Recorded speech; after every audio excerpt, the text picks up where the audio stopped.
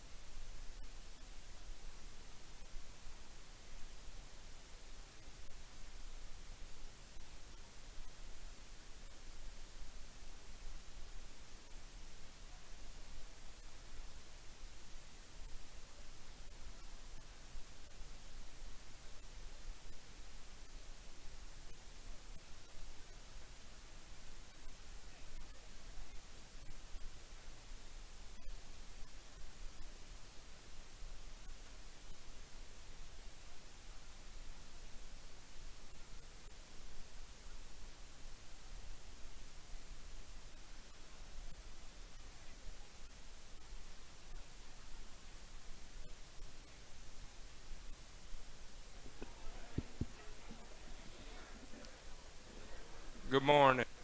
We'd like to give you a 3-minute warning. We will start at 9 o'clock with the Chief Chaplain. Thank you.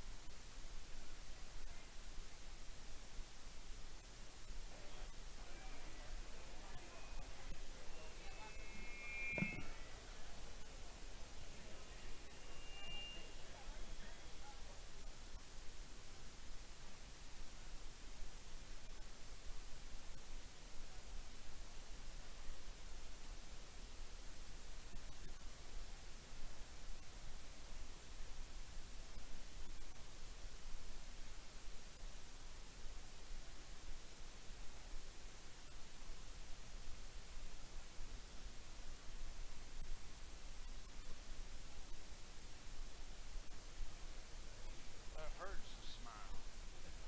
I know. I got a picture of a bald eagle, and you know how they look. And it says, I am smiling.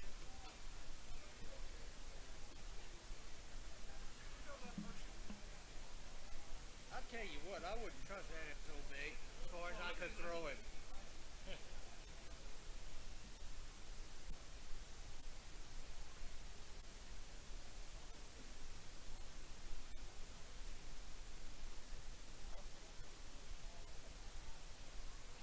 She told me one of the magnets. It's a lot, life is a lot easier.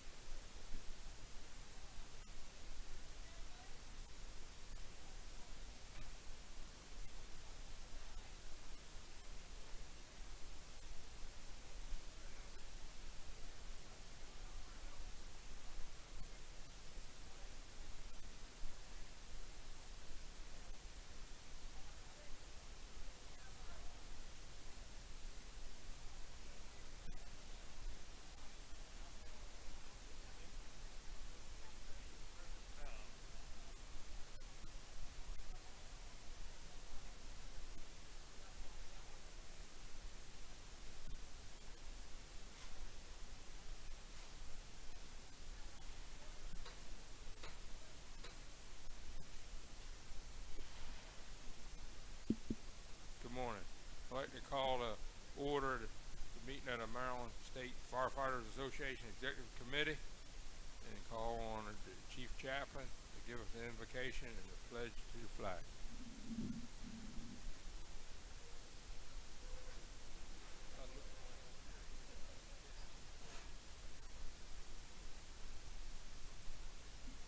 Good morning. Please join me in prayer. Almighty God, we are so blessed to be able to be here this day. Father, we ask you for wisdom and knowledge and guidance as we conduct the business of the Maryland State Firefighters Association. Father, watch after those responding to calls, protect them and guide them and bring them home safely. We ask this all in your Son's name. Amen. The pledge.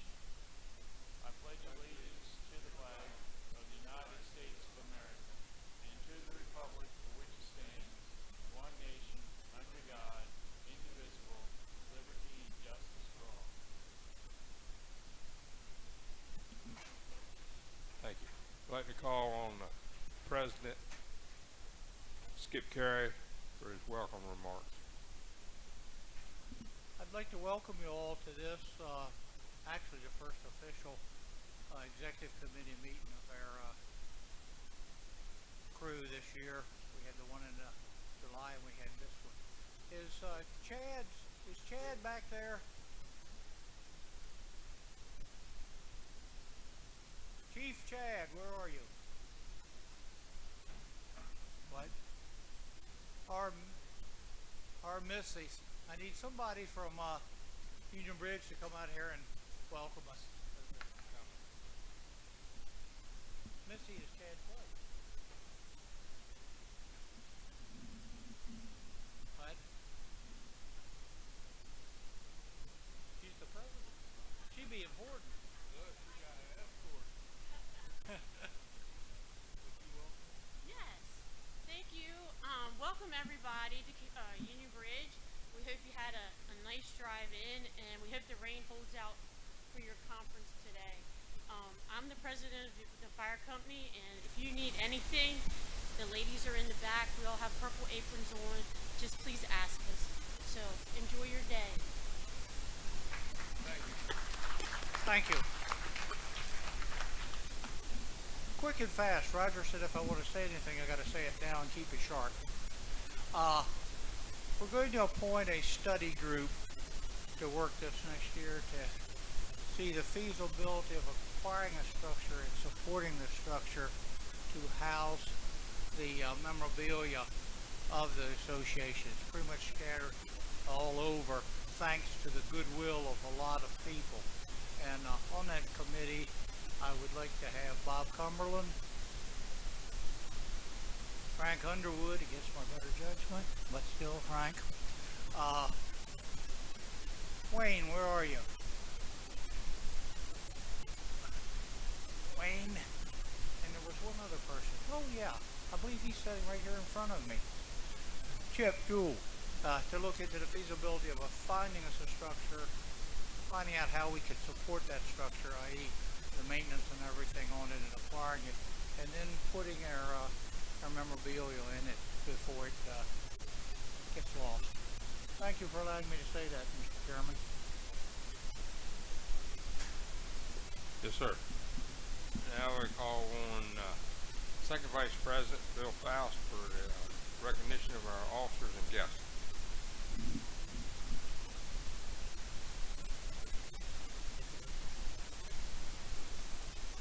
Good morning. I've got a list, so everybody get comfortable.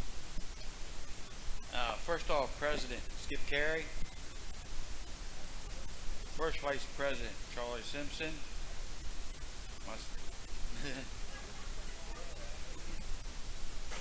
Is rubbing off.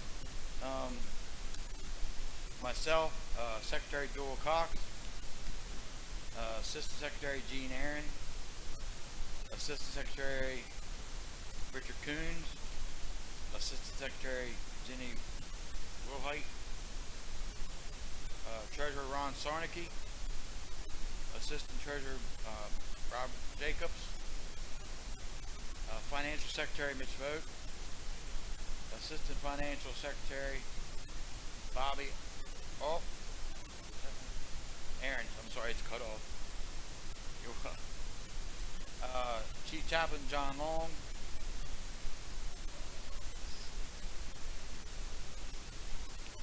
Parliamentarian Richard Brooks. Assistant Parliamentarian Ken Bush. Assistant Parliamentarian Harv Woods.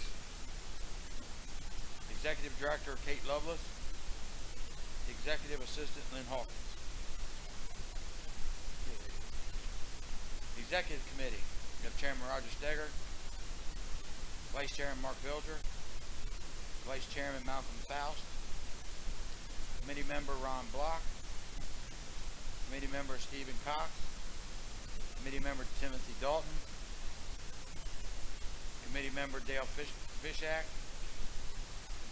Committee Member Chairman Clarence Chip Jewell, Committee Member Lee Lutz, Committee Member Robert Phillips, Committee Member Doug Simpkins. Thank you, sir. Committee Member Randy Smith, Committee Member Buddy Sutton, and past President ex officio Member Eric Smothers. Thank you, Mr. Second Vice President. Okay. Past President. Have past President 1987, 1988, Mr. Bob Cumberland. Mr. Tom Mattingly, Sr., 1990, 1991. Stephen D. Cox, 1996 to 1997. Roger Steger, 2000 to 2001. Past President Gene Worthing, 2002, 2003. Past President Robert Jacobs, 2004, 2005. Past President Frank J. Underwood, 2008, 2009. Past President Doyle Cox, 2010, 2011. Let me get it finished, Doyle, before you go soon. Past President David Lewis, 2011, 2012. Past President Mark Bilger, 2017, 2018. Past President Joe McCray, 2021, 2022. And the newly past President Eric Smothers, 2023, 2024. Trustees. We have Chairman Jeff Clements, Vice Chairman Tom A. Mattingly Jr., Secretary Teresa Collins, Trustee Robbie Blackston, and Trustee Joe McCray. Okay, partners. Acting State Fire Marshal Jason Mowbray, Director of Maryland Fire and Rescue Institute, Director Mike Cox, Maryland State Fire Prevention Commission Chairman Ed Tackerman. Thank you. Shock Trauma Rebecca Gilmore, MSP Aviation Division Sergeant. Oh man, I'm gonna kill this name. Zengrad. Thank you, sir. MDEM is Bill Hildebrand. Maryland Fire and Rescue Memorial Dennis Beard. And Maryland Fire Chief President Mr. Bob Phillips.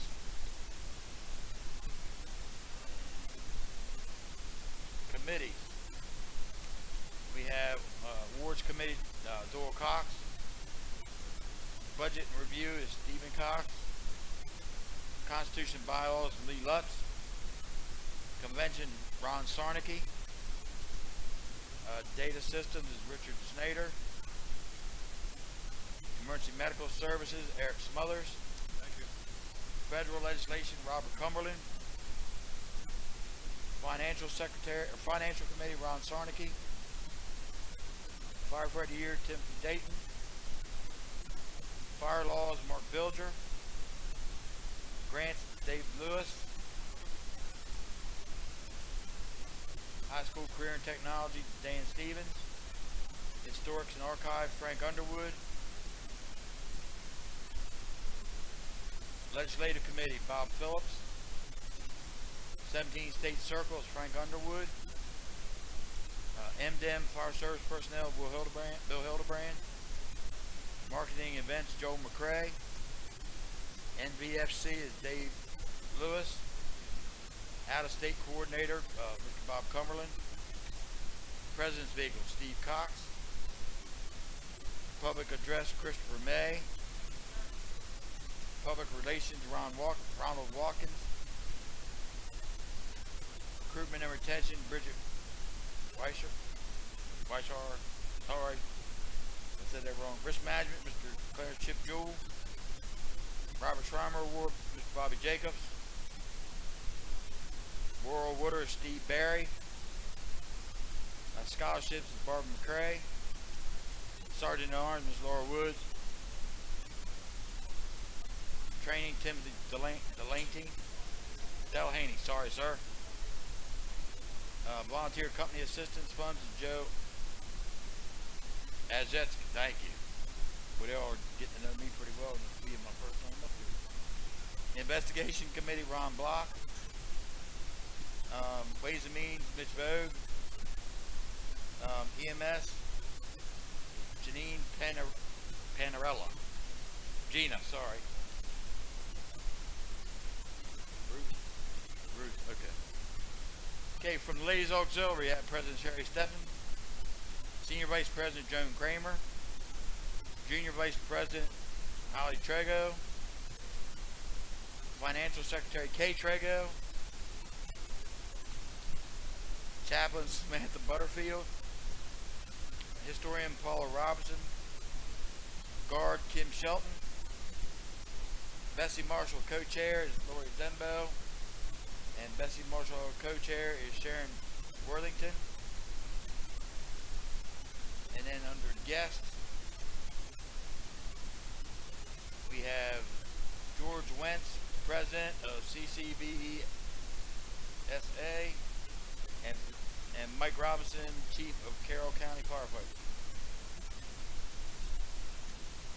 Did I miss anybody?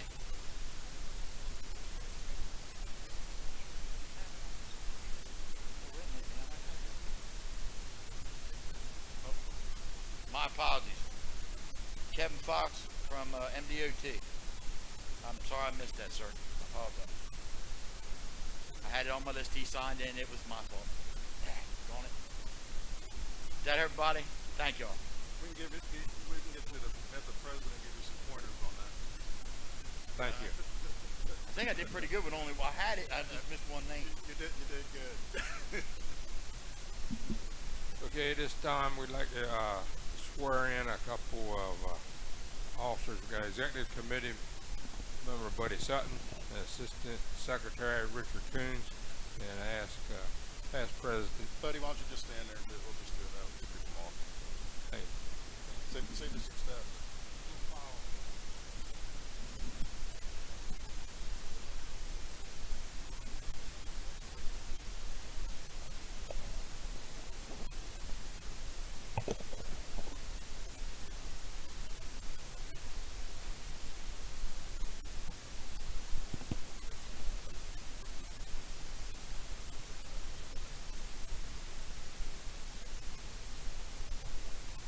There we go. Raise your right hand, repeat after me. I, Eric Smothers, do solemnly swear to uphold the Constitution and bylaws of the Maryland State Firefighters Association.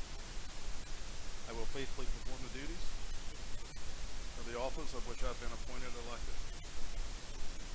I will turn over all monies and records to my duly elected successor. So help me God. Congratulations.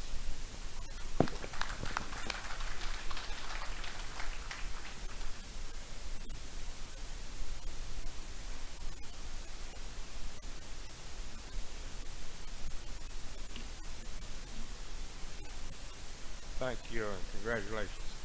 This time we will start with the officers' report. Second Vice President Bill Faust will be up first, then Vice President Charlie Simpson next. Look like Charlie's going to start off. Thank you.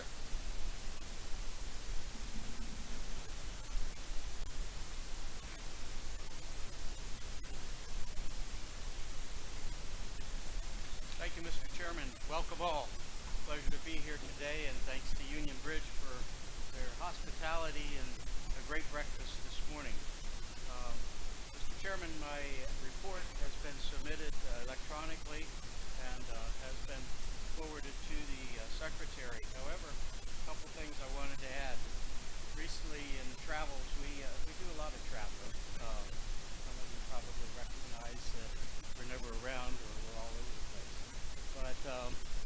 I did a trip here recently to Odenton Volunteer Fire Company in the Anne Arundel County.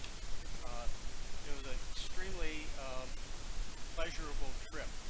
I ran into a gentleman there that I'd known for many years, Mr. Jack Hewlett, and I had my privilege to give him or induct him into the MSFA Hall of Fame because he wasn't able to be at the convention this year. It was quite a privilege to do that. At the same time, I got to also bring up that I was able to present to one of our past presidents and president of the Cumberland Valley Firemen's Association or Firefighters Association. That has changed. Everything's being rebranded. But Dave Lewis for 52 years of service to the volunteer fire community. Congratulations, Dave. But I think one of the most important things was while I was there, they actually voted on 9 new members to that volunteer fire company. 9 members at one time. Fantastic, you know. I mean, we talk about recruitment, retention, and issues and so on. They brought 9 people in. They have a program, orientation program, a mentorship program to work with their people.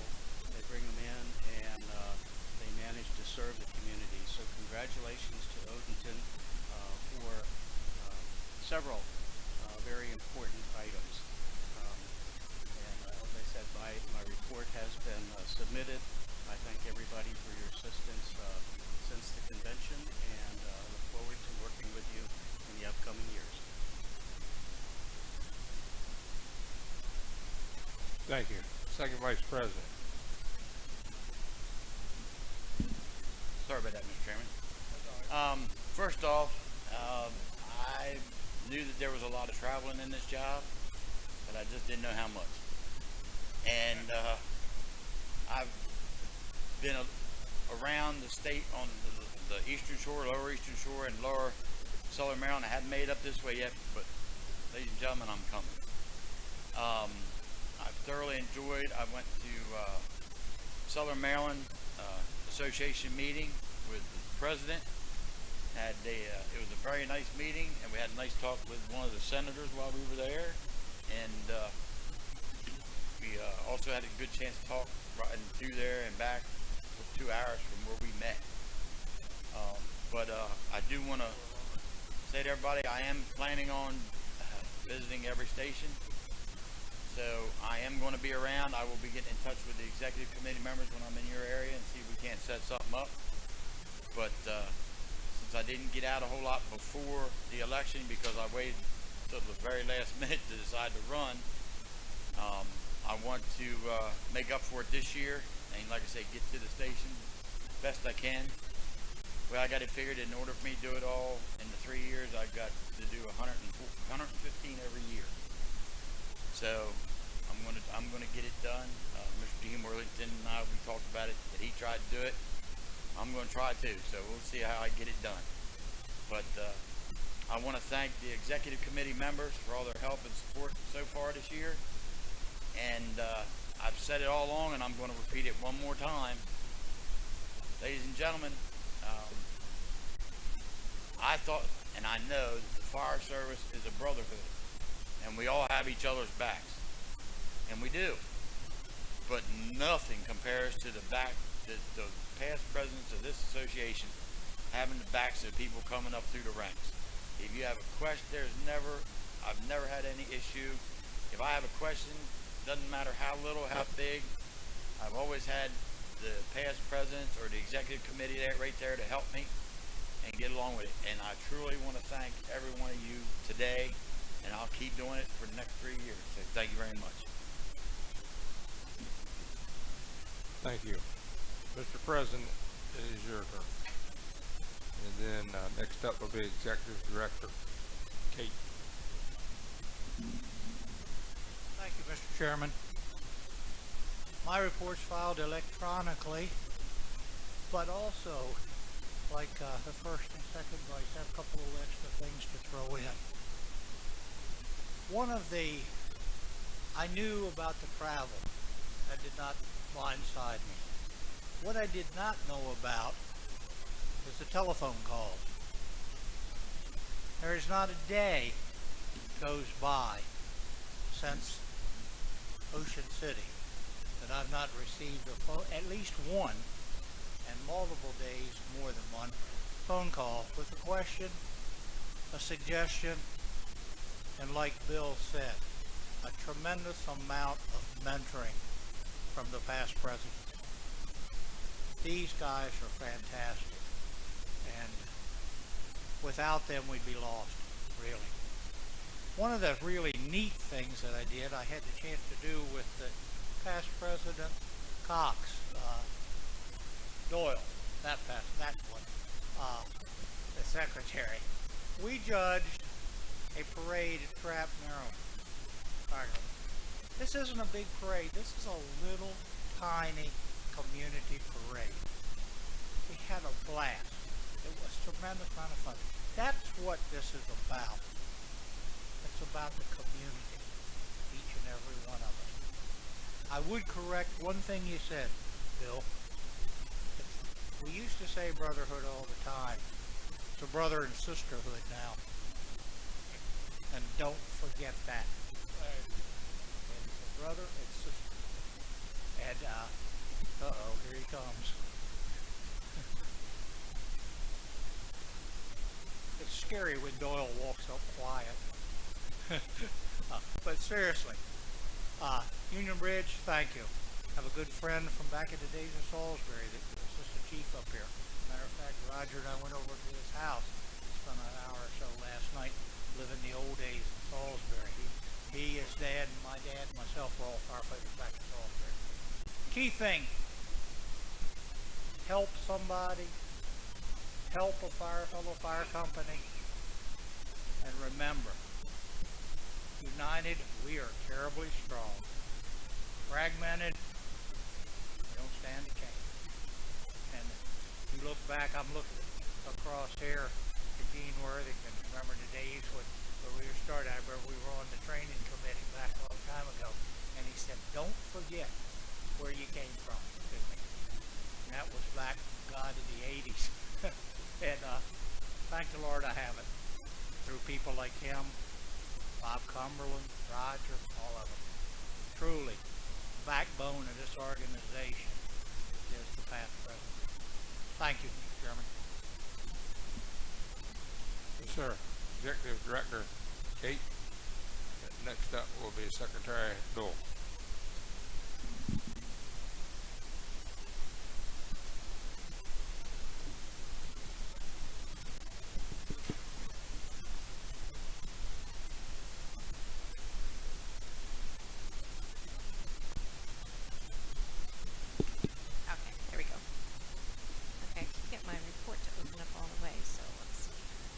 Report's been electronically filed. Good morning, Chairman Stager, members of the committee, guests. Good morning from the Crofton office.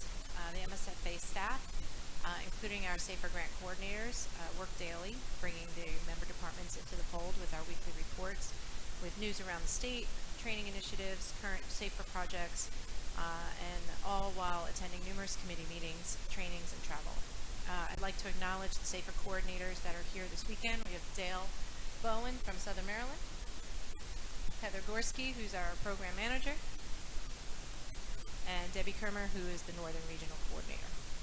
So thank you all for being here. If you have any questions for recruitment and retention initiatives in those areas, please reach out to the coordinators this weekend. I think Mike Alfieri will be here tomorrow, and Nicole Stonemeyer is working this weekend, so she will be here. As always, I'd like to thank my partner to my right, Executive Assistant Lynn Hawkins, for her ongoing support and her dedication to the association every day. I'd also ask you to join me in congratulating her on her recent promotion within the NFFF to Office Logistics Specialist. So, job well done. Congratulations. I'll skim through the report. It's up on the website if you'd like to read through it. It's a little lengthy. We've been a little busy. Since convention, some of the items of special interest, the MSFA's annual letter to the governor, The request for appropriation funds to MDEM and the annual VCAP report have all been submitted to their respective agencies. Thank you to the chairs of those committees that have reached out and done the work to make my job easier in getting those reports where they need to be. The MSFA nonprofit donation platform has been created via givebutter.com. All the information has been transferred to the web host. They just have to create the widget and put it up on the donation button on the page. So we will have an active live donation campaign.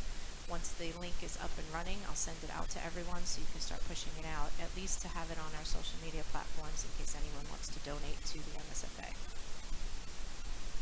Weekly reports, those continue to filter out. I hope you're all sharing them to your respective counties and associations. It's the only way we can get the information of all the work that the MSFA and our partner agencies are doing to the companies at the department level. Safer Grant, we're moving forward. We have 15 months left, so we're excited to be pushing the last year and a little bit over a year of this grant. We've done some really great things with this grant this go round. Ron, myself, Heather, and Lynn met this past Thursday to look at our final grant projections through December of 2025, which is our end date, and we look to finish on track. And as with all grants, we hold the discretion to apply for a 6-month extension if we need to. We will advise as we get closer to next December whether or not we're going to apply for that extension. The relaunch of the main website, msfa.org, is complete. Member engagement is pretty impressive. Looking at some of the numbers on who gets on the website every day, it's been very increased in traffic, so we're grateful for that. We've got a lot of positive feedback on the ease of use, the organization of the new website, and thank you to Austin and Richard, because it's been a little bit of a task trying to, figure out the back end of the new platform and trying to figure out, how everything goes and just keeping it updated every day. Austin is back from vacation today, so a couple of things that I did send him this past week, he will be getting up on the website. Just wanted to remind everyone of the Recruitment and Retention Officer course. Western Maryland session has been rescheduled for October 5th and 6th. Nicole worked diligently with MIFRE out in that region to make sure that we offer that program again because we had to reschedule from the spring session, which was not highly registered. The registration link is on the report, so anyone who is given that report via email can register through the link. If anyone has a department or an association that would like to sponsor any of them for the meals, please let us know. The Safer Grant does not pay for the meals, so we rely on the generosity of the hosts or some of the local departments to host lunch for those days. For the following, we have Eastern Shore, Queen Anne's County FEC has sponsored that lunch. Western Maryland, the Garrett County Association is sponsoring, and for the Lower Eastern Shore, Patriot Fire is going to cover those lunches. So, thank you to those sponsors. Just announced the MSFA is providing a travel reimbursement up to 20 people to go to IAFC VCAS in November in Clearwater. Please get your applications to me as soon as you can. First-time attendees are encouraged to apply. We want to make sure that new people are trying to get down there and take part in all the training and the networking that's available down in Clearwater. I know the MFCA, the Chiefs Association, is also sponsoring 15 people, so there's plenty of opportunity for our members to attend first time or repeat if they're interested. Safer Marketing Grant has ended the second round. We have provided marketing materials for open houses and recruitment events to 141 departments, so that's a great turnaround, great participation rate for this particular grant. We will see if we are on track to have another grant in the spring, but I can't guarantee that. We just have to see where we're at projection-wise, since that will be the last couple of months of the grant. If you have a CTE or a cadet program within your department or your county and they need assistance with marketing, please let us know. We have an abundance of cadet marketing that we need to utilize through the Safer Grant. We do have some projects that we can use in lieu of, putting up billboards that talk about the cadet programs and so forth, but we'd like to really give personalized marketing materials to departments that need it rather than just putting up some billboards. So please, if you have a program, please reach out and we can help you get trifolds created, marketing for your high school counselors, even stuff that you can give out at your open houses. MarylandVolunteer.org, we just keep pushing that. Please make sure that those departments that have a profile, that your information is updated and current. We've gotten a lot of information from generic leads that Heather looks at almost daily, that people are saying, well, I reached out to this so-and-so department 3 weeks ago, I haven't heard back. Please make sure those leads are going to an email where there's someone on the other end. We too often is going to someone who's either not with the department anymore or just doesn't respond to leads in a timely manner, and we're losing volunteers that way. That being everything. Oh, and the last thing is that on the recruiter portal, there is a customizable marketing platform similar to the Make Me a Firefighter platform that MVFC has. And the MSFA has that as well, but they are updating the images to include EMS, cadet, and admin and auxiliary. So as those photos are being uploaded to the portal, please be patient and we'll let you know if those are ready. With that, I know I ran through my report pretty quick, but if you have any questions, I'd be happy to answer them. I'll be here all weekend. Yes, sir. You and I spoke some time ago about Microsoft 365 for nonprofits. Have you had an opportunity to look into that and talk to Richard? I have not. So Richard and I have a couple of things that we need to do today for that. It is something that we've seen. I'm on the new Outlook for Microsoft Office 365. So what would you like to see us do with that specifically?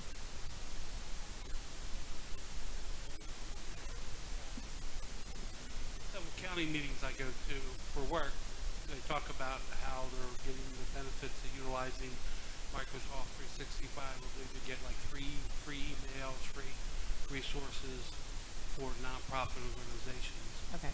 But I don't know any more than that about it, so that's why, again, if you have an opportunity, you or Richard to see what benefits, if anything, can be offered to us that may save us some money or, again, give us additional resources. Absolutely, especially since we have so many that use the MSFA.org website, email address, and all of our platforms within the association. So yes, but I finally did get the donation button ready to go. That was a little tedious because there were many steps that we had to do to identify a good donation platform that would work for our association, and then obviously creating it, uploading all of the financial information.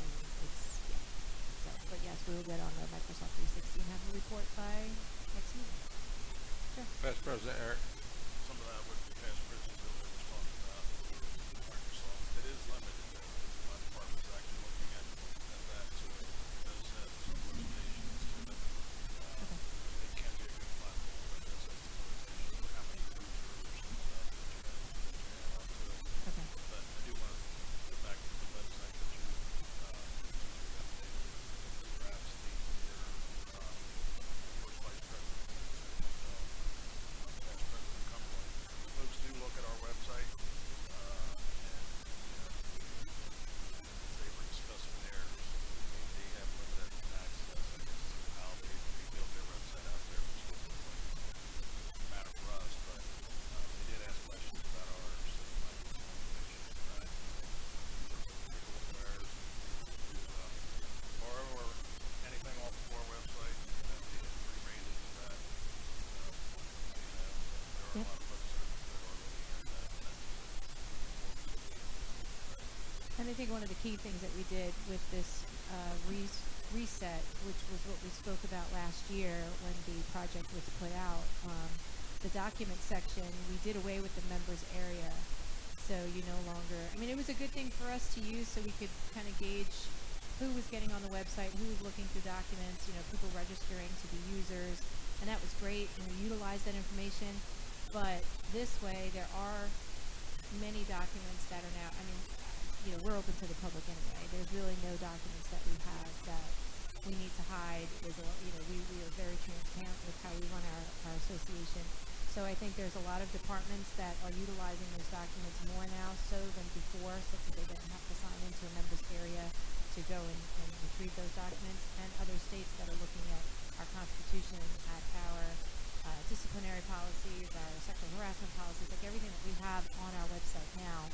It is used as a resource not only for our departments but for other states as well. So, we appreciate being able to have open doors, so to speak, on all of our content.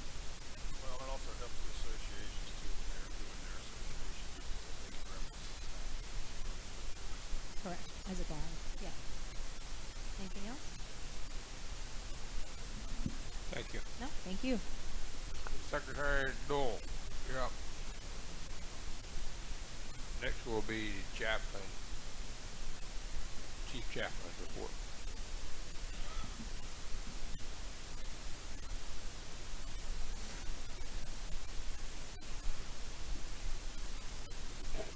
Thank you, Mr. Chairman. You have a copy of my report in front of you, and we'll hit a couple things. Registration, credentials. The page is still open. We have, I think, approximately 8 companies that still have not completed or submitted their credentials for the previous year. And they are Old Town, Allegheny County, I think it's Allegheny, right? Denton, Caroline County, Betterton, Garrett, Northern Garrett, Oakland is also Garrett, Fairmont, Somerset County, Tylerton, Somerset County, and Girdletree. Wacomico or Worcester, okay. Those are the companies that have not submitted, and everybody else has, with the exception of, I understand we have 2 companies, and I have not received any type of written communications from either Gracenham or George's Creek. So, yeah, I'll still keep them on the rolls until, they send me something. Right, so, anyway. But with the credentials that I have in, we have a total of 346 member companies. The member companies have reported a total of 15,073 responded members, 12,459 non-responding, for a total of 27,532 members. So that may be able to help you down in Annapolis. So it's, need any other information on this, let me know and we can pull up some additional information. Today, one of your action items would be to approve the minutes of June the 18th, 2024, June the 20th, 2024, and July the 14th, 2024, the transitional meeting. So those are the 3 sets of minutes that we need to approve today on your action items.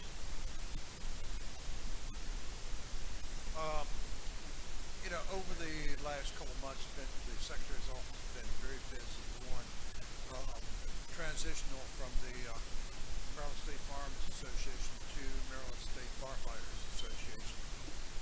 The letterhead has been changed. I think we've covered most everything on the web page, getting that up to date. But also business cards are being reprinted. Pocket bullions, I'm still waiting on a couple parts to come in, put those together to have those ready for you at the next meeting. But the other thing is the officers' badges and the executive committee badges. I've made contact with a couple of companies on this, and we're working on some prices. Been working with the budget committee for as authorized what we can not spend, so that's in the works.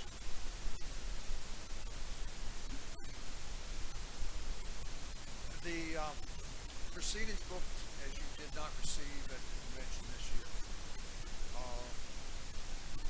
we do have copies available today to be handed out, but they're very limited on the amount that we can hand out. The printing company will be mailing 2 copies of the proceedings book to each department within the next couple of weeks. Also, each member, each elected officer, members of the executive committee, ladies auxiliary, and committee chairs will also receive a copy. We will have additional copies to hand out as needed. If you need more than 1 copy or 2 copies, contact me and we can get them in the mail to you, or the presidents can drop them off as they travel the state.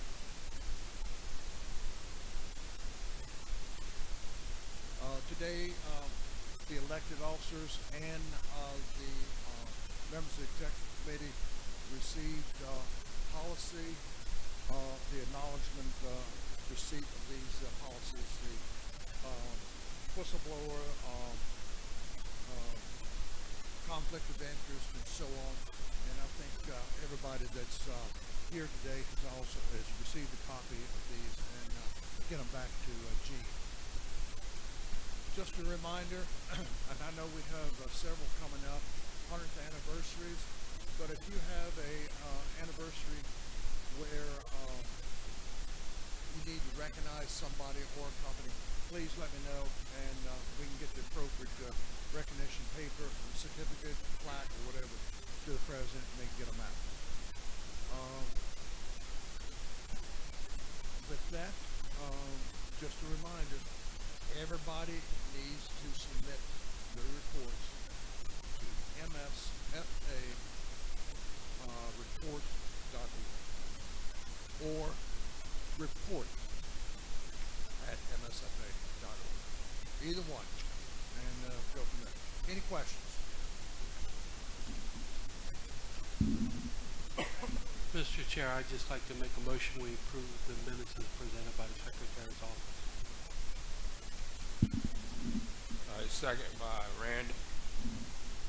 All in favor of the motion, signify by saying aye. All opposed? Motion to carry. Minutes approved. Thank you, sir.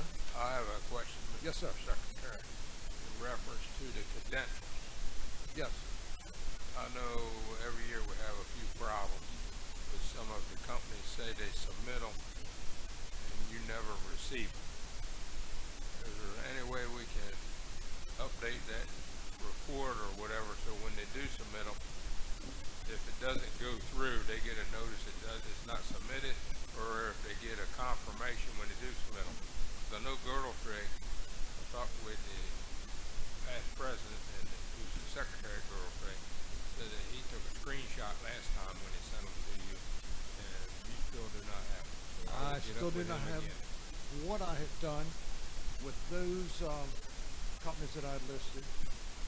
Each one of them received a letter from me along with a blank copy for them to handwrite, type, or whatever they want to do, fill it out, send it back to me. Have not received those either.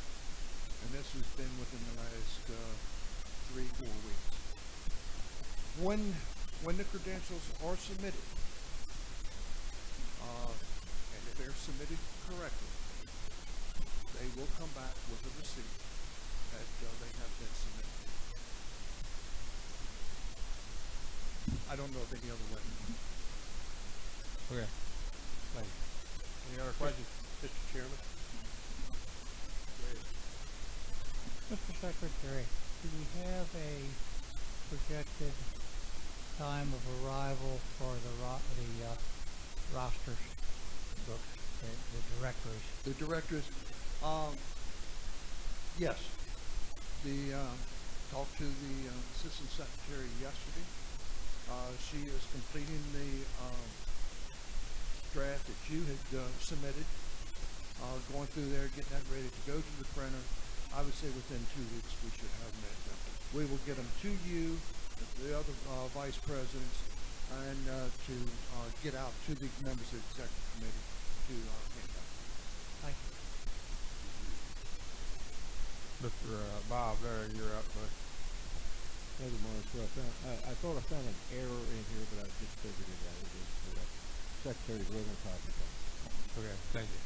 Any other questions? Ron? I have a question for the secretary. Bill, have you heard from Brooklyn Fire Department? Yes. Just want to confirm they got Have a letter from them. Everything's been taken care of. They have been removed. Now, they have not been removed from the web page. I have not sent a request in to have that removed yet. Thank you. Thank you. Mr. Chief Jackson. Next up will be the President Lays Auxiliary. Sherry, you'll be up next. Good morning. Just want to bring you up to date. We're still working hard putting the Federation of Fire Chaplains Conference on October 24th through the 31st at the Doubletree Hotel in Annapolis. I'm a little disappointed because only 16 chaplains from Maryland have signed up for the conference. And I know we have hundreds of chaplains in the state of Maryland.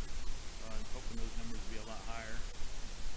As far as the Maryland Last team's concerned, we do have the trailer available for if you have a member who passed away and you want some help with the funeral, please contact us. We have 2 sets of risers and casket and everything to help your company out.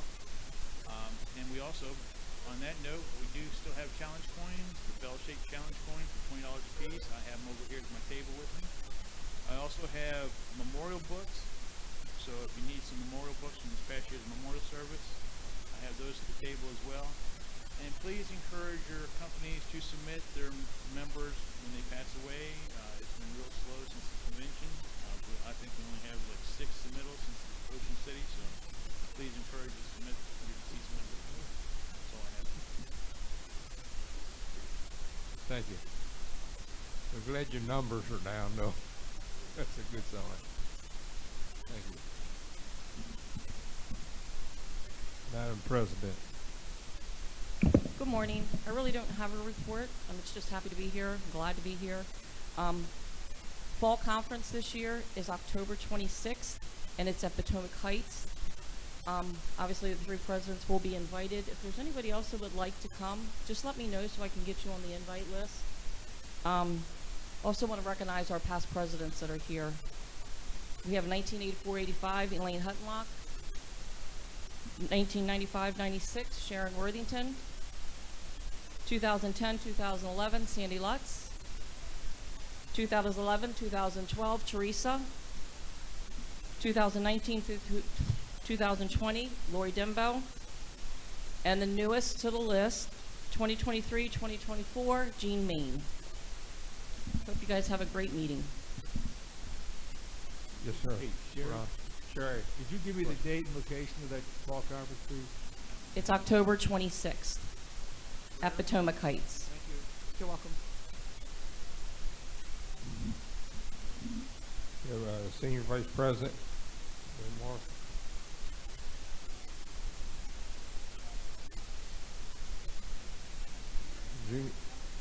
Thank you. Okay, at this time I'd like to call the Chief of Carroll County Fire Service, Mike Robinson, if he's got something he would like to say.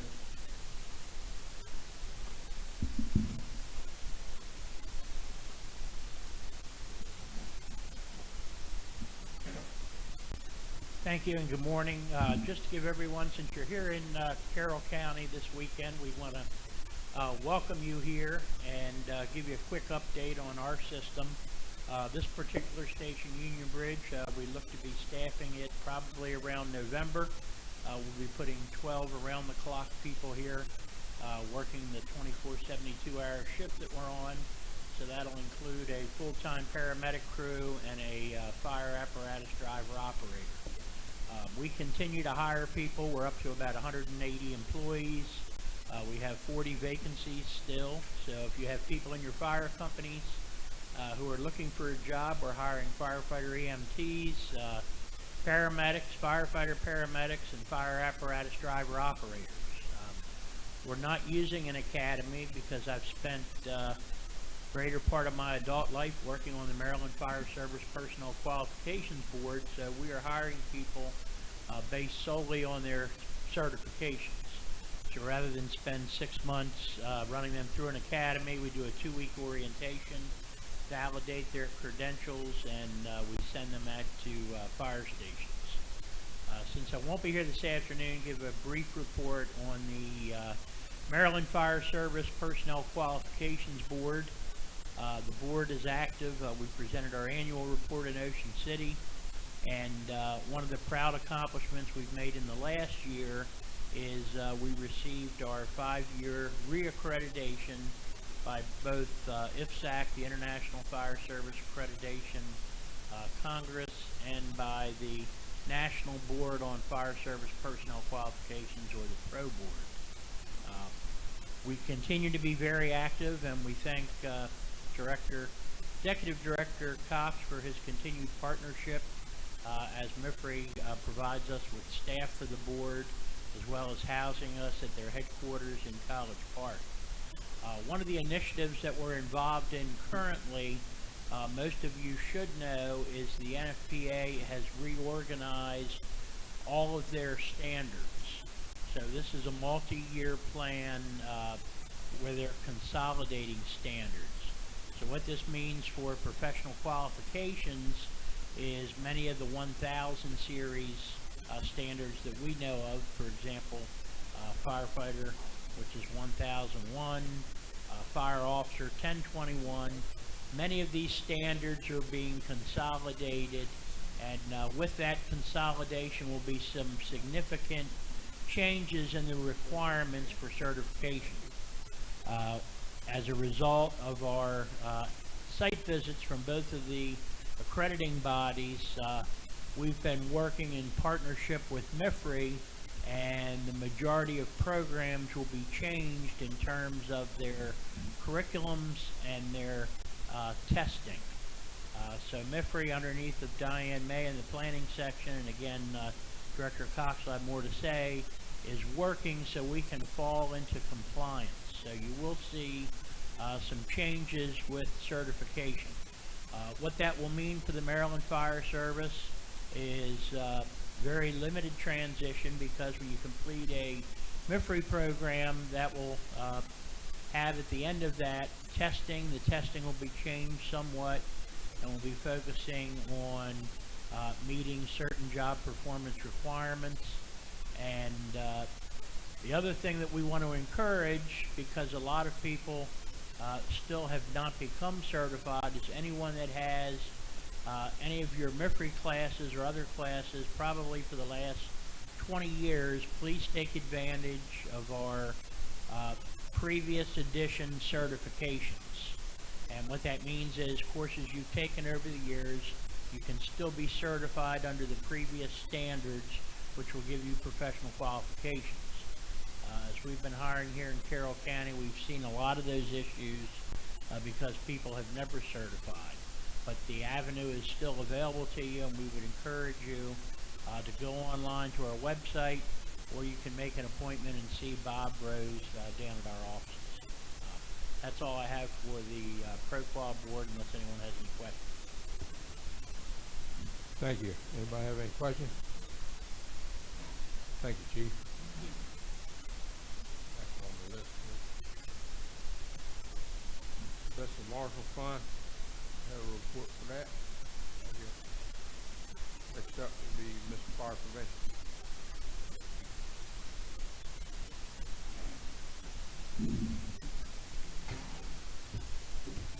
Good morning. Good morning. First, I would like to thank you for your continued support.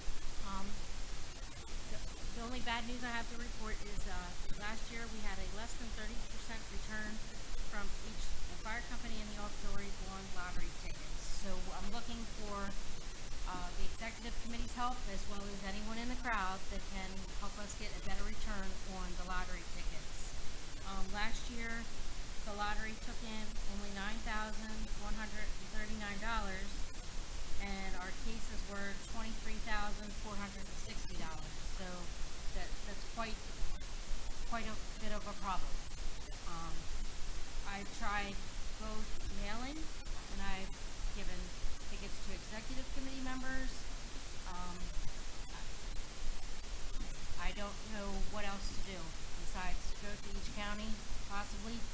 I just do have a full-time job, like I'm sure most of you do as well. So it's a little bit harder for me to get around for that.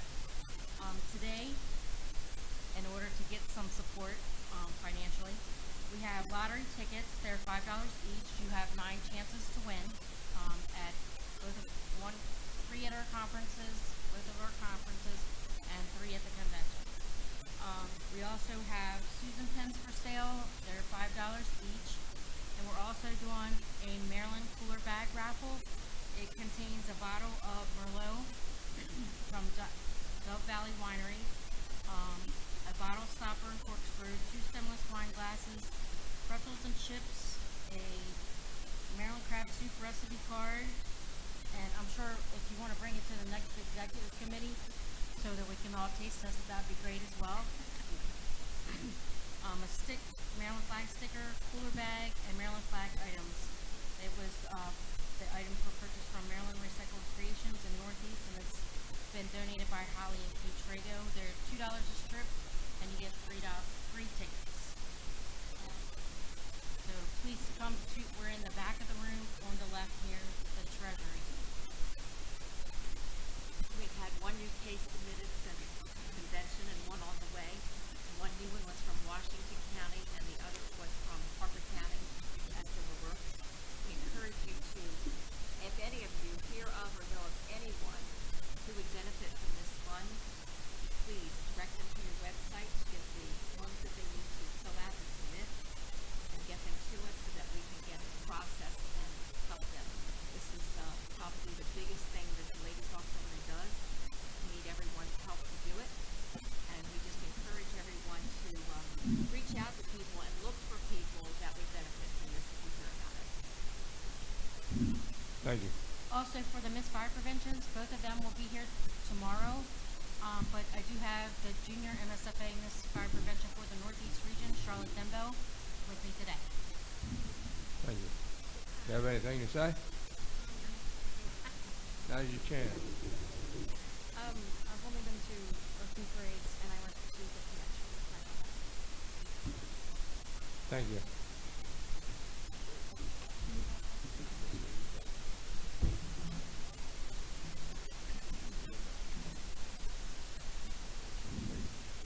Okay, we're going to start in with the Emergency Medical Services branches. First Vice President Charlie Simpson. Your branch is up.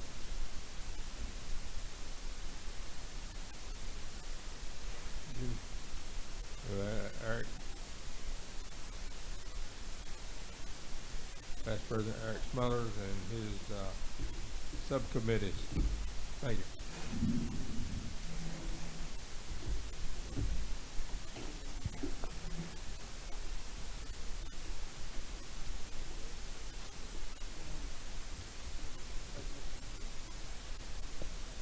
Thank you, Mr. Chairman.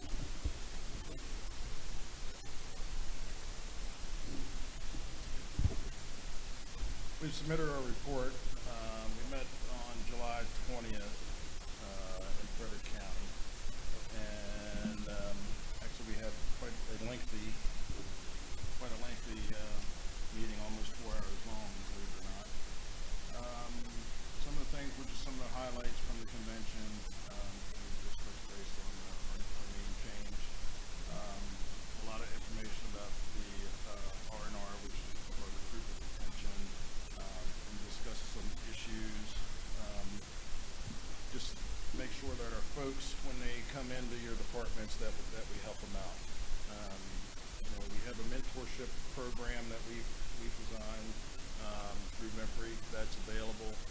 We'd certainly encourage the departments to take advantage of that because we still hear a lot of folks who need help, they're looking for mentors. We have a curriculum that's available that can help that have actually gone through that or taken it, they really enjoyed it.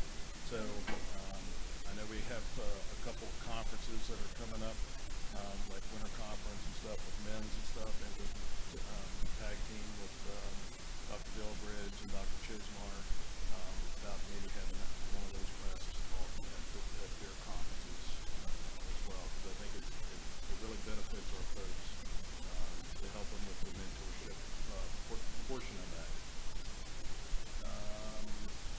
You also talked about the upcoming R&R seminars that we really just need to make sure that somebody from each department shows up to one of those. The more that we can get that word out, the better off it is on both sides, not just EMS, but also on the operation side for fire and rescue. A lot of discussion about the OSHA guidelines that are coming out in reference to 1910-156.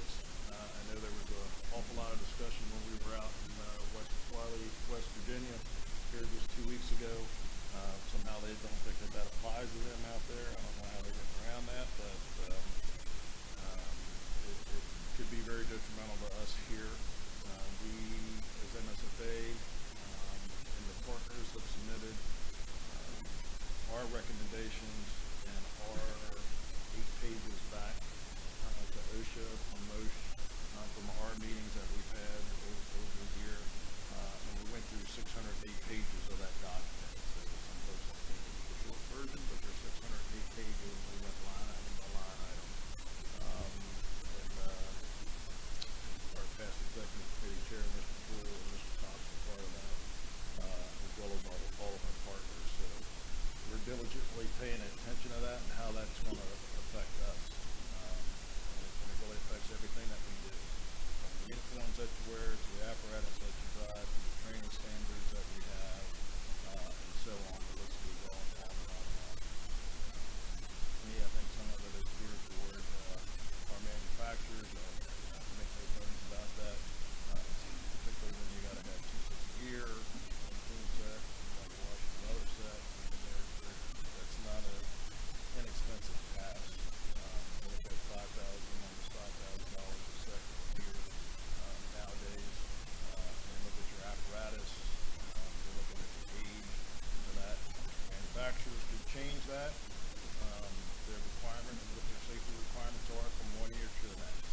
So there's not a whole lot of wiggle room for us.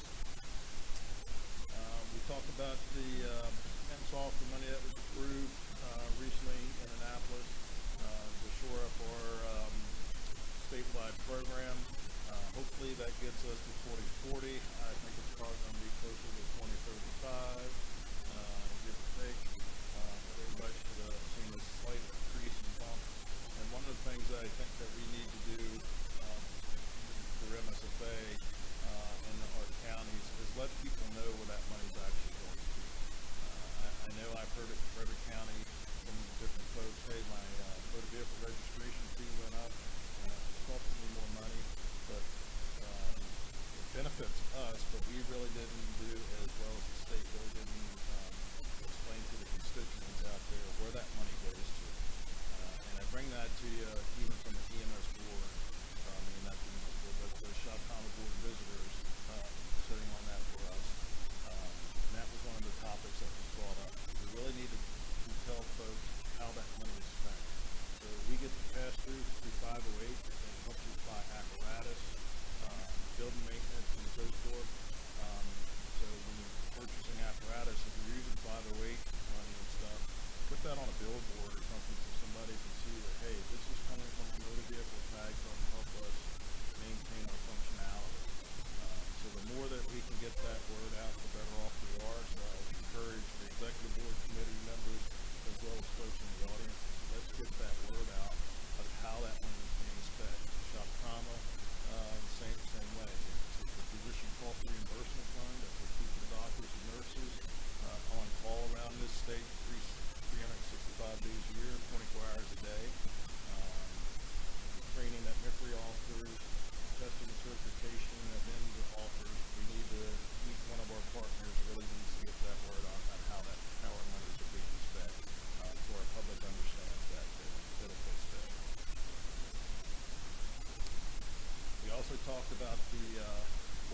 welfare check legislation. I know we're still working on that with our legislative committee. I would just, that takes effect actually in October, coming up next month. Just be cautious for that. Right now, if somebody calls your department, you've got to have a response to the citizens. Somebody wants a welfare check to make sure that that's being done. We're going to look at adjustments legislatively in conjunction with the legislative committee this year. That has been ongoing since we've left Annapolis, and make some corrections there. So yes, we will have to be responsive for responding to welfare checks, but if you're feeling uncomfortable, feeling unsafe, call the police department to back you up before they're knocking on somebody's door or busting in somebody's door. It's just the ambiguous way that they wrote the legislation, and that puts us at risk, I believe. So please use be cautions. We had a lot of discussion in reference to that. Not many changes in the VAP standards, which is the minimum ambulance standards across the state. Talked about the protocols and spiral protocols. And Dr. Chitmore probably talked more about that, but if you notice, we did put out a lot of the spiral notebooks and stuff. They are available for the providers. They're available online now, and then there's also an app on your phone that you can download. So everybody carries a cell phone. It's cheaper, easier to go in and download it through Apple application and download it to your phone, and you can get the full version or the PDF version, whatever you need in the back of your ambulance. Of course, in order to save paper, if you want it for the back of your ambulance or your chief car or your medic unit, you can download the full version and print it out yourself and put it in your apparatus. So there's multiple ways that you can take advantage of that. A little discussion about the BLS regs and how that's being reshaped. The proposal was 15 hours of didactic and 9 hours of skill. We still continue to have discussion with NIMS and through MSFA and our partnerships there on how to best recertify our EMTs. And I don't want to get old Dr. Chismore's thunder, so we can touch a little bit more about that for sure. But we're not trying to make it difficult for our providers. But please just understand that as EMS providers, we're dealing with human lives out there. And we have to maintain our currency and our proficiencies in what we do, from a first responder level to the ALS level. So it takes a little bit more effort to maintain their skill sets. I will say that a lot of providers really want to have more skills even at a BLS level. And that's one of the things that not only the EMS committee is looking at, but also the ALS and BLS subcommittees through MIMS is looking at. Because we always hear that as soon as you come out of a national registry course, you have to forget a lot of what you learned. Well, we're trying to close that gap. So that means you have to be proficient in what we ask for. There may be a little bit more training involved with that, and we got to be proficient. So one of the things, if you look at the back of the Maryland Protocol book, there are 22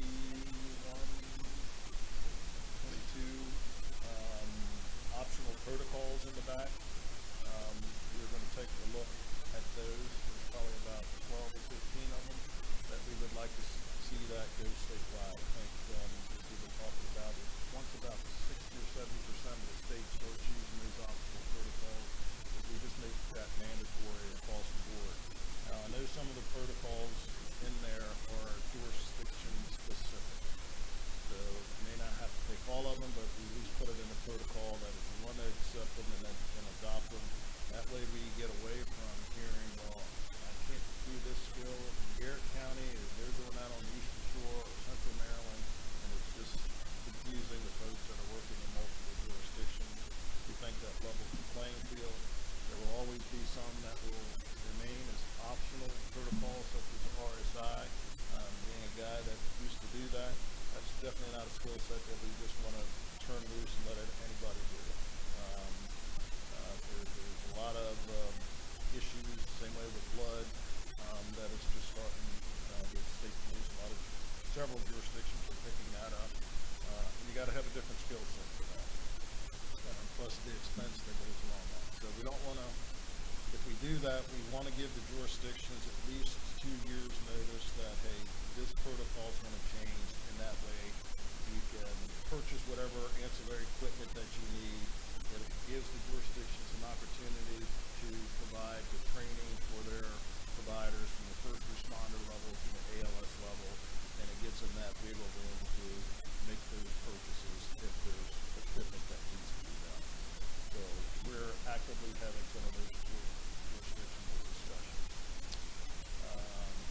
Some jurisdictions are probably seeing the new Life Pack 35s from Stryker. Please take advantage of the regional grants that come through regional affairs. Each jurisdiction has the opportunity to be eligible for that, which is a 50-50 grant purchase. So along with that, we are also looking at expanding what you can purchase out of that, not just monitors, defibrillators, or AEDs, but we're looking at other airway-related items, such as Lucas devices, such as CPAP devices, stuff that are specific to cardiac respiratory analysis. So we probably won't see that until like 2025, because that gives us a little bit of wiggle room to try to figure out exactly what specific item would be appropriate to that. And that will certainly help some of the jurisdictions offset some of the costs, because folks have been asking for that.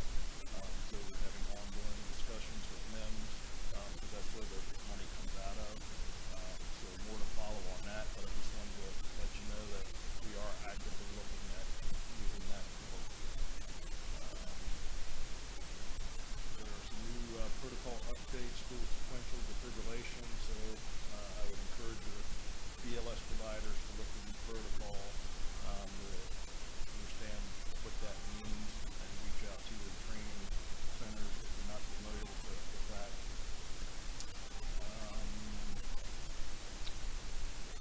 A little bit of discussion about cannabis and stuff, and how folks in the fire service, what do we do? Because we've had some issues with providers that have decided to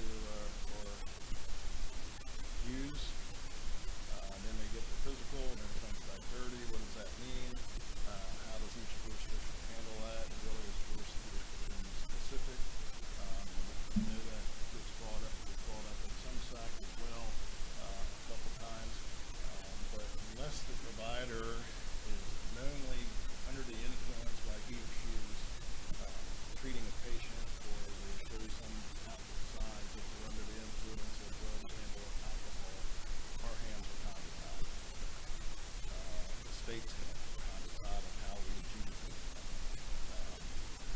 Some of the departments do random drug testing, and that's how some of these come to our enlightenment, unless someone actively sees someone engaging in marijuana, whether it's gummies or smoking it or whatever.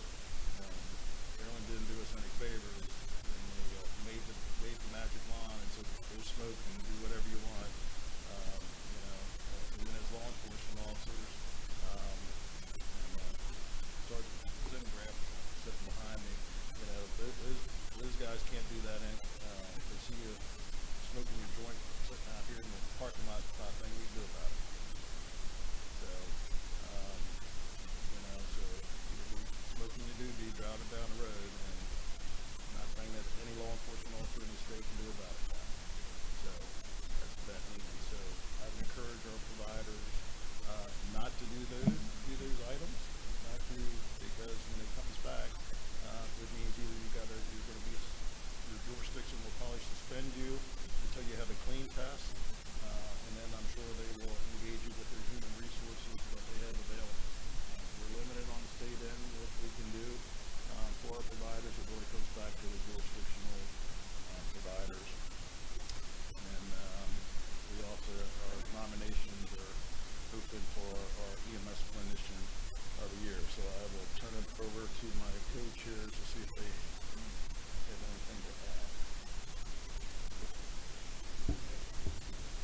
have nothing additional to add. Good afternoon, Susan Mott. I am your BLS chair this year, and I also want to thank MSFA for supporting me in the appointment to STEMSAC to represent MSFA, and I appreciate that. The BLS committee met on July the 19th. We had a forum, but we had a short meeting. That was the day that all of the medical-ish internet services were under attack, so we had a short meeting because everyone had to leave. Things of importance is EMS skills verification renewals. I'm sure that Dr. Chismar is going to go through that a little bit. Also a reminder was sent to require internship packets be completed prior to taking tests. We had a long discussion on EMT psychomotor exams, reviewing what's required of the students prior to them being able to take the exam, making sure that we have specific equipment for the instructors for not only the classes but also the testing. We also had some feedback that rosters are not being presented necessarily to the instructors in a timely fashion. We're also running into some problems with providers not giving the correct information of their names and dates of birth and social security numbers. I know that sounds odd, but a lot of these young people have 3 or 4 emails, and they also have 3 or 4 nicknames, and they're putting down all of that information instead of using their given names, their date of birth, and some of them know their social security number, but not all of them do. So we are trying to encourage the students to use their correct name. We're also found out that the National Registry is having some auto pay glitches. We had some conversation about some other ideas as to how to make things work faster and smoother. We encourage the instructors to make sure that the applications have e-pins correctly placed prior to the students' testing. We had some other information as far as EMT course orientation suggestions, as far as preparing the students, possibly coming up with a video to help them to prepare for the class. That is going to be an ongoing conversation at our next meeting. That's the end of my report, sir. So let me just tag on to a couple of things that you said. So one of the things that is that when folks come up for their EMT, not complete. So it's incumbent on the student, not just MIFRE and NIMS, the student, to make sure that they have their correct name, social security number, that they've completed their 10 calls that they're supposed to, and that their packet is complete. That was a conversation that we had with MIFRE going forward. If their packets are not complete, the students are not going to be able to test.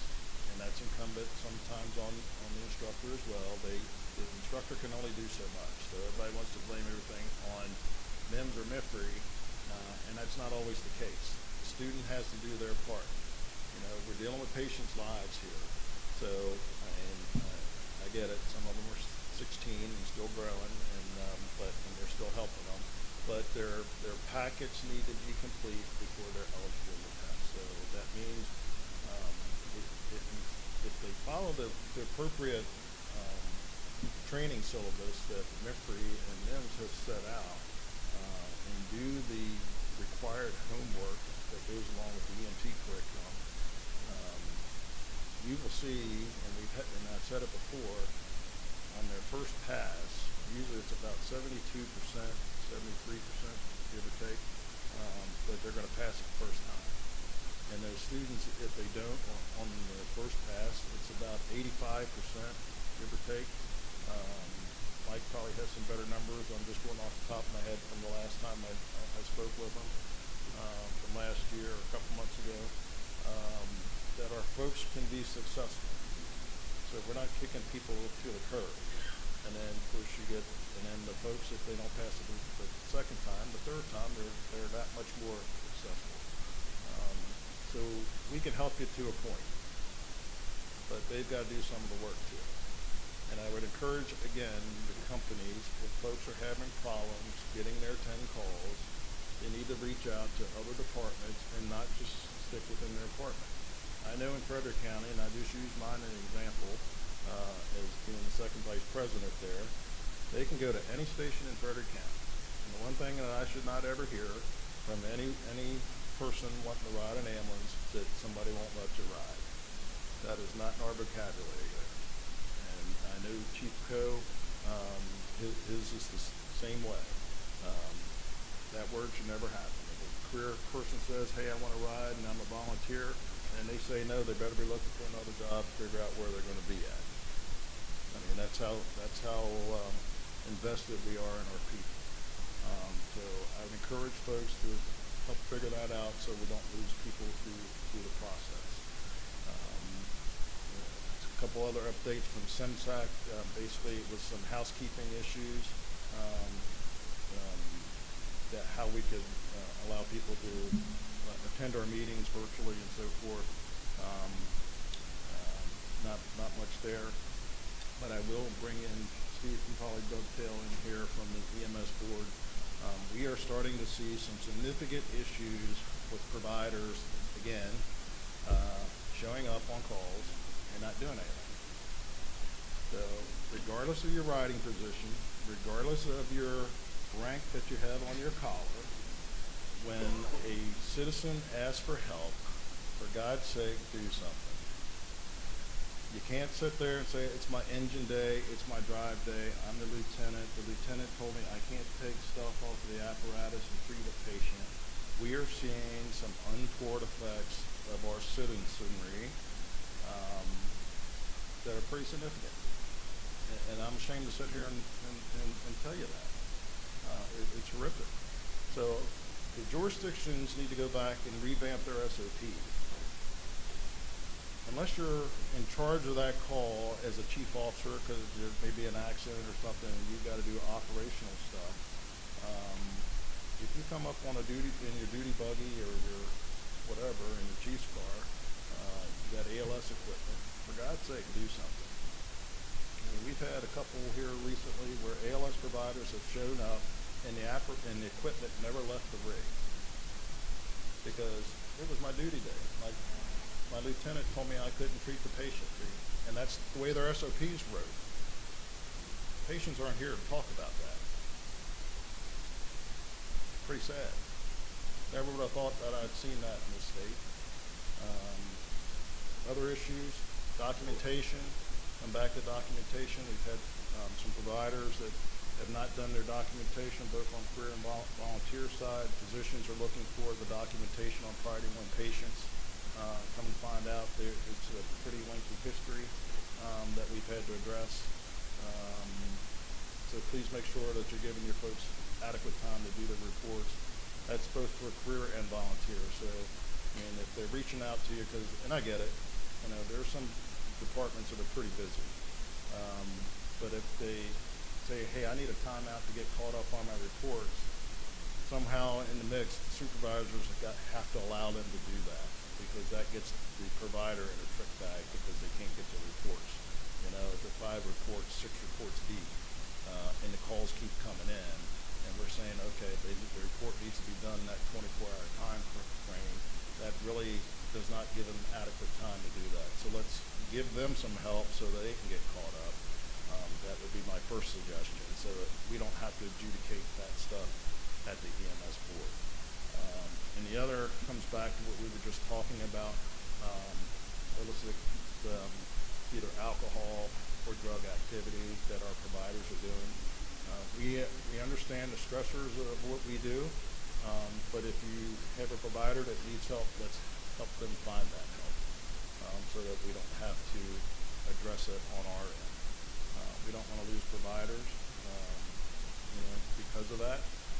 So I'd encourage the supervisors to check in on your folks to see how they're doing.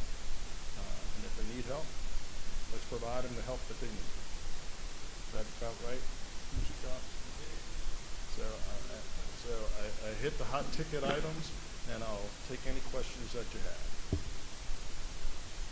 Any questions? First off, thank you for your work. EMS is a big part of our success, so thank you for your work. You mentioned EMS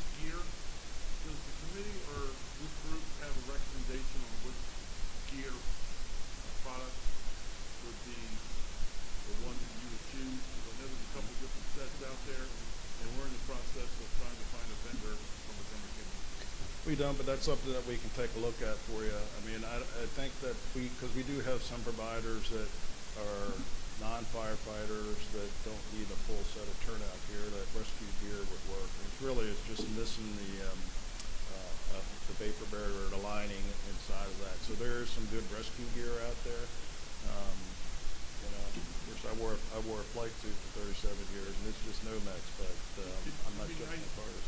for me as a leader to be able to say the recommendation from the MSFA is this product.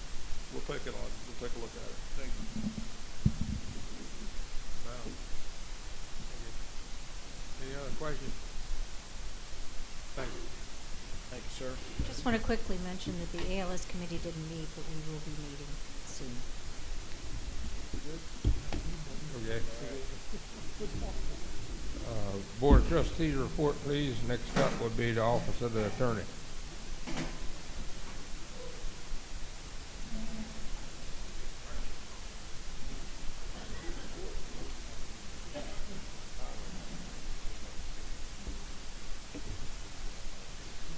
Good morning, everyone. Greetings from the Board of Trustees. The trustees met earlier this morning. However, we have not had any new claims to review. The line of duty injury claim from Orleans has been closed. The member returned to work full duty. So the treasurer has been notified to stop payment on that claim. And the continuation paperwork for the injury claim from Easton has been received as well. I was going to report that we were good on our computer issue. However, this morning Tommy told me that the laptop, the battery's not holding up on it. So he spoke with Richard and Steve Cox, and I think they're going to go ahead and get a new computer on order for that. We're still working on digitizing our files and trying to get that cleaned up.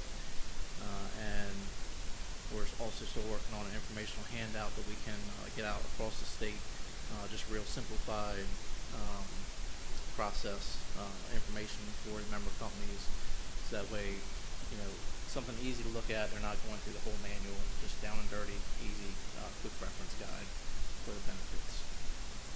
That's all I have to report this morning. Happy to take any questions if anybody has any. Any questions? Thank you. Thank you. Office of the Attorney, next up will be the parliamentarian.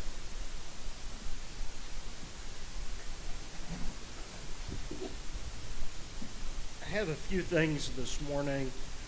First of all, early in the week, Ron sent me an email. I don't know if Ron wants to come up or not involving this, but in regards to our grants, FEMA has sent us a request for a civil rights evaluation tool, which is something that has been required since about 2000, but they've never actually asked for it or enforced it until now that I'm aware of. Two of the items that they have in the tool are a requirement for a disability non-discrimination plan and then a policy and procedure for communications with persons with limited English proficiency. Both of these are required by law. I'm not certain whether, did the executive committee get the proposed policies? Okay. So nothing that is contained therein is in contrast to law. There are things that we've already been doing. They just need, or if we haven't been doing them, they're things that we would have done if the issue arose.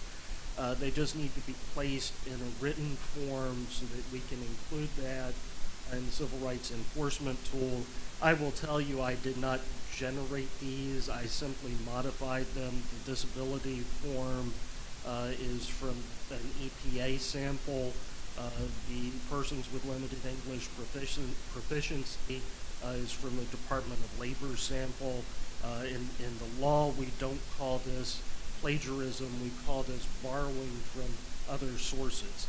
So I've borrowed liberally from these, placing Maryland State Firefighters Association where appropriate, modified a couple of things, but I am seeking an action item to approve both of those policies. The third document that I sent is a notice that when we have a meeting in a public facility that we can place that notice up. We would also have to have one at our office and at 17 State Circle, just a copy of the notice hanging up somewhere. So those 3 documents need to be approved so that we can comply with. I'll make a motion, we accept those 3 documents, and then I have a question. So I have a question. Question? Motion from Past President Mark Bilger and Chip Jewell to approve these documents as presented by the attorney. Now open for questions. The first question is, the document that has to be posted, should that go on our website also? No. Okay. And then the second question, with my work, we're always having training annually on sexual harassment or things like that. Is that something that we need to start looking at as the MSFA to provide for the leadership or officers, some type of training like that? We can do that. First, let me go back to your first question. We do not have to post this policy online. There's nothing prohibiting us from posting it online. We certainly can if you all want to post it online. Second, yeah, we should probably have, even if we do it at the transitional meeting, a short sexual harassment seminar. I know for a couple of fire departments down on the shore, I do them, and I spend about 10 minutes doing a sexual harassment thing, and then it's done, and we can say that we've done it, and it looks good if anything comes up in the future. So that's a wonderful idea. Okay, we have a motion on the floor. Oh, go ahead. Question. Other question. Do we need to assure, I don't think there's too many places we've met that do not meet ADA compliance, but do we need to assure that our meetings are in a facility that are ADA compliant? We do not. What we do need to do is, if the facility is not ADA compliant, is that we need to advise, for instance, the host company, hey, you are not ADA compliant and you should make every effort to be ADA compliant. Because there are some places that are grandfathered in, for instance. And the disability policy that we have, I'm going to make a note there so that everybody's aware. It talks about public facilities. 17 State Circle in our office are not public facilities. So we don't need to go through the compliant with the disability policy for that. The office does need to be ADA compliant. 17 State Circle is essentially grandfathered in, so we don't need to worry about the ADA compliance there at all. Okay. Any other questions? Okay, we got a motion on the floor. All in excuse me. That's President Dave Lewis.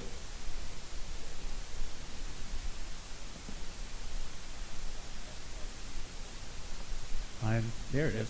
I just want to follow up on that whole civil rights thing. The grants program office put that in probably about 2020, even though it's been around for a while.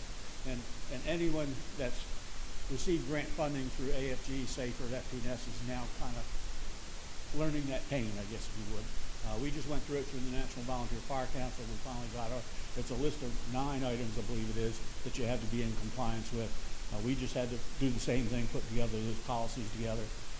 I don't think there's a big push for it, other than big DHS pushed it down to FEMA, FEMA pushed it down to the grants program office, and I think we're all just following a paper trail more so than anything. But obviously it's important. We're doing the same thing with the Cumberland Valley Volunteer Firefighters Association, because our concern was, we publish a lot of stuff that we hand out. Does that mean we have to make it available in 98 different languages? Yeah.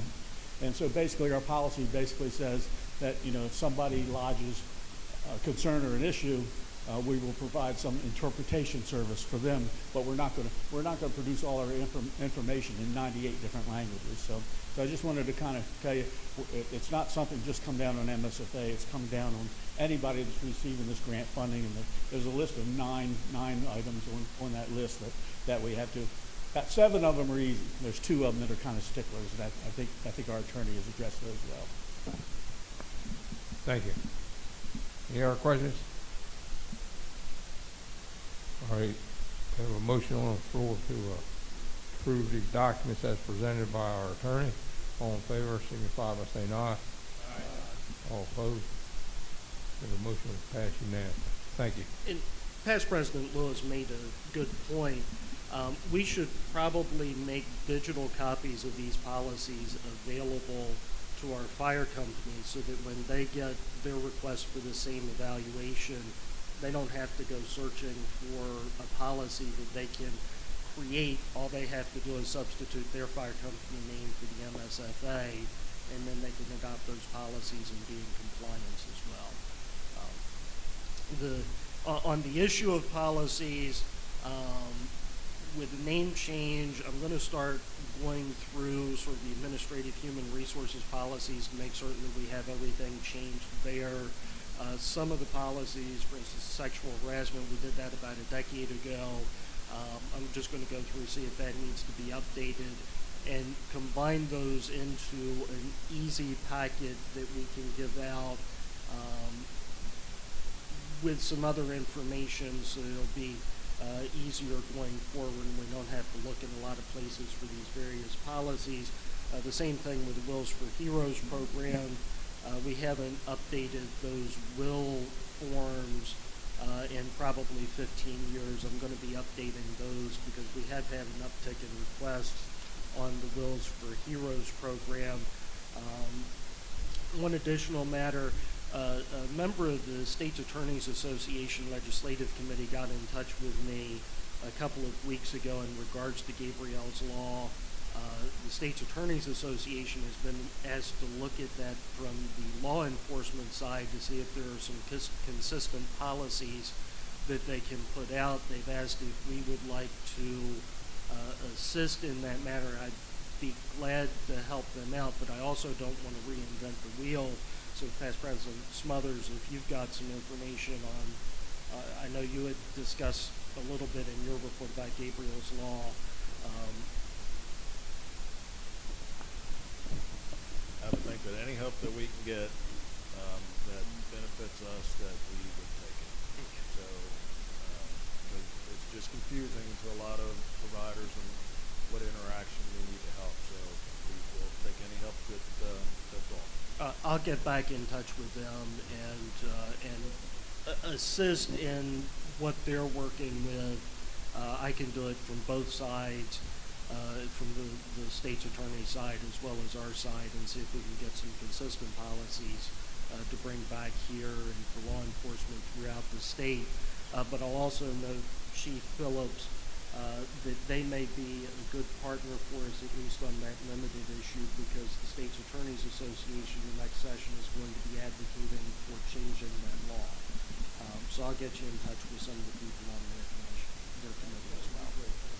And while I'm speaking about Chief Phillips, and I just want to give some props to him.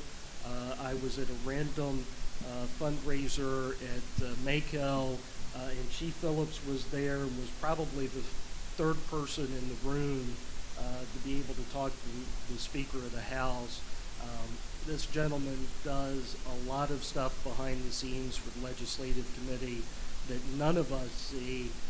Because he's getting out there and meeting the legislators and building up those personal relationships, and it's so important for the lobbying that we do. So I just want to give him some props for that. Thank you. First Vice President Charlie. Yeah, Mike, when you talk about these documents are standard for grant processes and so on, would it be appropriate to take and put these three documents in the Constitution and bylaws as the SOPs? That means that they're not voted on annually, but they can be changed by the Executive Committee. Would it be appropriate to put them in as an SOP called Grants Approval Process, making those available for other departments to look at and so on, and it would be just a standard piece of documentation along with that? I think that is probably a good idea. And there's several policies that we have. These policies here are non-discrimination policies. The policies that everybody got today in terms of the whistleblower and all of those various policies, they all sort of have a general theme. in terms of the HR aspect of what we do and the administrative side of what we do. But they're also sort of all out in different areas. So that's what I was indicating. I want to get all of those together, sort of review them, make certain that we don't need to update anything, and then put them together in one central packet, and then we can go ahead and establish that as an SOG going forward, so that we've got them all in a central place. They're available to anybody that needs to be able to use or modify them for their own fire companies.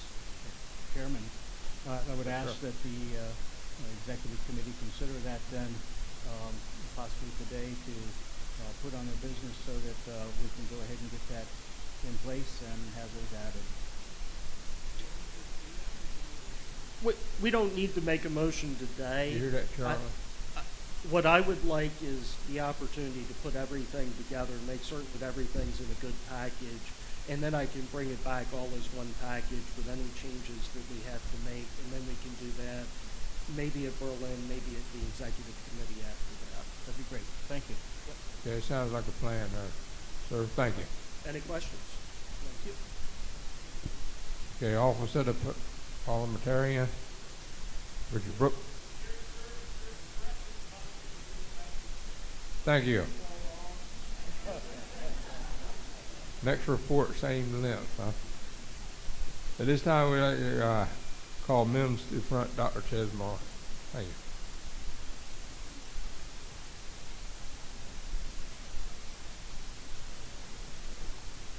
Thank you and good morning. I was going to say I was going to have trouble topping Chairman Smothers' report, but I'm going to have trouble topping the parliamentarian's report very clearly. Good morning. Good morning, everyone. I first want to start out on behalf of MIMS for thanking all of you and all the partners for your support over the past legislative year in shoring up the MSFA funding, as Chairman Smothers had mentioned before. It's critically important, and when I attend national conferences, I can tell you that we always get questions from other states, how does Maryland do it? And it's really the strength of the partnerships with the legislative process that further that, so thank you again. I do want to start out by providing a couple of updates. We're in discussion with MDH to develop a new dashboard. I know we've talked about this in several iterations, but a new dashboard to track hospital capacity and provide more accurate, more relevant information to EMS in real time regarding the status of hospitals and their capacity. We've struggled with some IT challenges with a prior iteration, but again, working with MDH, we do have a new concept that would again allow us to go back to a dashboard that displays a number from 1 through 4 that gauges the relative capacity of the hospital at any given time, that would be updated, perhaps on the scale of minutes, not maybe seconds, but on the scale of minutes. So that, again, not as a diversionary tactic, but so that hospitals, so we can make transparent what the capacity of the hospital is to accept incoming EMS units. I do want to mention that on that front, on the hospital capacity front, we continue to provide weekly reports to all hospitals and copy the jurisdictions in the state on what their EMS transfer of care times is, and that's really for the time that the EMS unit arrives at the hospital to the time they're able to hand off to a physician or nurse. And I'm pleased to report I tracked this with the Jurisdictional Advisory Committee for June of 2024, which is the last month that we have full data on. There were 24 of our 48 hospital-based EDs that the EMS transfer of care time is under 35 minutes 90% of the time. And if you compare that back to January of 2023, when we really got serious about tracking this, that number was only 15 facilities.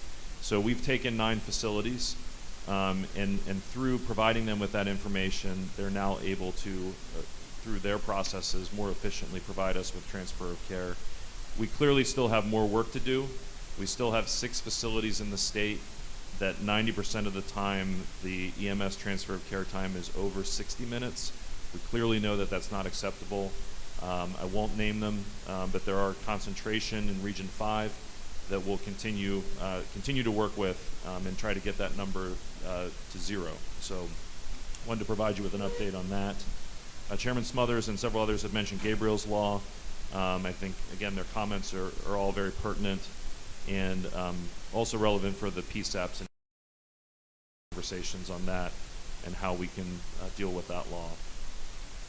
In addition, 1099 in the last session, which requires the placement of naloxone with every public access AED that's in a public building or a public park. The implementation date for that is October of 2027, so we've still got 3 years to figure that out. But MIMS and MDH are jointly charged with helping to facilitate that process and making sure that those AEDs that are in public buildings, those are buildings that are supported with taxpayer dollars, or public parks, do contain naloxone. So I know that Dr. Delbridge is working through that process, and we should have guidance out within the next several months on that as well. Chairman Smothers, I want to say also thank you to the EMS committee. The EMS committee this year has been really, really wonderful to work with. Chairman Smothers makes my report even easier. But I wanted to expand upon the EMT skills psychomotor packet.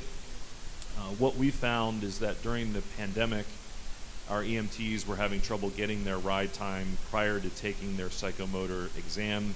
So temporarily, through the executive order, we did not require that psychomotor packet to be completed prior to the EMT candidate taking the EMT skills exam. What we saw as a result of that was that we were able to get EMT students out, but what we saw was a temporary dip in the success of the students when they came to take the psychomotor exam. To put it in another way, those 10 rides do help the EMT candidate to pass the psychomotor exam and be successful.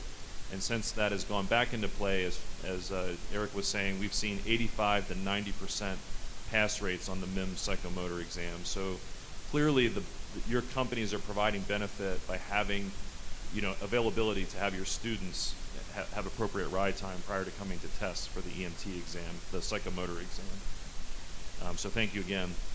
A couple of other announcements. The launch of the 2024 protocols was quite extensive. I think we had in total 20 revisions.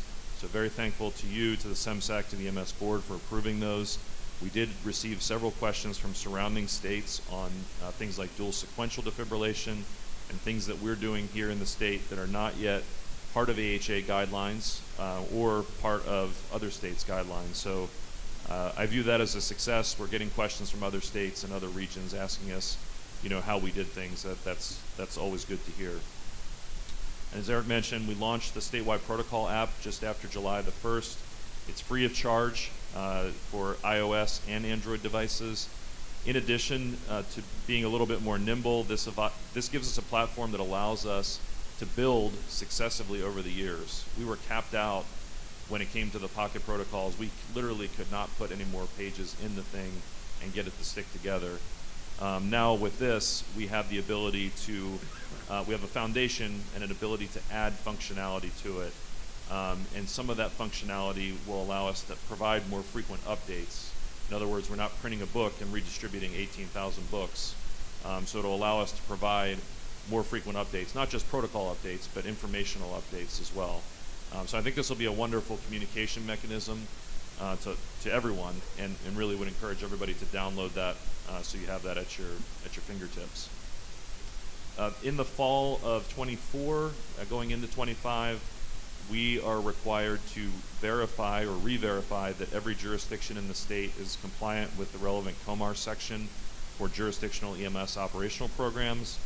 So Dr. Delbridge and I and the regional coordinators will be visiting every county in the state starting in the fall to verify things like their quality assurance plan, their compliance plan. And I know Dr. Delbridge's office has reached out to the jurisdictional leads on this, but I just wanted to provide that update for the board. That is a process that we do every 5 years, was last done in 2019. So we'll be heading out, look forward to meeting with everybody on their home turf. Just a very few administrative things before we wrap up. As many of you know, our director of the Office of Clinician Services, formerly Licensure and Certification, stepped down this spring, and I'm pleased to let you know we've interviewed 9 candidates. We've invited 4 of them back for second phase interviews, and we look forward to making a hire on that within the next couple of weeks. In the process of that, our ALS training coordinator, John Cromwell, stepped down. So we will be posting for that position soon as well.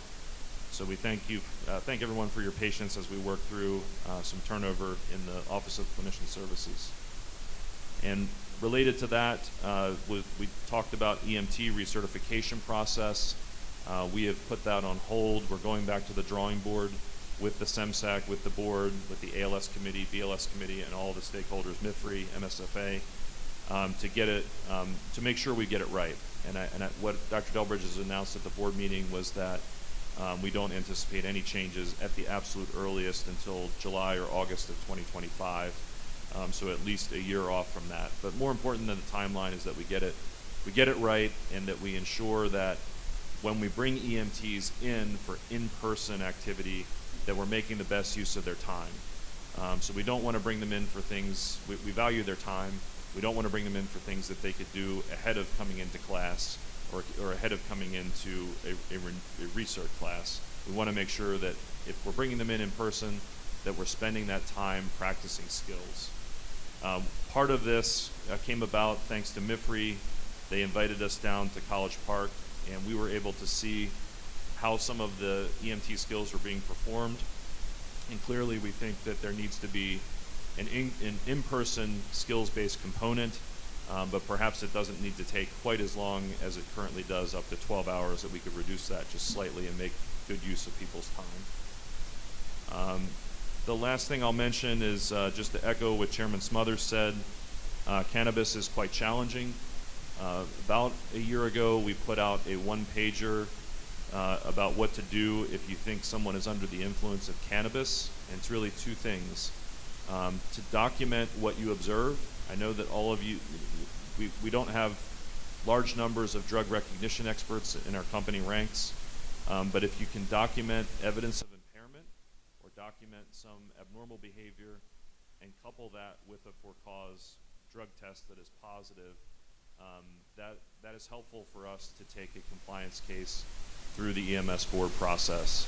What we have trouble with, because of the way that the law in Maryland is written and because of the nature of cannabis, that it sticks around in the body for so long, what we have trouble with is a random cannabis drug test, because we don't know whether the person was under the influence.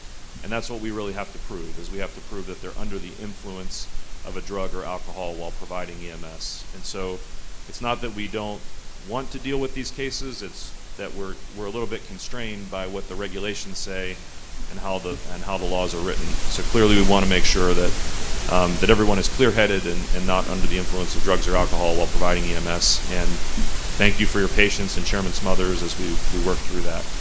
I think that's all I have to report, Mr. Chair, and I'm happy to take any questions if there are any. Thank you. Do you have any questions? Roger. Good, sir. I just want to mention too that I know some folks had some issues with BLS doing their online research, that there was a lot of ALS content on the BLS side. So with that being in mind, some of the BLS providers need to be aware of some of that is informational only for that level, because you really need to know what the ALS clinician is doing. So they're going to, through our conversation, at least at our last meeting, them will go back and take a look at revamping that and putting them in a different context. You would still see it going a recertification phase, but some of that is informational only. Because, believe it or not, sometimes EMTs get ALS providers out of trouble. So let's call it what it is. It's true.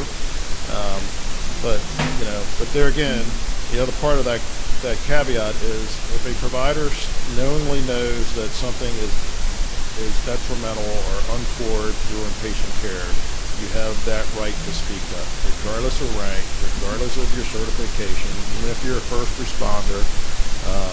And I say that why we have our medical director here at the table. You have the right to tell them to stop. And if there's a question, then that's when we bring on online physician direction for that clarification before somebody does get themselves in harm's way. It takes the EMS board out of it, and it's a lot more helpful. And I'll leave it go at that unless Doc wants to. Yep. No, I think that's perfect. I mean, look, none of us are perfect. We're doing, long shifts and so forth, and so having that person to lean upon to help us say, hey, maybe this is not the safest road to go, I think is what Chairman Smothers is trying to articulate here, is very helpful, regardless of rank, regardless of certification level. Hospitals implemented some of this many, many years ago. If there's a patient care technician in the ED when I'm working and he or she sees something that's potentially harmful that I'm doing, the hospital policies basically say she has the responsibility, not just the right, but the responsibility to step up and say something, and I have the responsibility to stop what I'm doing and reevaluate. So thank you. We're just trying to translate those lessons learned into the field as well. Thank you. Thank you. So, the shock trauma's up with the Office of the Fire Marshal next.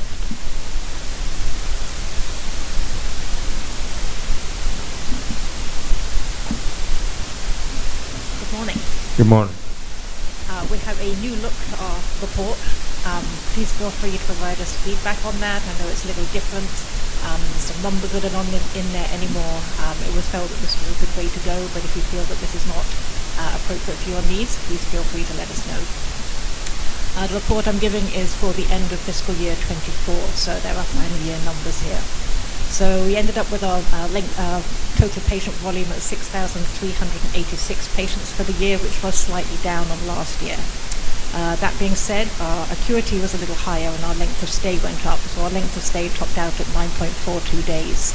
Seems to be a little bit seasonal. You can see on the graph there's a little bit of spike around about November, December time. So we will watch and see what happens this year, see if that is something similar. We continue to do a lot of work around length of stay. So more to come about that in a minute. Inter-hospital transfers, we received 1,882 transfers through other hospitals throughout the state of Maryland. Slight increase from last year, that's 5% up, and that is both from trauma centers and non-trauma centers. The section that is entitled Lost Inter-Hospital Transfers, so these are patients requiring transfer to a higher level of care. The call comes into us, we triage them, we get as many into them as we possibly can. So the amount that we couldn't get in last year dropped by 5%, so we did a better job in getting most of those transfers in. Also did a really good job on getting our capacity hours down. We all know that they have been rather high for a little while, but they were down 42% over fiscal year 23. Continue to work on our capacity. We do from time to time need to go on capacity, especially when we have a lot of patients influxing at one time. Our aim is to stay on capacity for the shortest amount of time possible, and we've been doing a really good job getting off within 1, maximum 2 hours. And please remember that also when we're on capacity, it doesn't mean we're not receiving patients. We are still receiving patients. We just triage all of them. Our hyperbaric chamber, we have 4,221 dive hours during fiscal year 24. 78% of those were inpatients, 21% were outpatients, and then there was a 1% emergency dive. For the GO team, we had 6 deployments. We had an industrial entrapment from Franklin County, PA. It was just right over the line there. We had a MVC in Cecil County. And then we had MVCs with entrapment in Baltimore County, Allegheny County, Worcester County, and Harford County. So pretty active on the GO team. Our Center for Injury for Prevention and Policy, that has been really active. It is an area that we have really beefed up on in the last year, so a lot of stuff going on there. They increased their number of events by 210% over fiscal year 23, so we had 314 events during fiscal year 24. We impacted 9 counties and 9,021 participants, which was up 46% on the previous year. Our statewide prevention programming so we have reached 9 counties over the past year with our programs like Stop the Bleed, Think First Injury Prevention. A lot of that is based on neurological injury. Violence prevention education, our drinking driver monitoring program, and our teen educational programs. So a lot going on throughout the state, and we hope to be increasing that over the next year also. Stop the Bleed is one of our big initiatives. We taught 207 courses and touched 4,646 participants through the year. Again, that was an increase of 36.4%. We offer public classes at shock trauma in Howard County, Baltimore County, and Harford County. Always looking for people to partner with us and teach, so if anybody has a desire to come help us teach a Stop the Bleed class, please feel free to reach out to us. We're also working on getting Stop the Bleed into high school curriculum. There have been 9 pilot high schools in Baltimore County and 1 pilot high school in Howard County. More to come on Howard County very shortly. We have trained 812 students, over 80 health educators, and we have been able to purchase 64 training limbs to assist in that training program. We had Stop the Bleed Day on May the 23rd, and all the trauma centers from Maryland came together and hosted an event. We had 226 attendees, 42 volunteers, and like I say, that was a conglomeration between all of the trauma centers. It's good to be able to get together and partner in something like that. Our EMS training and outreach, we had 34 trainings and impacted 491 participants. These are things like the Maryland Breast Care Skills Lab and Simulation, the Harford County EMS trainings, wilderness trainings, the U.S. Army National Guard EMS program, FBI EMS program trainings, and the MIMS EMS trainings. Our shock trauma EMS education, we had 1 EMS broadcast with 93 attendees, and we had an EMS conference back in December with 55 participants. Our Go team has been doing training. They did 2 virtual events and 7 on-site events over the year. Again, we're always looking for topics to present during our education, so if anybody has anything they would like us to cover, any case studies they'd be interested in, please feel free to reach out. Our observer program continues. We had 86 EMS observers and 63 international observers from 16 countries. As we look ahead to fiscal year 25, we continue to work on our transfers and our ability to admit patients from all over the state in a timely fashion. We work on our capacity time and our length of stay. We're also working on increasing our OR capacity, expansion of our wraparound services for our victims of violence, and of course more statewide Stop the Bleed. Thank you. Anybody have any questions? First, I like the new format. It's very nice. Thank you. Number 2, you were talking about high school curriculum. Have you considered looking at middle school and maybe colleges or universities to, again, to get into those and educate those students? Yep, there is always a thought to do that. I think at the minute they are concentrating on the high schools as a place to start, but they would like to move into as many areas as possible. So please feel to come partner with us. Oh, my backboard business is terrible. Please, come get your backboards. Thank you. I put them on Marketplace and sell them back. Thank you. The Fire Marshal's office, and then State Fire Prevention Commission will be up next.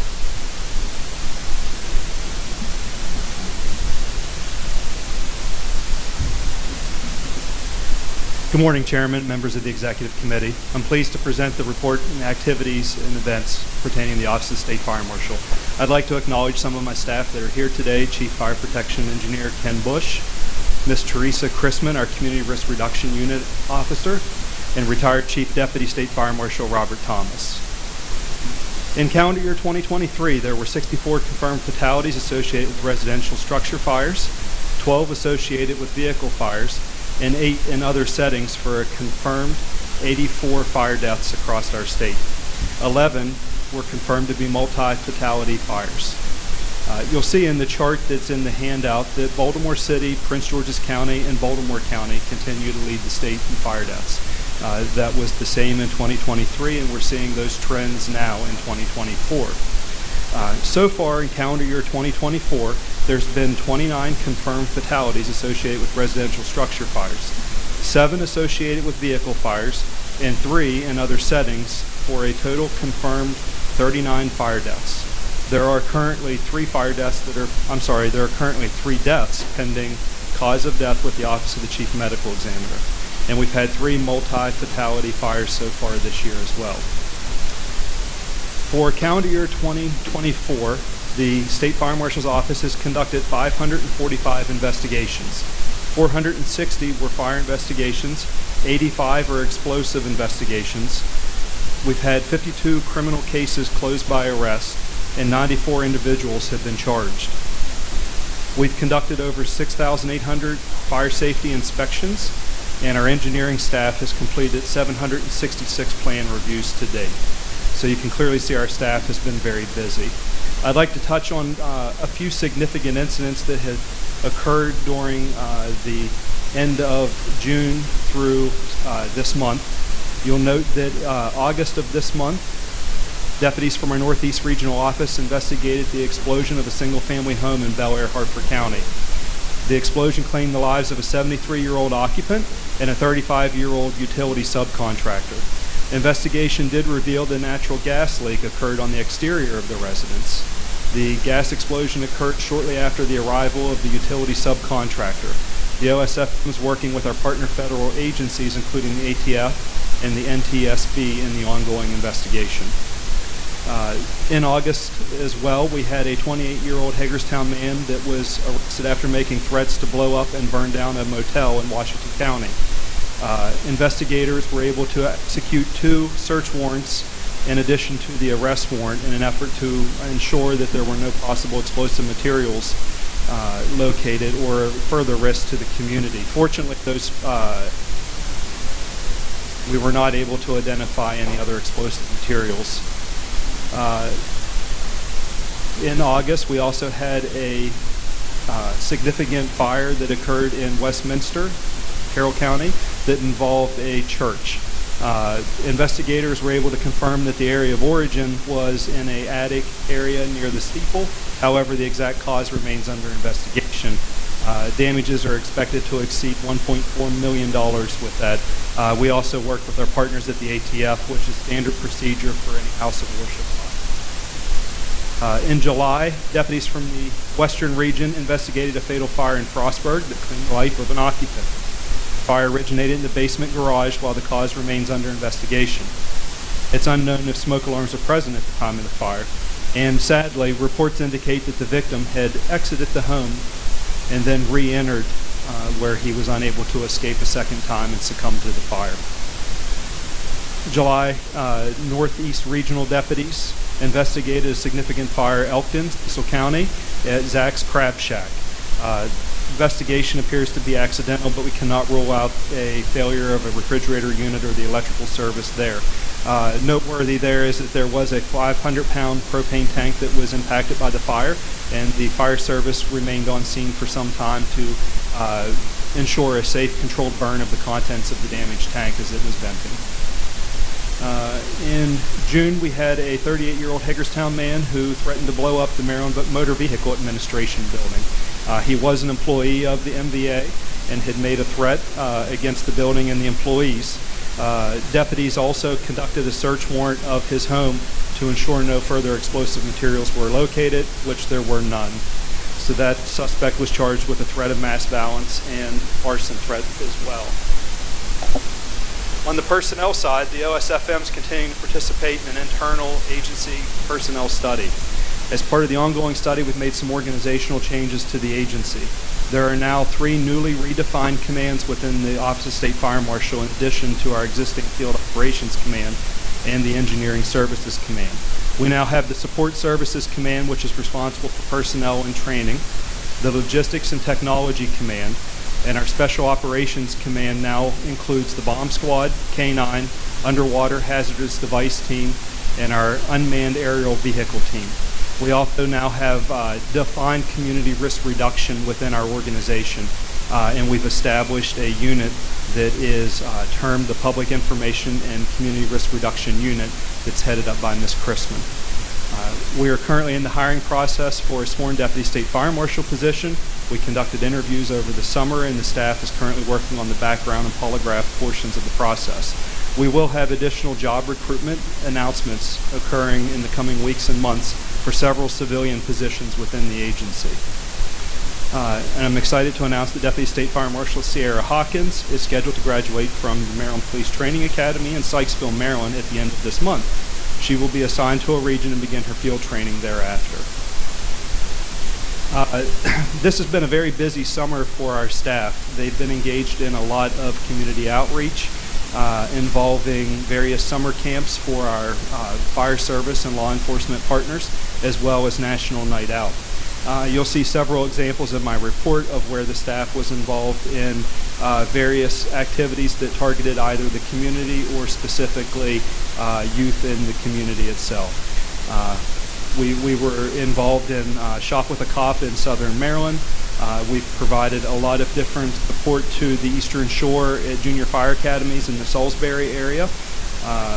We were able to demonstrate the agency's canine program and bomb squad to those to the youth fire academies, which is always a hit. In August, we were very involved statewide with our law enforcement partners in the community on National Night Out. For those that may not know, National Night Out is an opportunity, it's an annual event for community building that promotes police community partnerships and neighborhood camaraderie. We displayed equipment use in fire investigations, canine, bomb squad responses, as well as fire prevention. We participated in events in Allegheny, Carroll, Cecil, Frederick, Queen Anne's, Talbot, and Washington counties. I did update my last report. We had calendar year 2023 for the MFERS reports. We were able to conclude that processing of data and satisfied all of the requirements for our reporting departments. I've now updated the list for calendar year 2024, and you'll see that we do have some agencies or counties that are working through some missing reports. Also very excited to note that the 130th anniversary of the Office of the State Fire Marshal is actually this year, and we're going to celebrate it starting next month.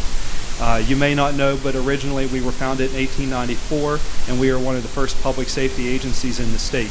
Only the Oyster Patrol, now known as the Maryland Department of Natural Resource Police, has a longer history than we do.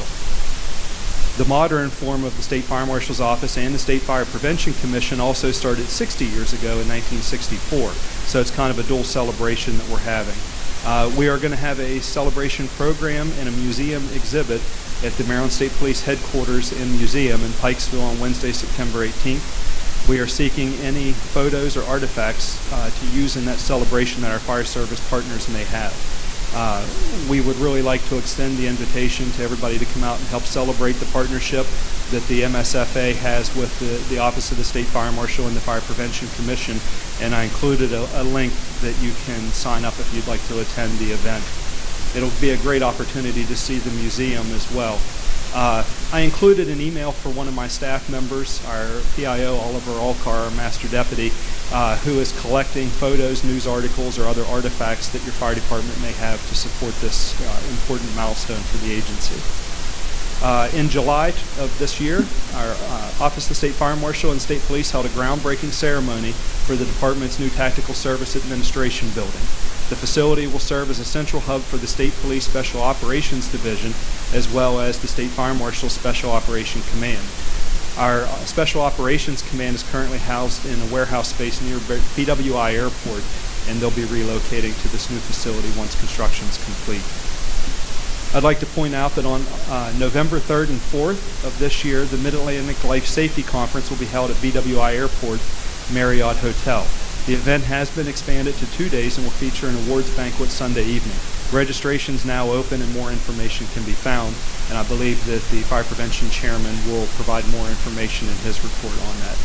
So with that being said, that concludes my report. I'd be happy to take any questions the Chairman or the members of the committee would have. Tim. Chief, the new and improved version for NIFRS, anything that you can enlighten us on, or from Allison's standpoint of this? Sure, Chief. I'd be happy to. That was actually, I just came back a week and a half ago from the National Association of State Fire Marshals Conference in Kansas City, and we touched on several different issues. One of them, as past President Smothers mentioned, was the OSH report and the impact to the fire service and to the fire investigations community that it'll have. We talked about lithium-ion battery safety, PFAS, and NERS, which is the successor to MFERS as we know it. that organization continues to advocate for more involvement and input from the state fire marshals themselves, as we are the gate holders in most states for this data. We are continuing to work to have a larger opportunity to be a stakeholder in those conversations, and the U.S. Fire Administration is committed to building that partnership with us. The idea behind NERS is a very good transition from how we've collected data before, insofar as the ability to get raw data quicker and be able to analyze to identify trends or concerns at a national level. As it is now, NFIRS is more of a static system that is reactive as opposed to proactive, and that is a change that the U.S. Fire Administration wants to make. I did learn that the timeline for this transition is really being set by a IT security standards concern at the federal level. The NFIRS platform that it's built on and the servers have to be basically retired out of service because of security cyber risks, and this transition is being driven by part of that transition as well.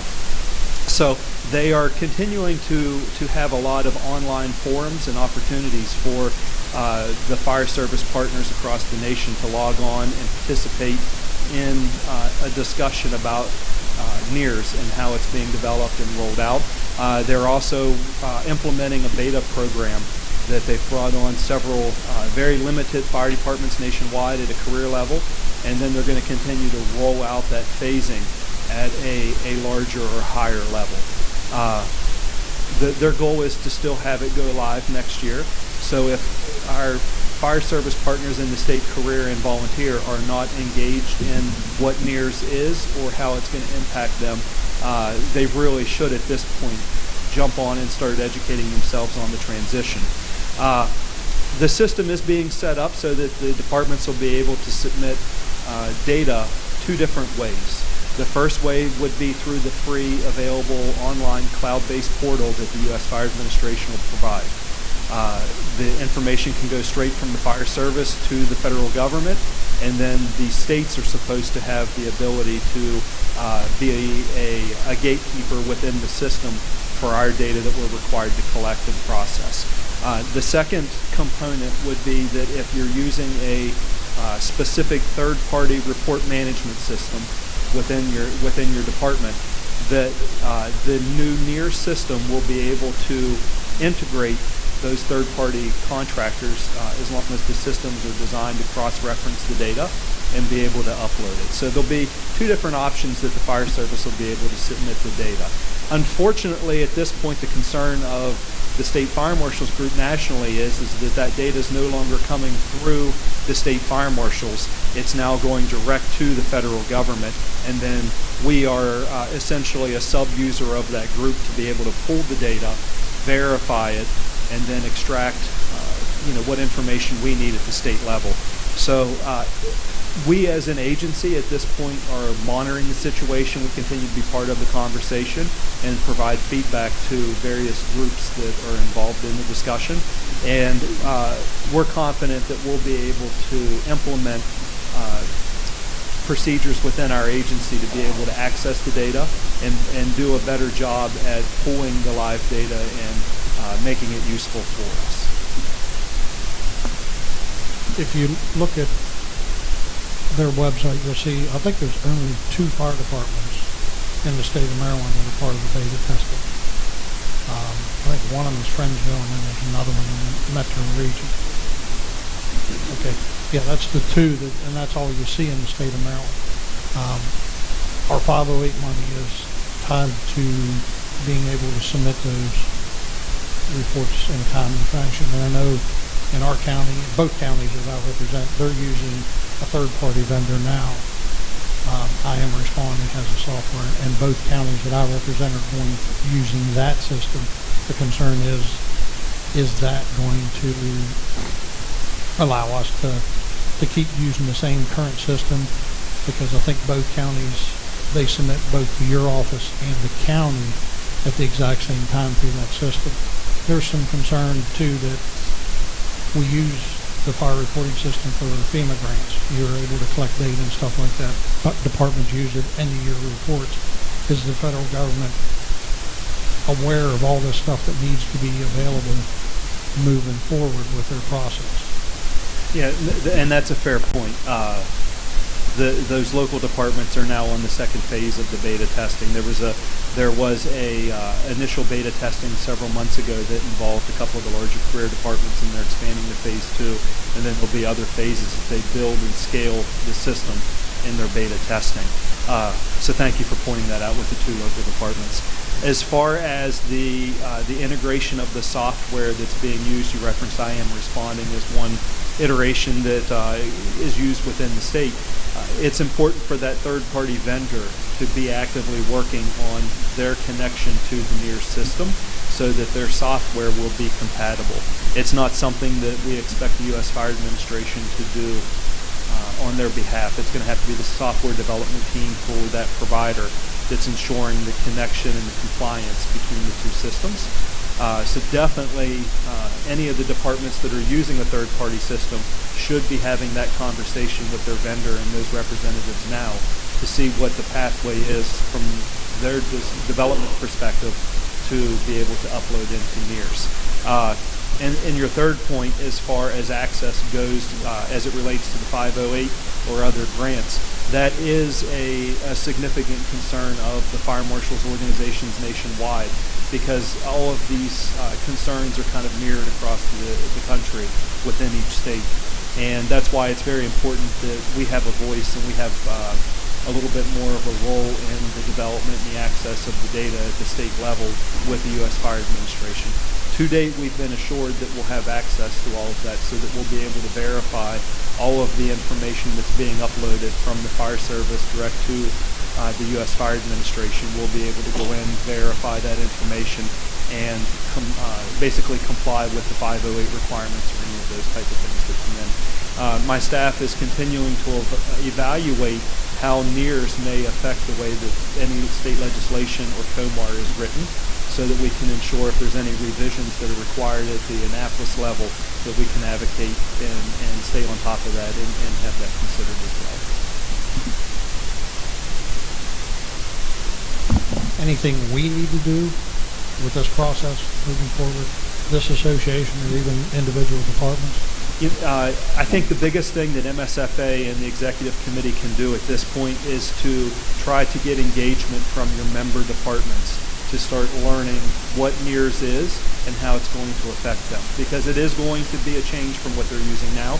And if you're asleep at the wheel, you're going to wake up at some point and realize that you're not prepared at the company level, or that your staff, or if you have a designated person that handles all of your NFIRS data now and ensures that all the reports are completed and accurate, if they're not engaged in learning and participating in some of the online discussions and the information the U.S. Fire Administration is putting out, there's going to be a lot of catch-up, and it's going to have to be quick because the switch is going to be flipped from one to the other, and they'll have to comply. So that engagement at this point and the advocacy of having all of those departments learn and educate themselves and begin preparing is critical and could be the best thing that MSFA could do at this time.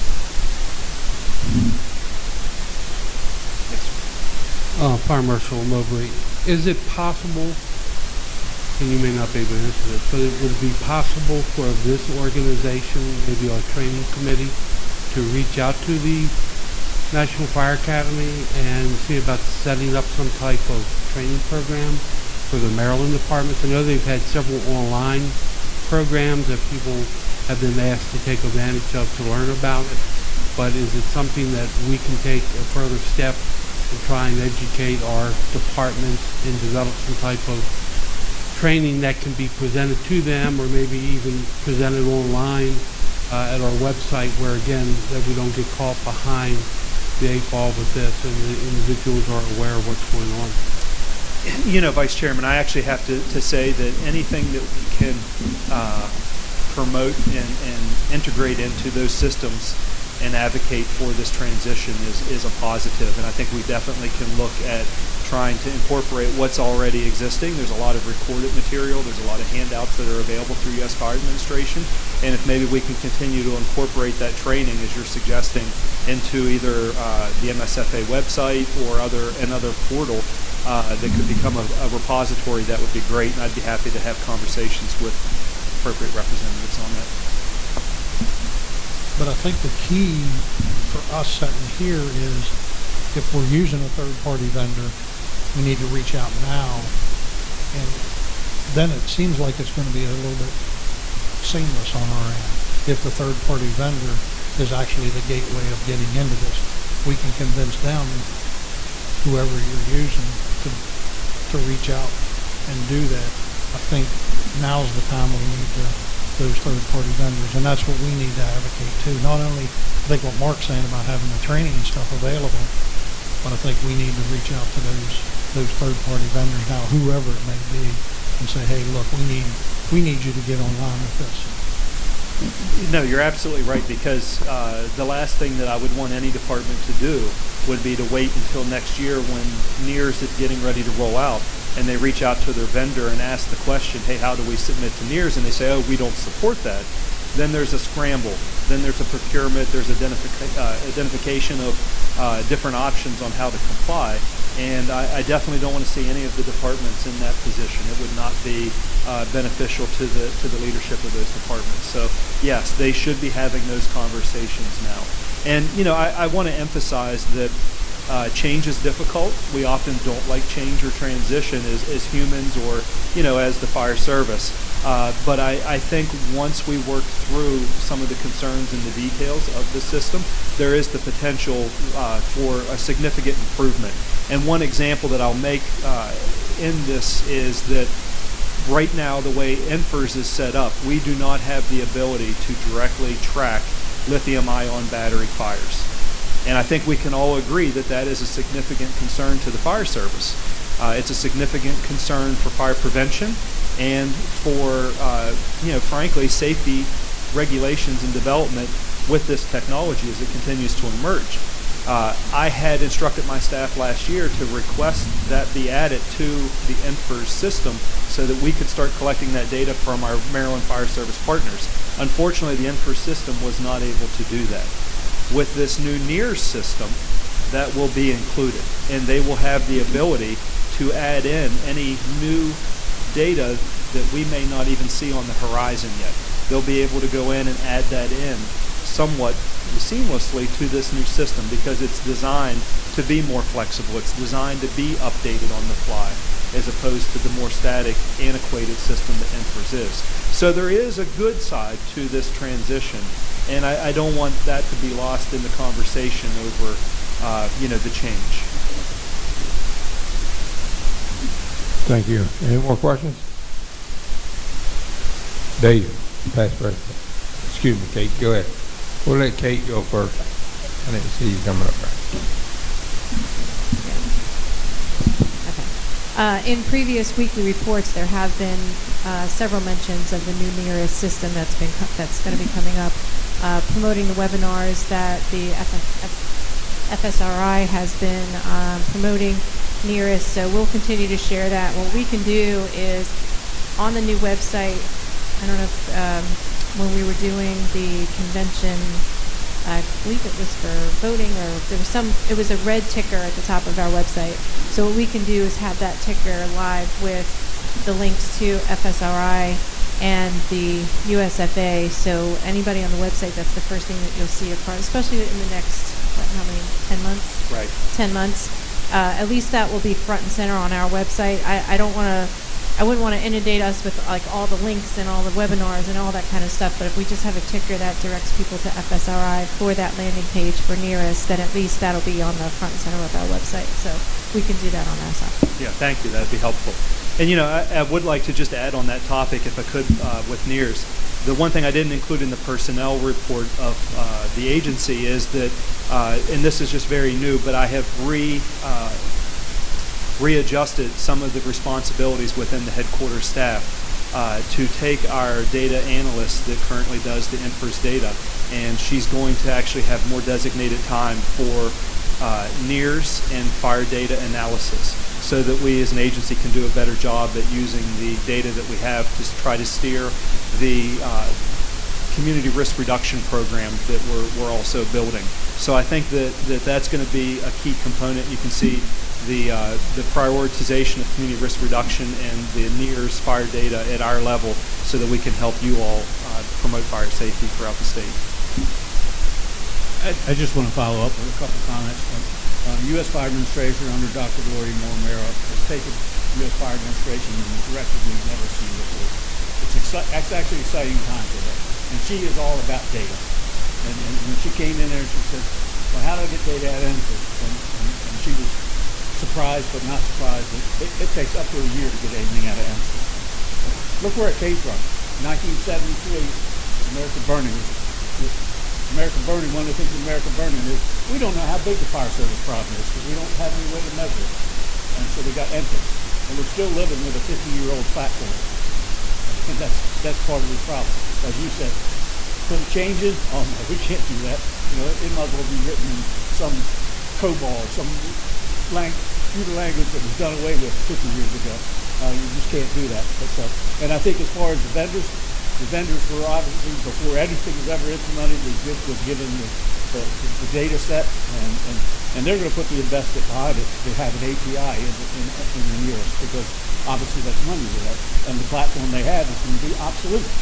You know, so obviously, so the thing is to communicate with them and find out what are they doing and what can they provide you, in terms of training and whatnot, and how are they going to change how you do it. So, you know, it's a trade. It's moving fast. We're working very closely with it at the National Volunteer Fire Council level, and again, I think with not only NERS, but a lot of the other things that Dr. Lori Moore-Mero is pushing with the fire summit thing coming up just in a few months here. There's exciting times ahead, and you know, there's a person I think in the U.S. Fire Administration role that we've never had before. Because some people, it's just kind of their job to take it for 4 years, and that's President Trump is going anyway. But she's on a mission, and it's an exciting time for her. Yep, thank you. I appreciate that. Thank you. Yes, sir. I got to agree with what Dave just said, because I know Dr. Darrell, that was part of it, NERS was being developed, that they would have to tie into what folks were already using. So some of that is us going back to the vendors and looking at the platforms that you already had, and I would be asking that question of them. So, you know, if this change starts to roll out, you know, what that mean to you? If you want us to stay on your platform, you need to get up to speed, and that may help push them a little bit down the path to make sure that we can connect. So it's got to go both ways, so they understand where we're coming from. So I would ask the vendors, whatever you're using, you know, because there's multiple ones out there. Everybody's using something different, so I'd go back to your vendor. But I also have another question for you, Marshal Mowbray, is, you know, you continue to look. Last year we held quite a few fire deaths, and you're still seeing those numbers continue to rise. What, on the legislative side of the House, are we doing with that? And, you know, of course, MACO just ended. What engagement are we having with our elected officials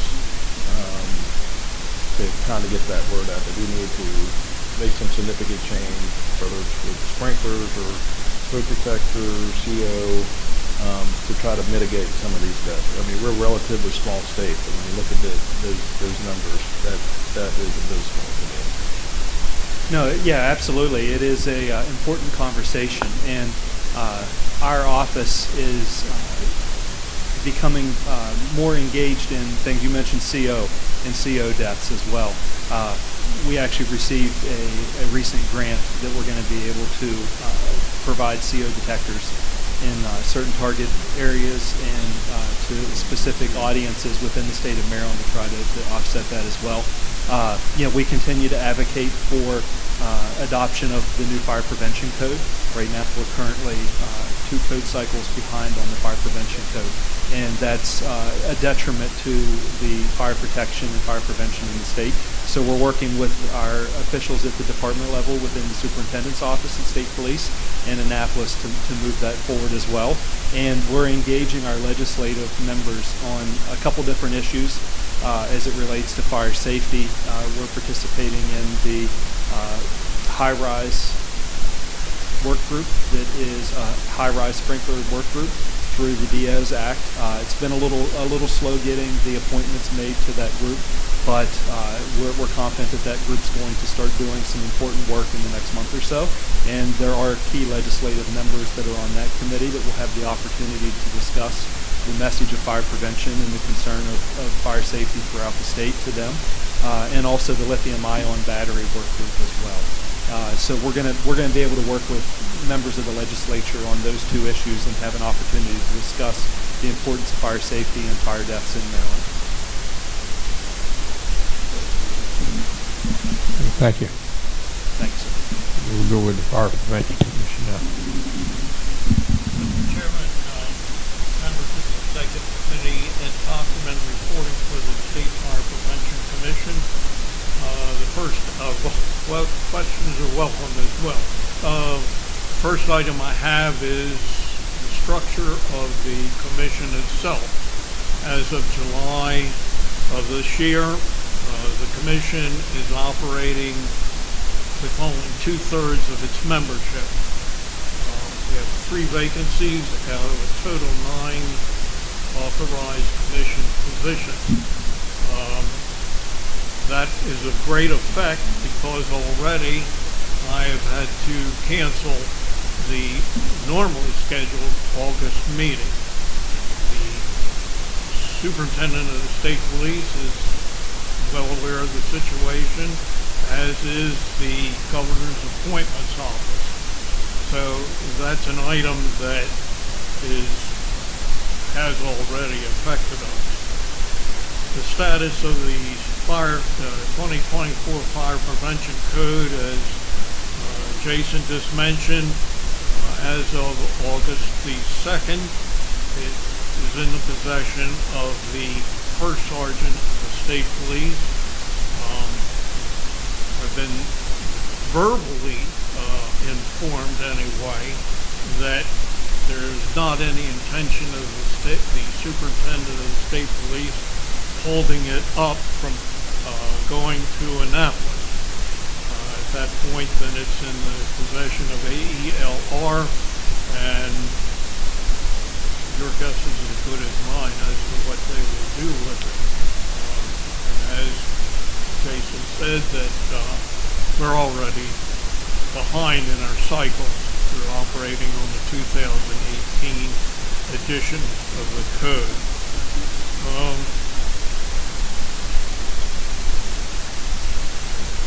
Acting Fire Marshal Mowbray also mentioned the Melanie Diaz High-Rise Safety Act as part of which passed not only the legislature but has been signed by the governor. It brings together a work group of approximately 14 people. That work group has a responsibility to look at the residential high-rise problem and report back to the governor by December the 31st.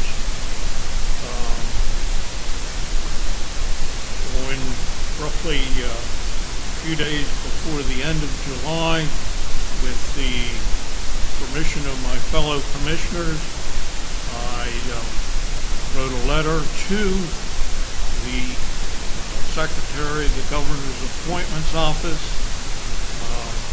reminding her that this work group only has 6 months to do its job, and now at the end of July we only have 5 months to do its job.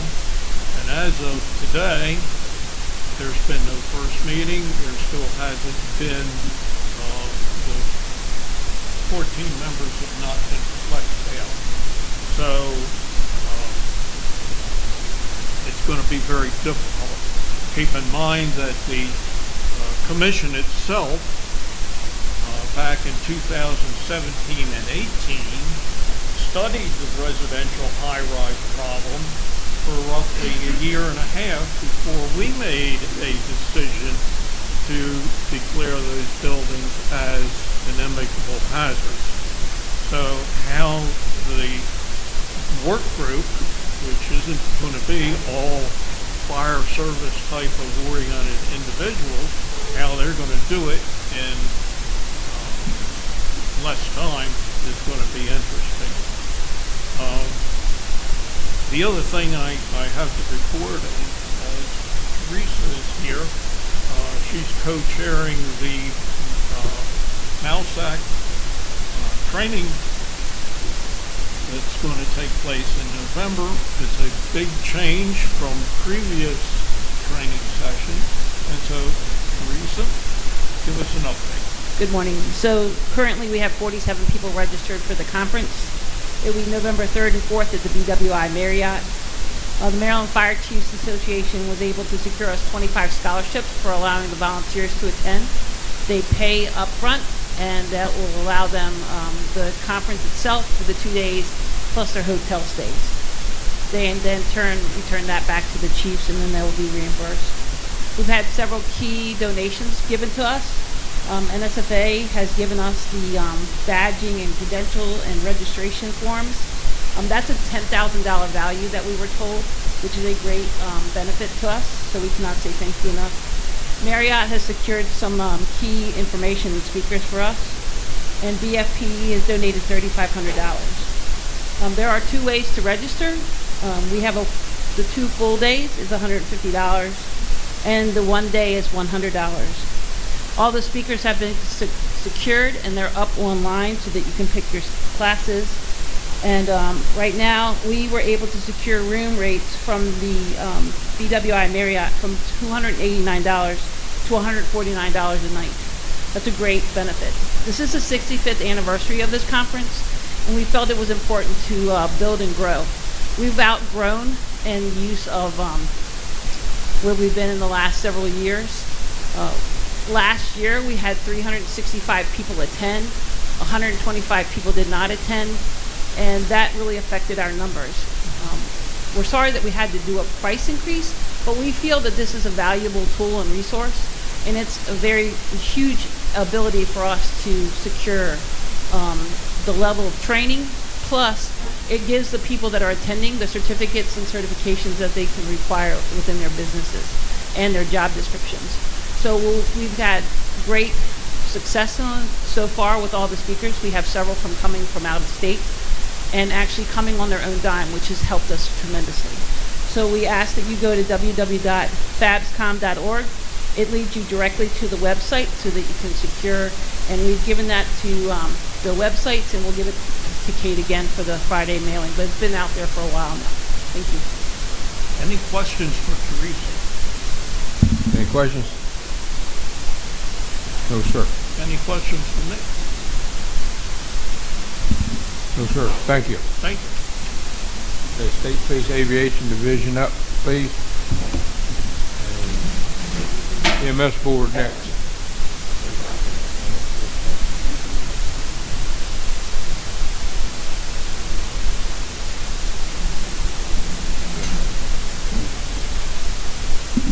Good morning. Good morning, sir. Good morning to the committee, all those in attendance. Thanks for having us. Thanks for the partnership that we're involved in. Thank you to the Union Bridge Fire Company and the auxiliary for their work and support today. I know that means a great deal to everyone here, and certainly appreciate it. So, for us, just real quick numbers. I guess before that, since I don't know a lot of you don't know me, I'm Sergeant Tim Pengraff. About 25 and a half years with the State Police, and just under half of that with Aviation Command. Currently the sergeant and officer in charge of the Frederick section and fly out of there. for my normal work. So here we are today, and quick numbers just for us. We have about 1,830 missions conducted as of date, which includes medevac, law enforcement, search and rescue missions, and that is roughly putting us at about just over 1,500 flight hours on the aircraft. We have 3 aircraft that are currently heavy inspections, so they are out and not useful for us, but we still have 7 aircraft at every section to cover every region in the state of Maryland. So we are active, and there are no deficits for any services that we provide to the citizens and to our ground partners. The whole blood program, that was initially started May 10th of 2023. Since its inception, we have administered 163 units of blood to 129 patients. 2024 numbers, we have administered 84 units of blood to 68 patients just this year. So, huge benefit to our patients, and definitely a great program that we have started here and continuing to grow with that and learn and keep evolving that program because of its usefulness to our patient population. Police missions, we have 9 year to date in 2024 and hosted 11 victims as a result of that. Recently, since July 27th until August 11th, we had 4 of those missions conducted, and 6 of the victims were rescued with the voice. So definitely a good part of the program that seen an increase intake uptick in that for the summer months, just to get the people out and active, hiking, biking, horse riding, you name it, they're out and about. They're micro fire services. As far as our recruitment and retention, it's probably taking cases like the fire service, law enforcement services, our pilots are talking to a shortage nationwide. We're trying to actively remain in that recruitment effort. We have 6 trooper medics that have graduated the academy. They're out on their road patrol, waiting for a transfer into aviation. We have 10 medics that are in the hiring process for the next academy class, and then 12 medics for the next one after that in class 160. We do currently have 20 medic vacancies and 13 civilian vacancies. 8 of those, I believe, are helicopter line pilot vacancies. Again, recruitment and retention, we're trying to get out to identify the pilots, to market ourselves, but the HEMS industry and pilot industry is making that difficult also because they can come in and supersede a lot of what we have to offer for base pay salary wise, for moving, for stipends for them to take other things. So in spite of that, we have had 1 chief pilot internally promoted, 2 hired SIC pilots that have completed their training, 1 pilot upgrade from a second in command to a pilot in command, and then 1 pilot that was rehired at the end of July that he'll be assigned to Trooper 5, which is where he was previously assigned. So we're trying to make efforts and make do and use what resources we have to continue with that progress. We have a retrofit of new radio systems going into the aircraft. Hopefully will increase our communications and clarity and abilities to continue the interoperability between all of our ground units in the states, between Maryland, Pennsylvania, Virginia, West Virginia. They are the Canyon RT7000 radio, and they are going to be installed during our heavy, like 4-year inspections as they go in, just because of the intense work that it requires to actually redo all the rewiring and installation of those radio systems. Next week, we're going to receive an aircraft back that actually has that radio system that's been input. So as they go in for those heavies, we'll see that that come back and work out any bugs, regionally with the crews on the ground there. On a lighter note, our appearance is going to slightly change from our black flight suit to a OD green flight suit.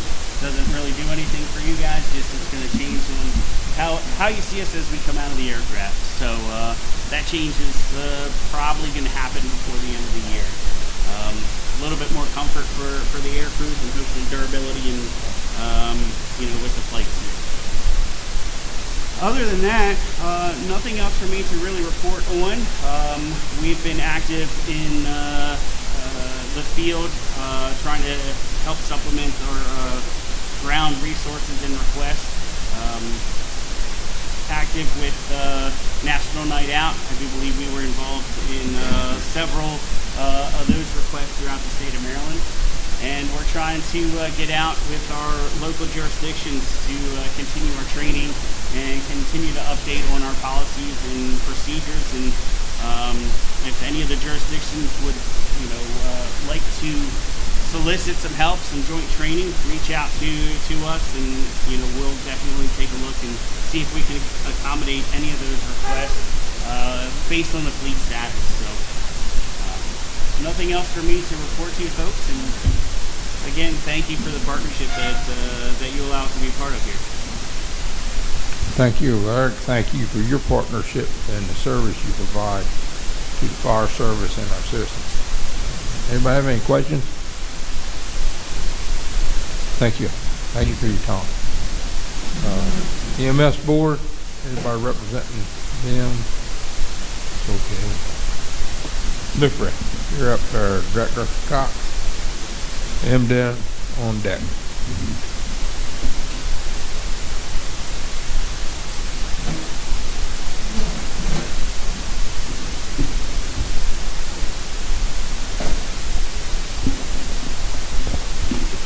Good afternoon, Mr. Chairman, members of the committee. Thank you again for the opportunity to allow us to bring you up to speed on all the activities here at MSFA. I want to start out with the EMTV programs, just to remind everybody of numbers. The latest numbers we have is a 69% pass rate first attempt. That's in line with National Registry. Second attempt jumps to 79%, third attempt to 83%. And they exceed National Registry numbers. So these numbers will change a little bit. Not all of the classes are done their testing and have floated in yet, and so we'll continue to update them monthly as we go along. You heard Dr. Chismar say earlier that we're currently working with MIMS on the new EMT research requirements.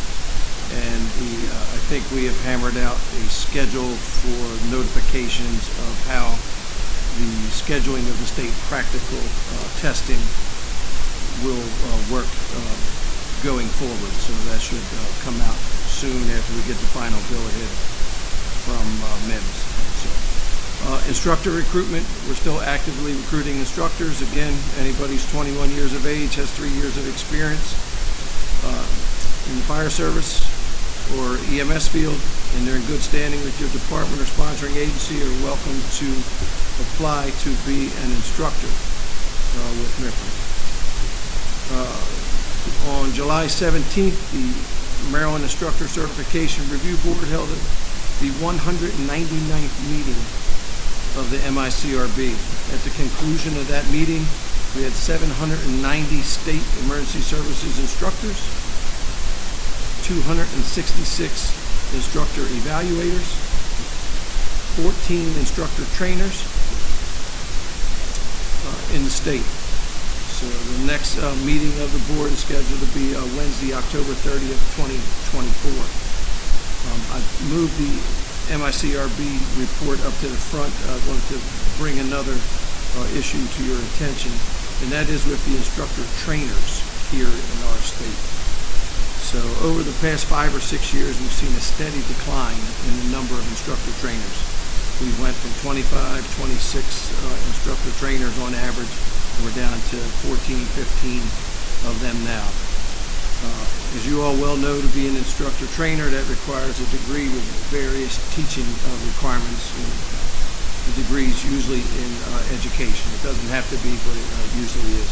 So, seeing that we were having problems with that, and as the chair of the MICRB, we went ahead and put a work group together to have folks from the MICRB, members of the Council of Academies, folks on the MICRB that represent the MSFA, come together in a work group and go ahead and study the issue and offer an alternative to the requirements to being an instructor trainer now. So we did float a proposal to MSFA Tech at the first part of the month, and the proposal is pretty simple. We're looking to provide instructor trainers a pathway for people who do not meet those educational requirements. So this basically, as an example, would be instructors that have taught more than 750 hours. They have all good evaluations, and they would have to go through a training program that would be put together by MSFA. So then that would allow them to test. So again, we floated that through to MSFA Tech, and they had some concerns, some questions, and we'll continue to try to work through something with them.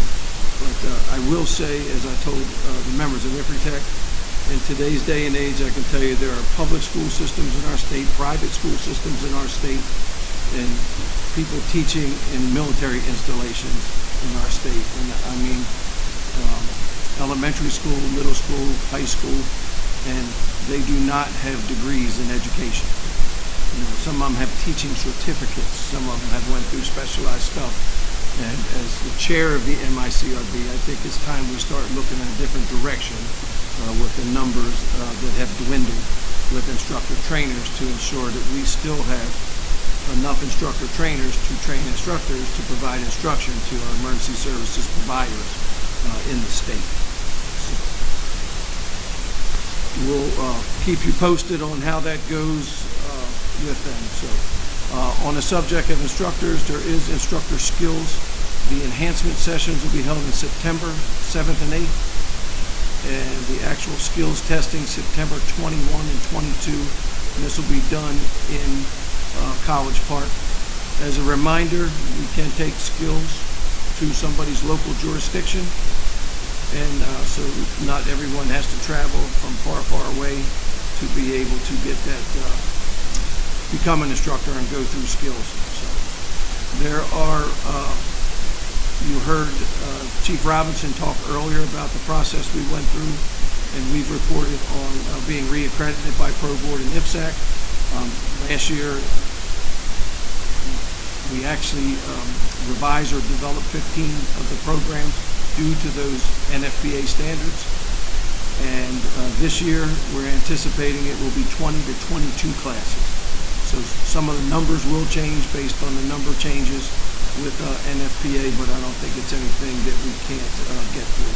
I do want to remind folks, there is a new Pro Board requirement out there to come with all these NFPA changes, and that is for test proctors. And right now, we've already implemented well, I'll use the Fire 1 program for an example.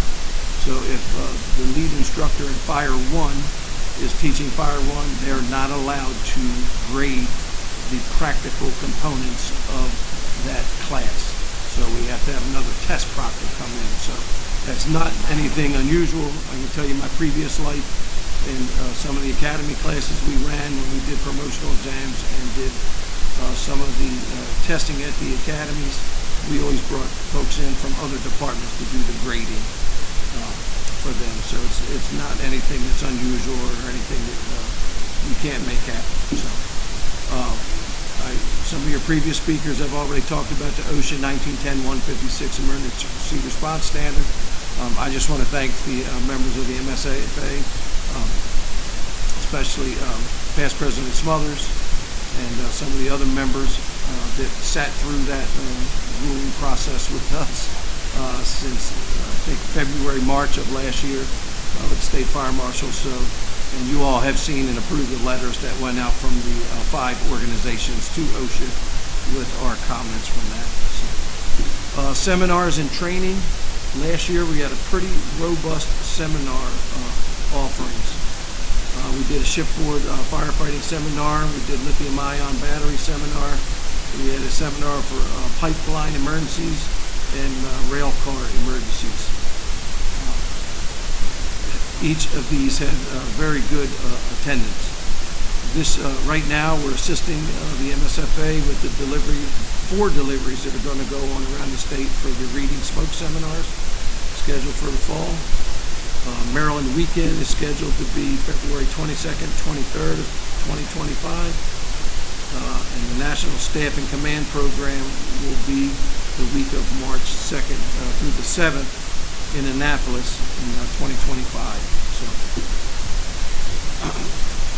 we have noticed over the past few years, been actually more than a few years, it's been a while now, but there's an ongoing trend.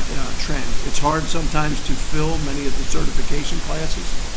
We've been running a lot of classes short just to make sure people could get their training. But we have noticed that when we offer short courses or one-day programs, we have no problems getting people to come. We get it, life gets in the way, and I think going forward you will see some differences there. For example, there's an alternative fuel vehicles class that has just finished and went out through, did a pilot and trained a trainer, so that'll be hitting the street very soon. Next on the list, and I guess what we were doing is looking back at some of the old intermediate programs that MIFRE used to put on years ago. They were actually short courses, and a short course is much easier to fill. And I think what you'll see coming out of the gate next is like a tactics program that is getting ready to be developed. And the engine company, truck company operations class that we give, we're removing the testing and all that stuff that goes with it. And folks can come in, they'll get a safety briefing, and they can go right to work doing practical skills, no testing, and get that done. The engine company, truck company operations, and a lot of the career academies is given in that method. It's part of their overall career recruit program, and it works out well. And now the practical exercises that go past what Fire 1 and Fire 2 can deliver. But I think going forward, you'll see a lot of short courses that we're going to start entering into, and I've had discussion for a long while with Mr. Timmy Delahanty and some other members on the training committee about putting on these short courses, 1 or 2 day issues. So going forward, it's kind of the direction we're going to go in. I think it'll make a big difference for the emergency services providers here in the state, since they don't have, I mean, we all know life gets in the way, and everybody doesn't have the time that they used to have. And the certification classes continue to get longer and longer and longer, so we have to go through that so the folks get their certification, but after that, it's kind of brutal to continue to put people through. After Fire 1, Fire 2, EMT, it's pretty tough to get folks back into the classroom for any extended period of time. There are some positions that were recently filled at MIFRE. New regional coordinator down at the Lower Eastern Shore, that is Mr. Jay Jester, member of the Ocean City Fire Department, and retired chief from Salisbury Fire Department. Up here in North Central, Mike Crawford came on board about 4 or 5 months ago. We have a new facilities manager, or what I like to refer to as a new Tim Delahanty, and that is a gentleman by the name of Eric Kormeyer. He's a retired captain to Anne Arundel County. Come over to help us out. There's an instructional designer position that will be announced this week. It will be open. The new QA/QI coordinator is going to be a gentleman named McAdams, entirely from Montgomery County, and he's, I can't remember the name of the company. You remember, Steve, where's he at? Where's Mike? No, where is he? Volunteer Assistant Chief, Montgomery County. Hillendale, that's it. Yeah, so Hillendale. So Mike will be coming on and do our QA/QI work. We have a program administrative specialist position that's going to be announced in the next week or so for the Upper Eastern Shore. And we just hired a logistics technician named Tommy Ray, and he's currently the chief over at Greenbelt. So, last but not least, we got some good news.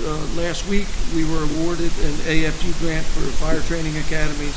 So that grant, as the previous grants have, will go towards tools, equipment, and props for all the facilities in College Park and around the state. So, with that, Mr. Chairman, that's all I have. I'll be more than happy to answer any questions anyone has. Thank you for that information. Anybody have any questions? Okay. Okay, thank you. Thank you. Bill, how long you gonna be, buddy?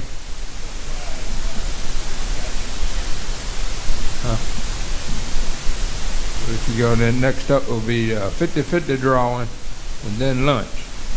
So yeah, I don't want get to right. stand in the way of lunch. First of all, I'd like to bring you greetings from Secretary Strickland. Also, some good news about our department. We will be in our new headquarters here within the next 2 weeks. We have our first meeting there in 2 weeks on Parkway Drive in Hanover.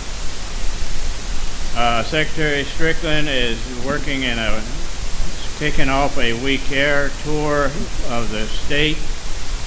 With this, throughout each stop of the tour, he will be engaging directly with the appointed emergency managers.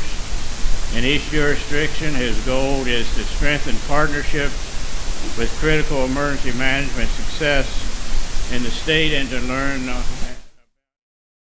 some local initiatives. We have some staff recognition in here. One milestone that has been big, working with the National Weather Service. Maryland is the 8th state overall in the nation to have all their local jurisdictions storm ready. This program was started by the National Weather Service in 1998 and uses grassroots approach to help communities develop plans to handle all types of extreme weather, from tornadoes to winter storms. Training and exercise is begun with jurisdictional tabletops throughout the state. They started in Western Maryland, will be working their way through the state. I think the next one we're trying to come up with is a big one for the Eastern Shore.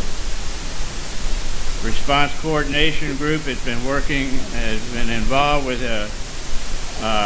exercises with nuclear facilities, Peach Bottom, and we're in the process of having Calvert Cliffs. We also just had the SAR exercise. We've been activated recently for the Microsoft CrowdStrike Internet Technology incident, and we also were activated for Hurricane Debbie.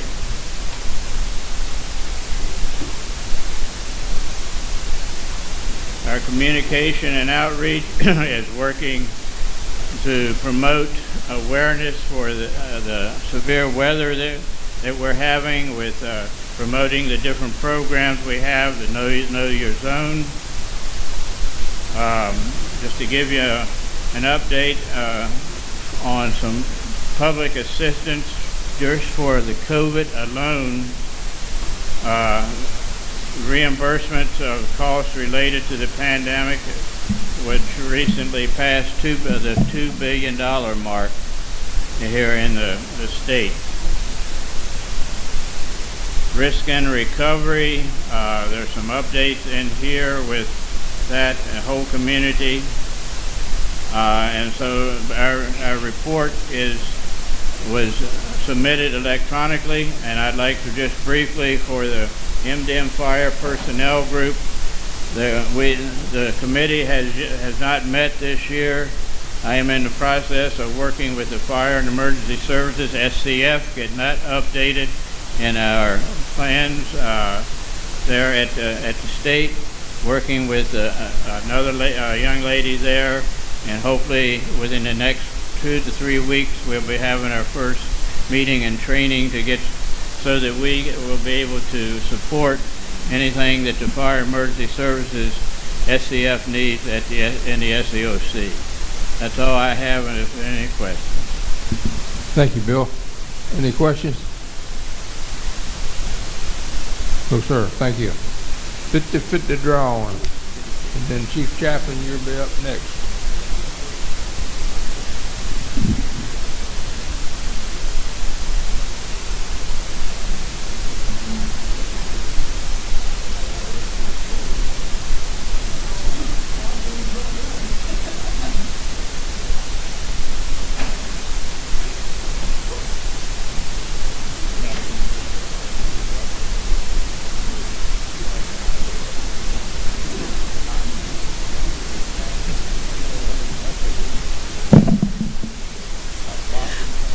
I want to thank everyone for their donation. The winner gets $130. $230, I'm sorry. I gotta get some more money. Anyway, it's $230, I'm sorry. The winning ticket is 764115. 764115. He just bought the ticket.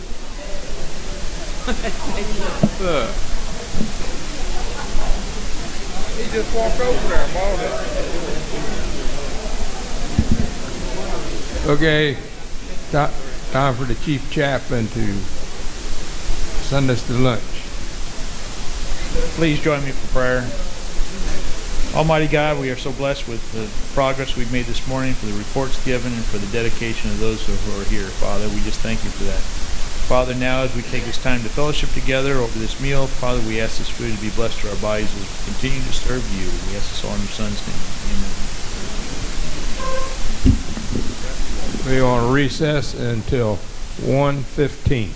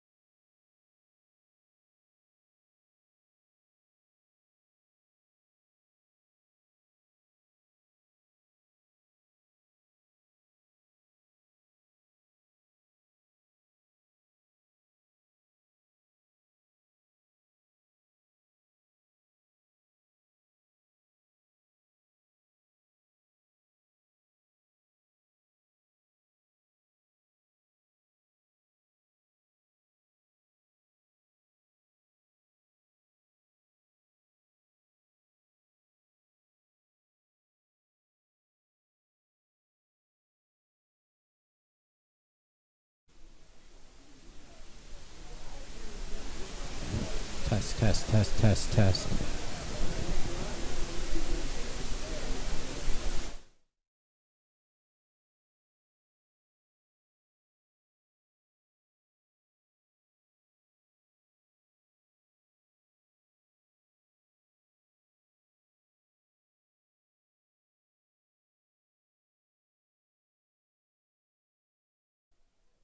Testing 1, 2.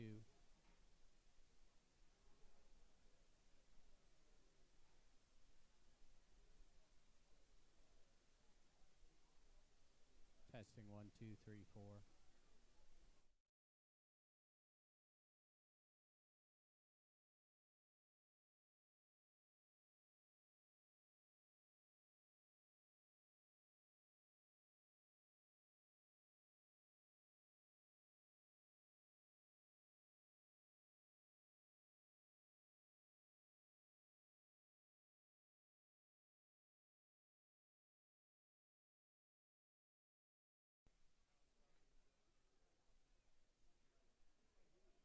Testing 1, 2, 3, 4.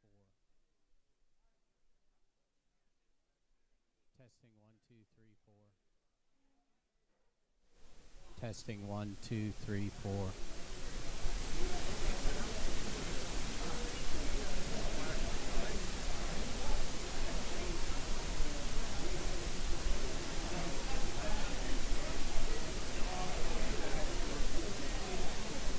Testing 1, 2, 3,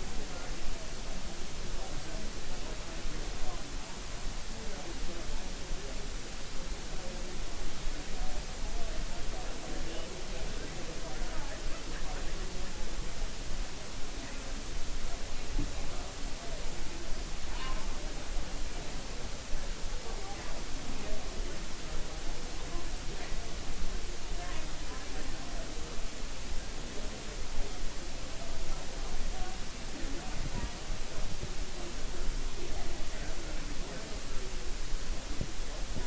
Testing 1, 2, 3, 4.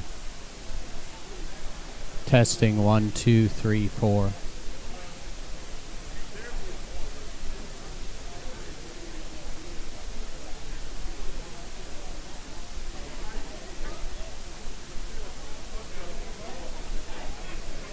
1, 2, 3, 4. Testing 1, 2, 3, 4.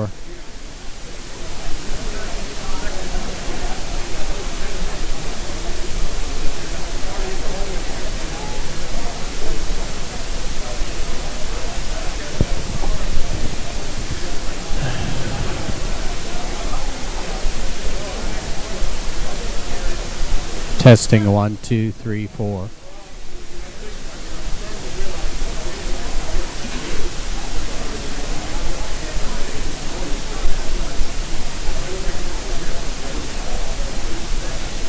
Testing 1, 2, 3, 4, 5, 6, 7, 8. 1, 2, 3, 4.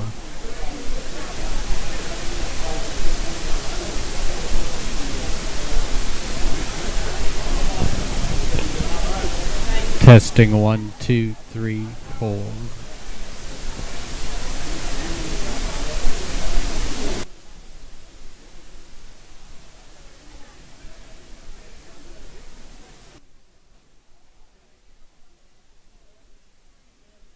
Testing 1, 2, 3, 4. 1, 2, 3, 4. 1, 2, 3, 4.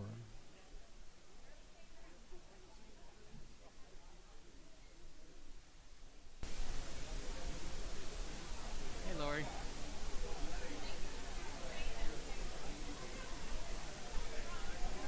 Testing 1, 2, 3, 4. 1, 2, 3, 4, 5, 6, 7, 8.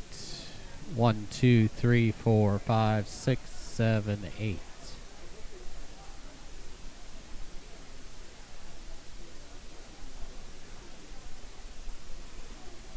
One, two, three, 4, 5, 6, 7, 8.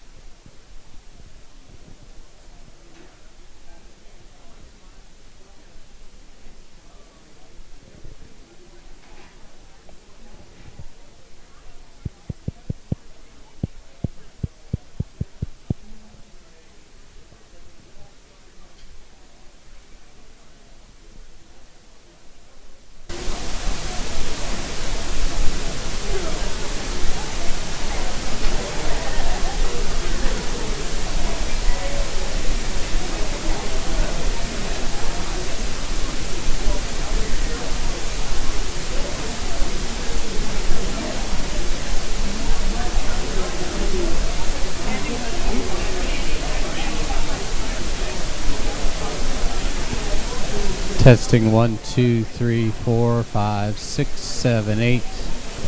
1, 2, 3, 4, 5, 6, 7, 8.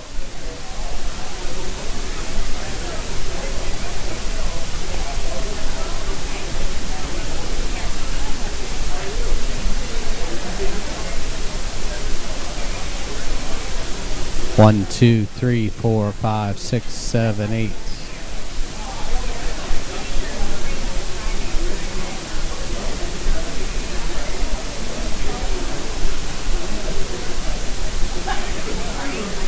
One, two, three, four, five, six, seven, 8.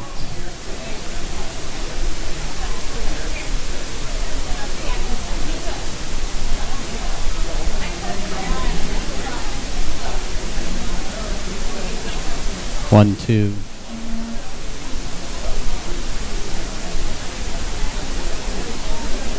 One, two, three, four, five, six, seven, 8. 1, 2, 3, 4, 5, 6, 7, 8. 1, 2, 3, 4, 5, 6, 7, 8. 1, 2, 3, 4, 5, 6, 7, 8.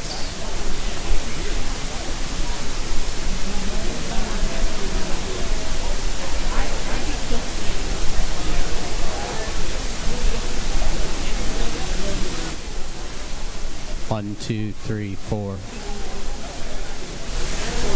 1, 2, 3, 4, 5, 6. 1, 2, 3, 4, 5, 6, 7, 8.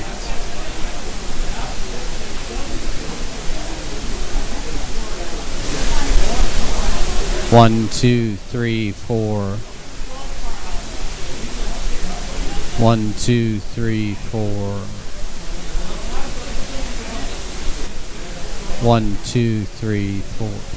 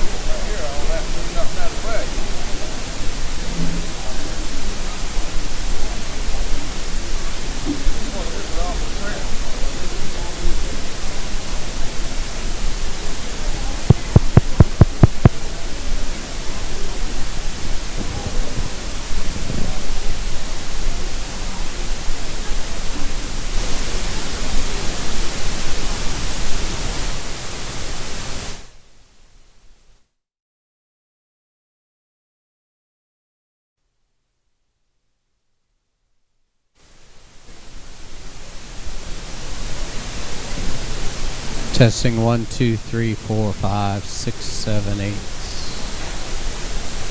1, 2, 3, 4, 5, 6, 7, 8.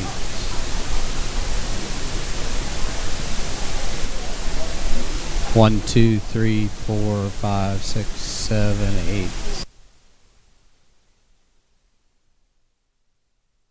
Testing 1, 2.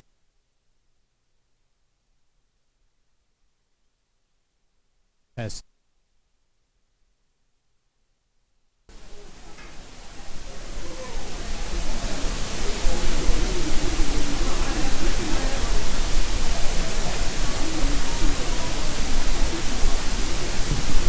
Testing 1, 2. 1, 2, 3, 4.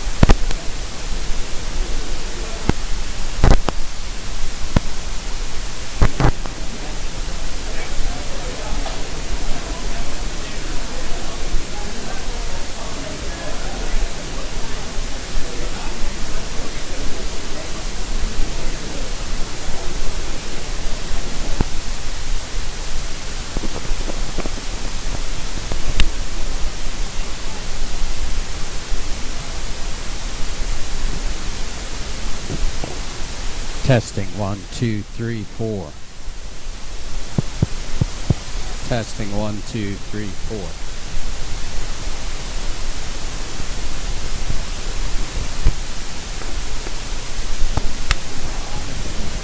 Testing 1, 2, 3, 4.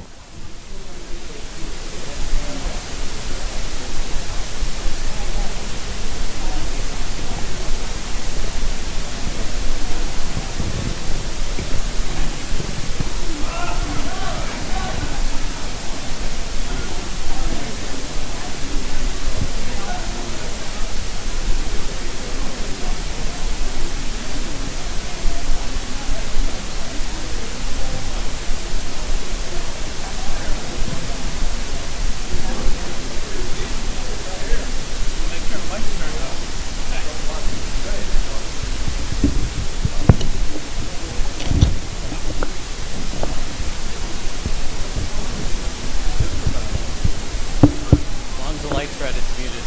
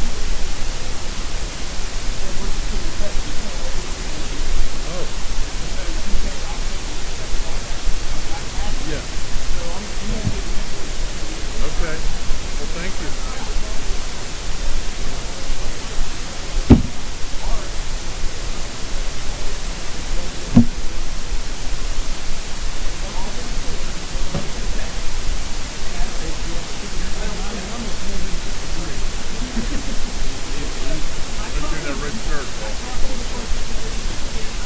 He was just sitting there.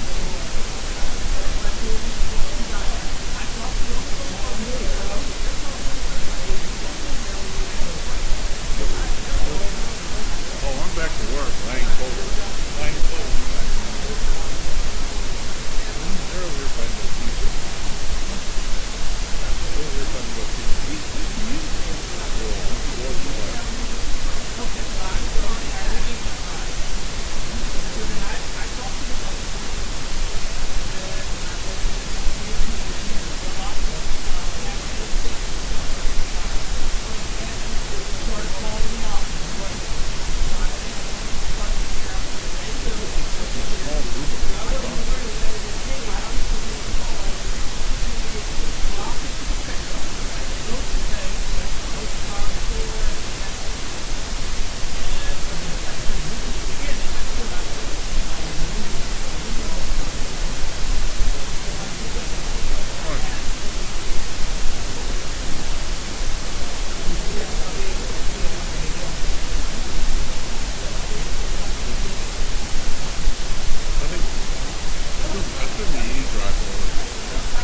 They're afraid it's going to start a trend with everybody. Well, he got it. Why can't we get it?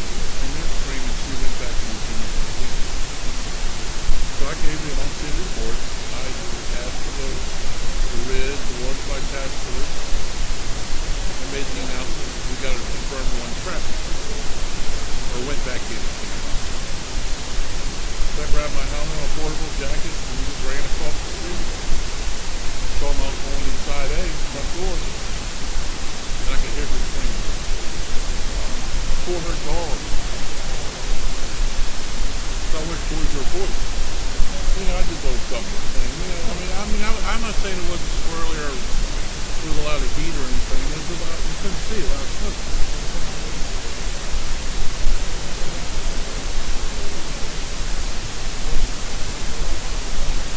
Yeah. Well, look, your experience kicks in.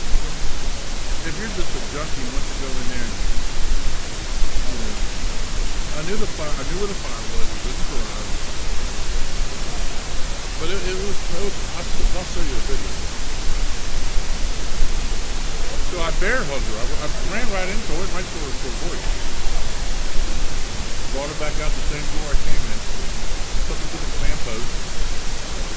At the end of the day, she was all twisted. There was a blue collar.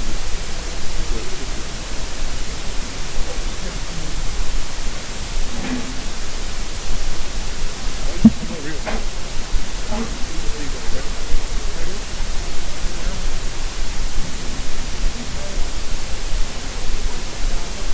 So, the chamber selected me. The fire chief wrote me up. I said, and they were still non-meetings to the COVID. They would have a big event. They didn't do nothing. I said, well, maybe we should go away. So now the new fire chief is walking around town. And they want to do the PR stuff. So he came to something new. But I was hoping it would go away. But, I mean, I feel good for my kids who have something. Yeah.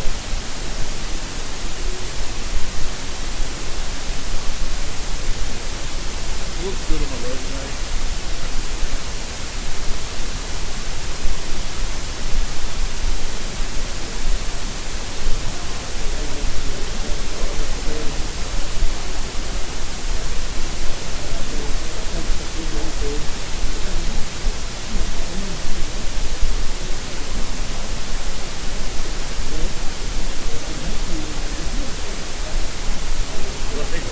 You're there?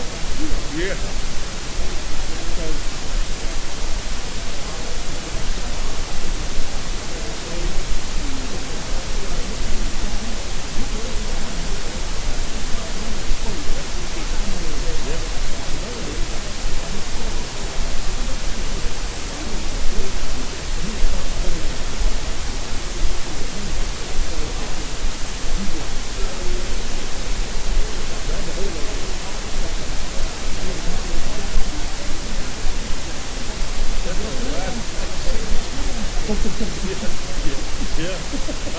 Yeah, that's kind of not on your priority list. Getting out is your priority list.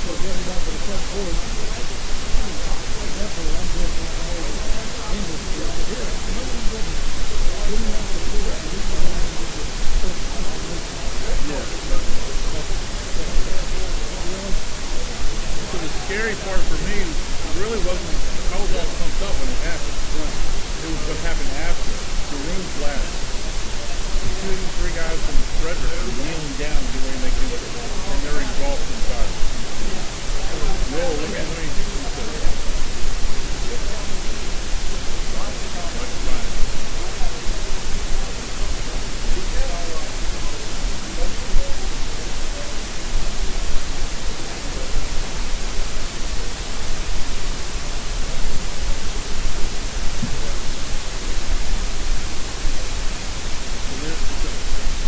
This is the door that I just pulled her out of.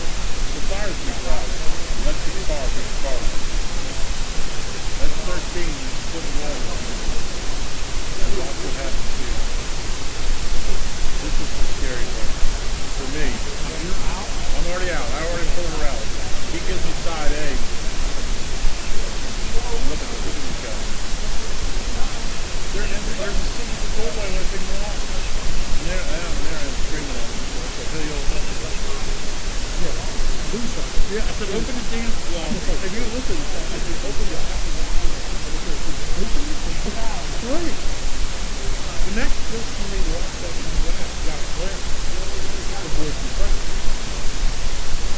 Oh, that video went to the street. They went to the street.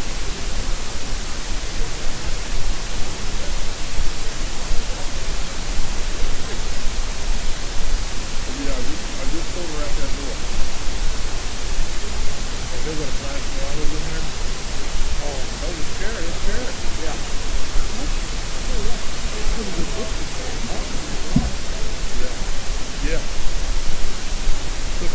I've watched that video multiple times and said, somebody opened the back door. Well, if they opened the back door, would it come out the front door, or it came back to them with a question? I don't know. I'm not one of them fire flow. I can watch it on video and understand it, but when you're at the scene of a fire, that was a ranch. The bedroom, the dog was in the backyard. I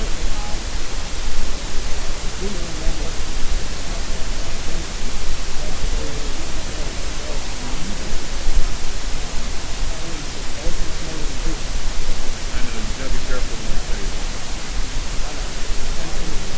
Well, I knew the guy. Oh, sorry. He was a prophet.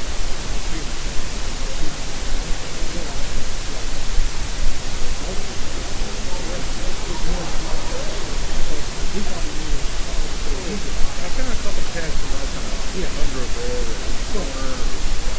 Well, and we did. We're out there, we're coming up, on foot. Yeah. We did. Is that the dog that you see? No, the front. Well, then it's not be running.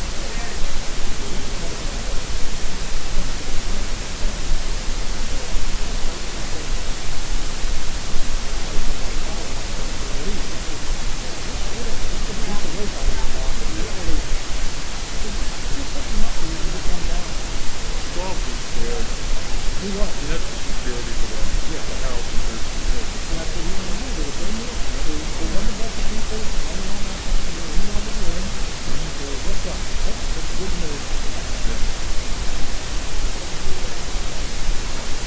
I mean, that seems probably okay. But he wants to know how many times he was. I had a canine officer who had her dog or something. But I'll never forget going in the house and she had the burn so it can stab. And then did the investigation and took the house. She had put bag dog food on the stove. And then somehow the dog then hit it. From the stove. And then it's protected now. So you can't turn it out. But that cat was been on. Before the kids were in. Yeah, they said the dog was jumped, one of the dogs was jumped up on her. It hit the back of the stove. Next to there was a pile of dog food. The paper saw burned off sprinklers went off.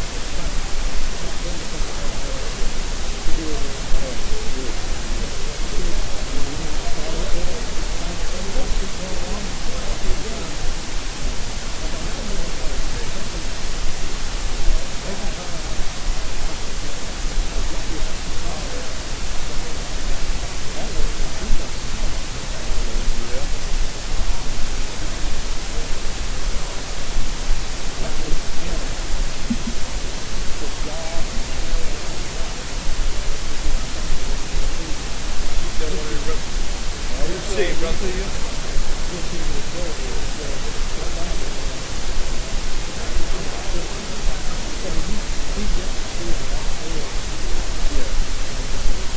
my kids, I see what they're doing with my grandchildren, and I'm thinking they're doing more than I ever did. And I support it, and that's what they're doing. Talk to them all the time. Yeah, I know it's just different age, different group. We just don't see it when we're really young. We don't see it when we're a little wiser, maybe.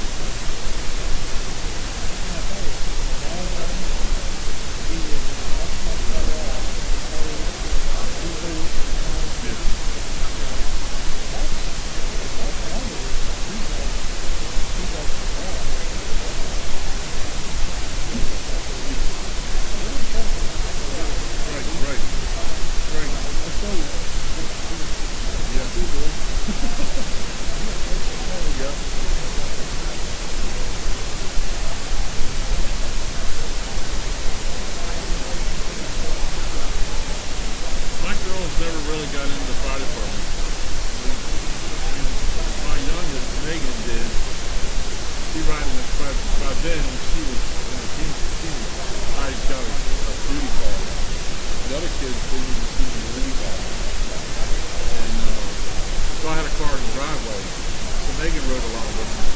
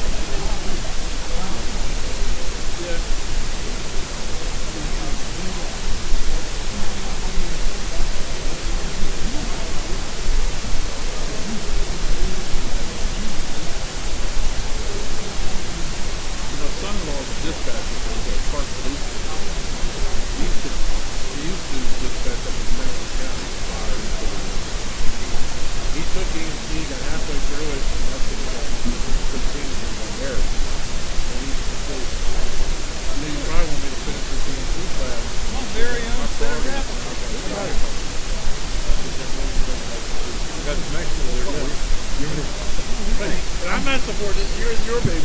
But anyway, I said, you're making right. The fire department ain't going anywhere.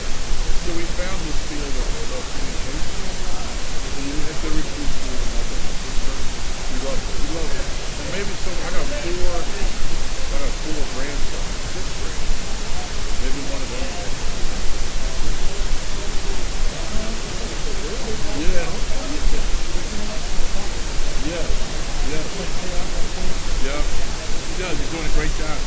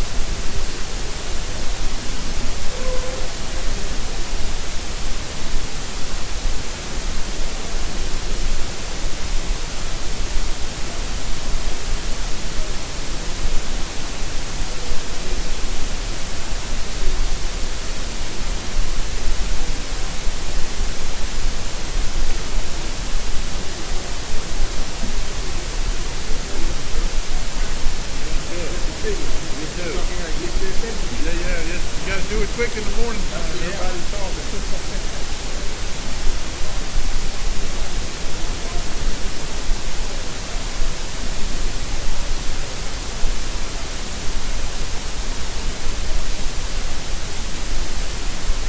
The BCAS must have some money to give away. There's a couple different departments here I see walking around. Yeah, we'll sit up front. But that's good. I mean, it's a good program. A little low with 1% interest or something.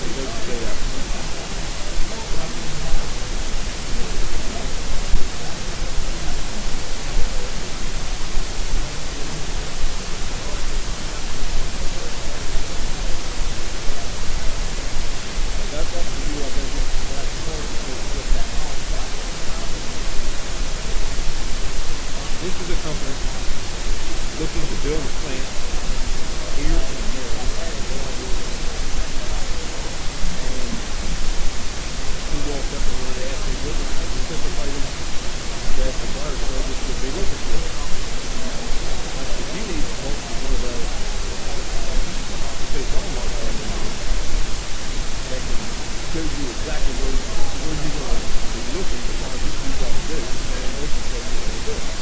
Anyhow, give him your number and your phone number. I've got his phone. I'll have his phone. It's not with me now. It's actually not with me. Hey, down to no code, and that would have been on the flyer. Yesterday morning.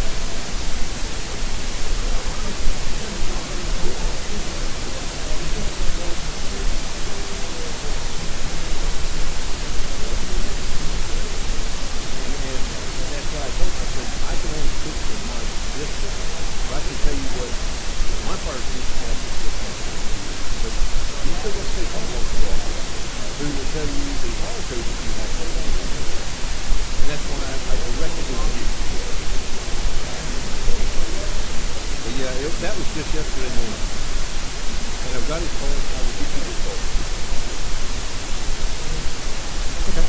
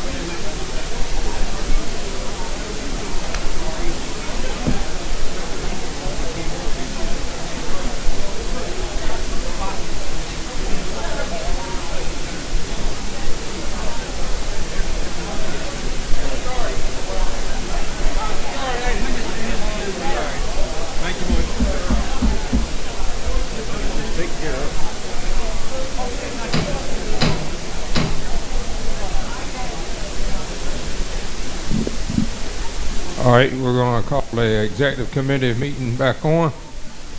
We're going to continue with our partner report. Department of Forestry is up at this time. There's a representative here.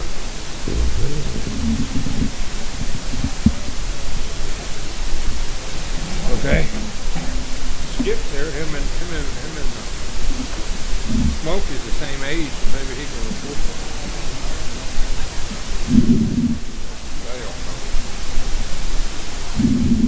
Okay, Maryland Fire Chief President Chief Phillips. Okay. On deck will be the Maryland Fire Rescue Memorial Foundation.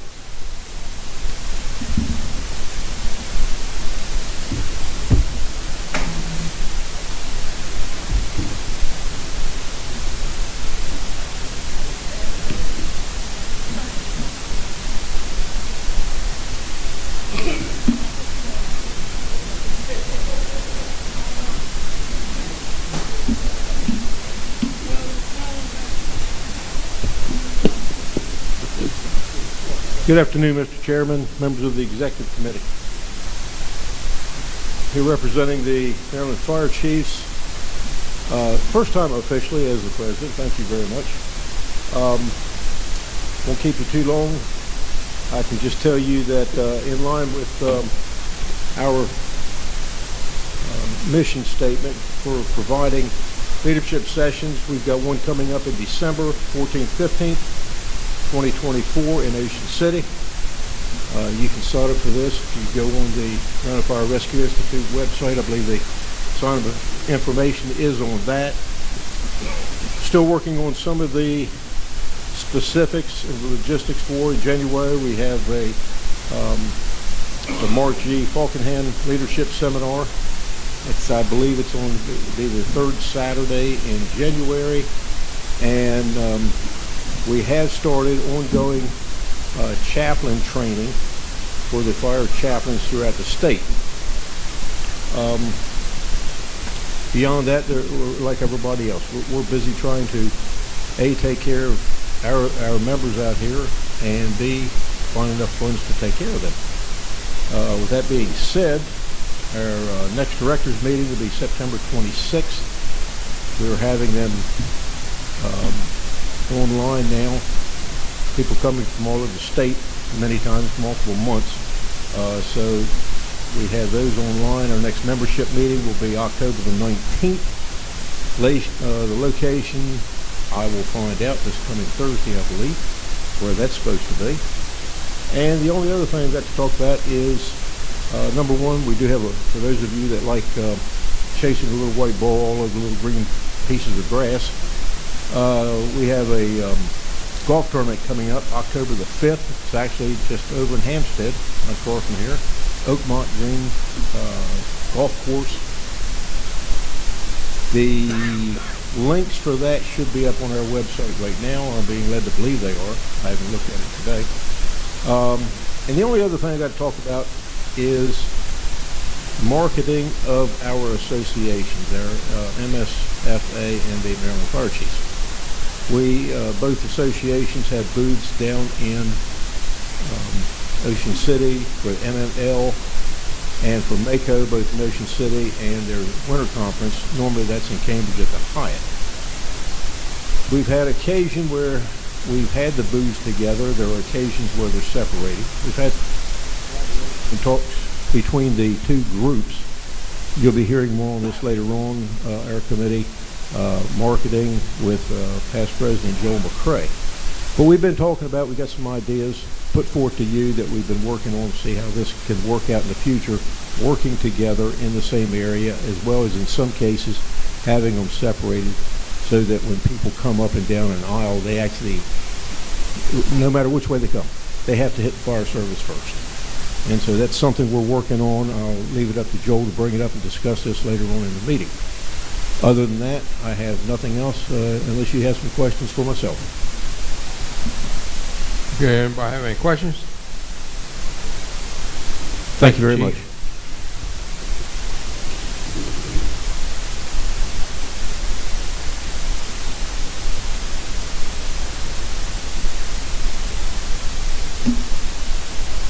Chief.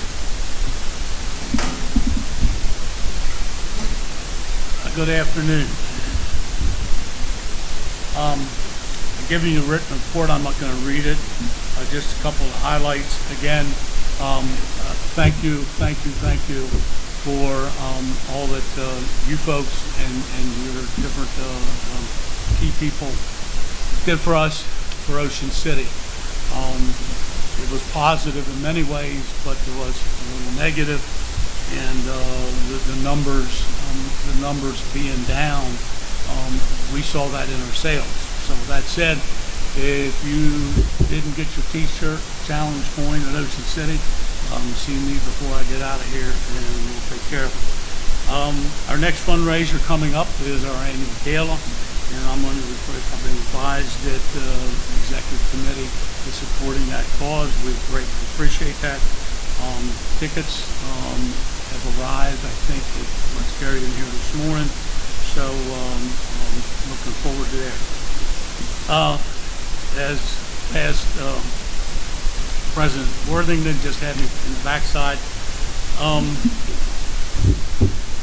The memorial, as I tried to explain to Don Mooney many years ago, when Don tried to get me involved with this project, every day brings a different issue down there, and the issue is money.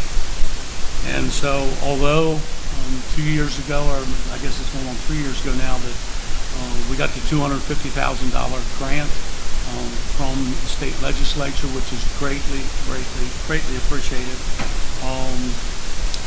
We've been working on it. One of my issues, I know you all don't have any control over, but is DGS and how they drag their feet in refunding our monies. The fountain has basically been down all summer.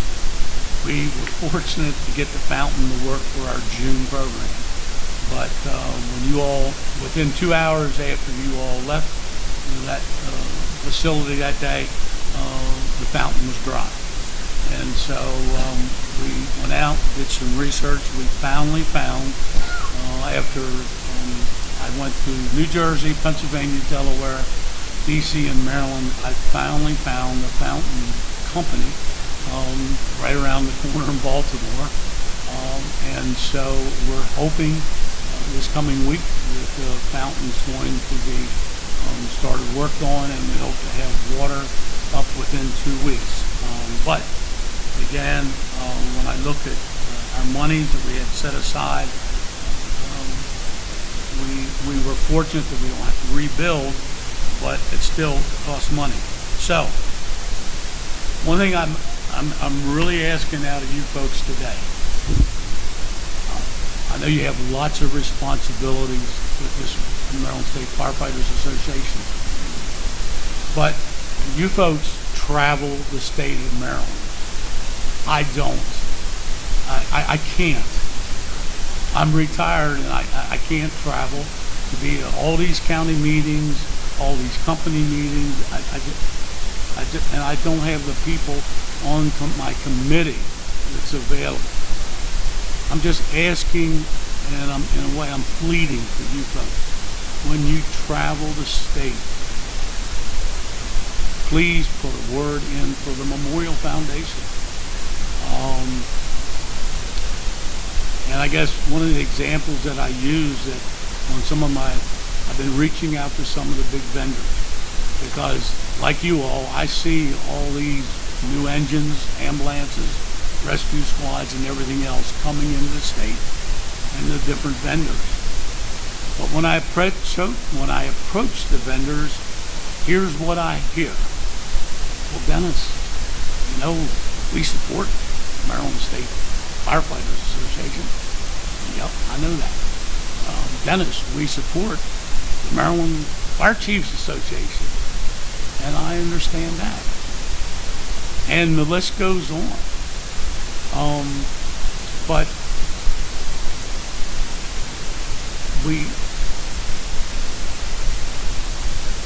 I don't think, like one person came to me recently and said, well, let's go with another proposal to Annapolis this legislative session. I don't think anybody wants to be going to Annapolis this year and asking for anything from what my sources are telling me. Because I think the answer is going to be, Dennis, we got to make cuts. So, again, I'm a phone call away. If you need me to come to your county, I will do my best.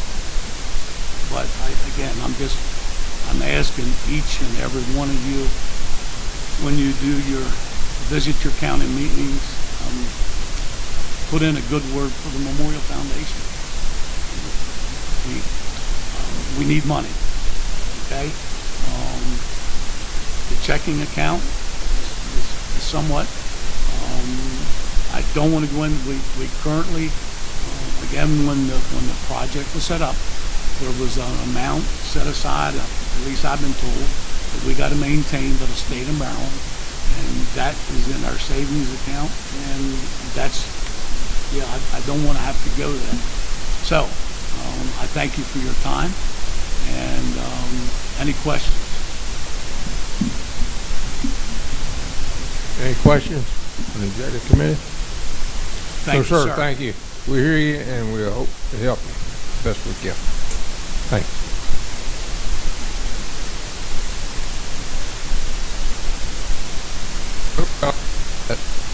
Wait, run off chart. Thanks. Thank you, Mr. Chairman. Good afternoon, committee members. Just wanted to give a quick update on the Office of Transportation, Mobility, and Operations, which is formerly CHART, but we would still like to go by CHART. A couple public education events that are going on that are upcoming are really important to not only you all, but also to our operators that are out there each and every day.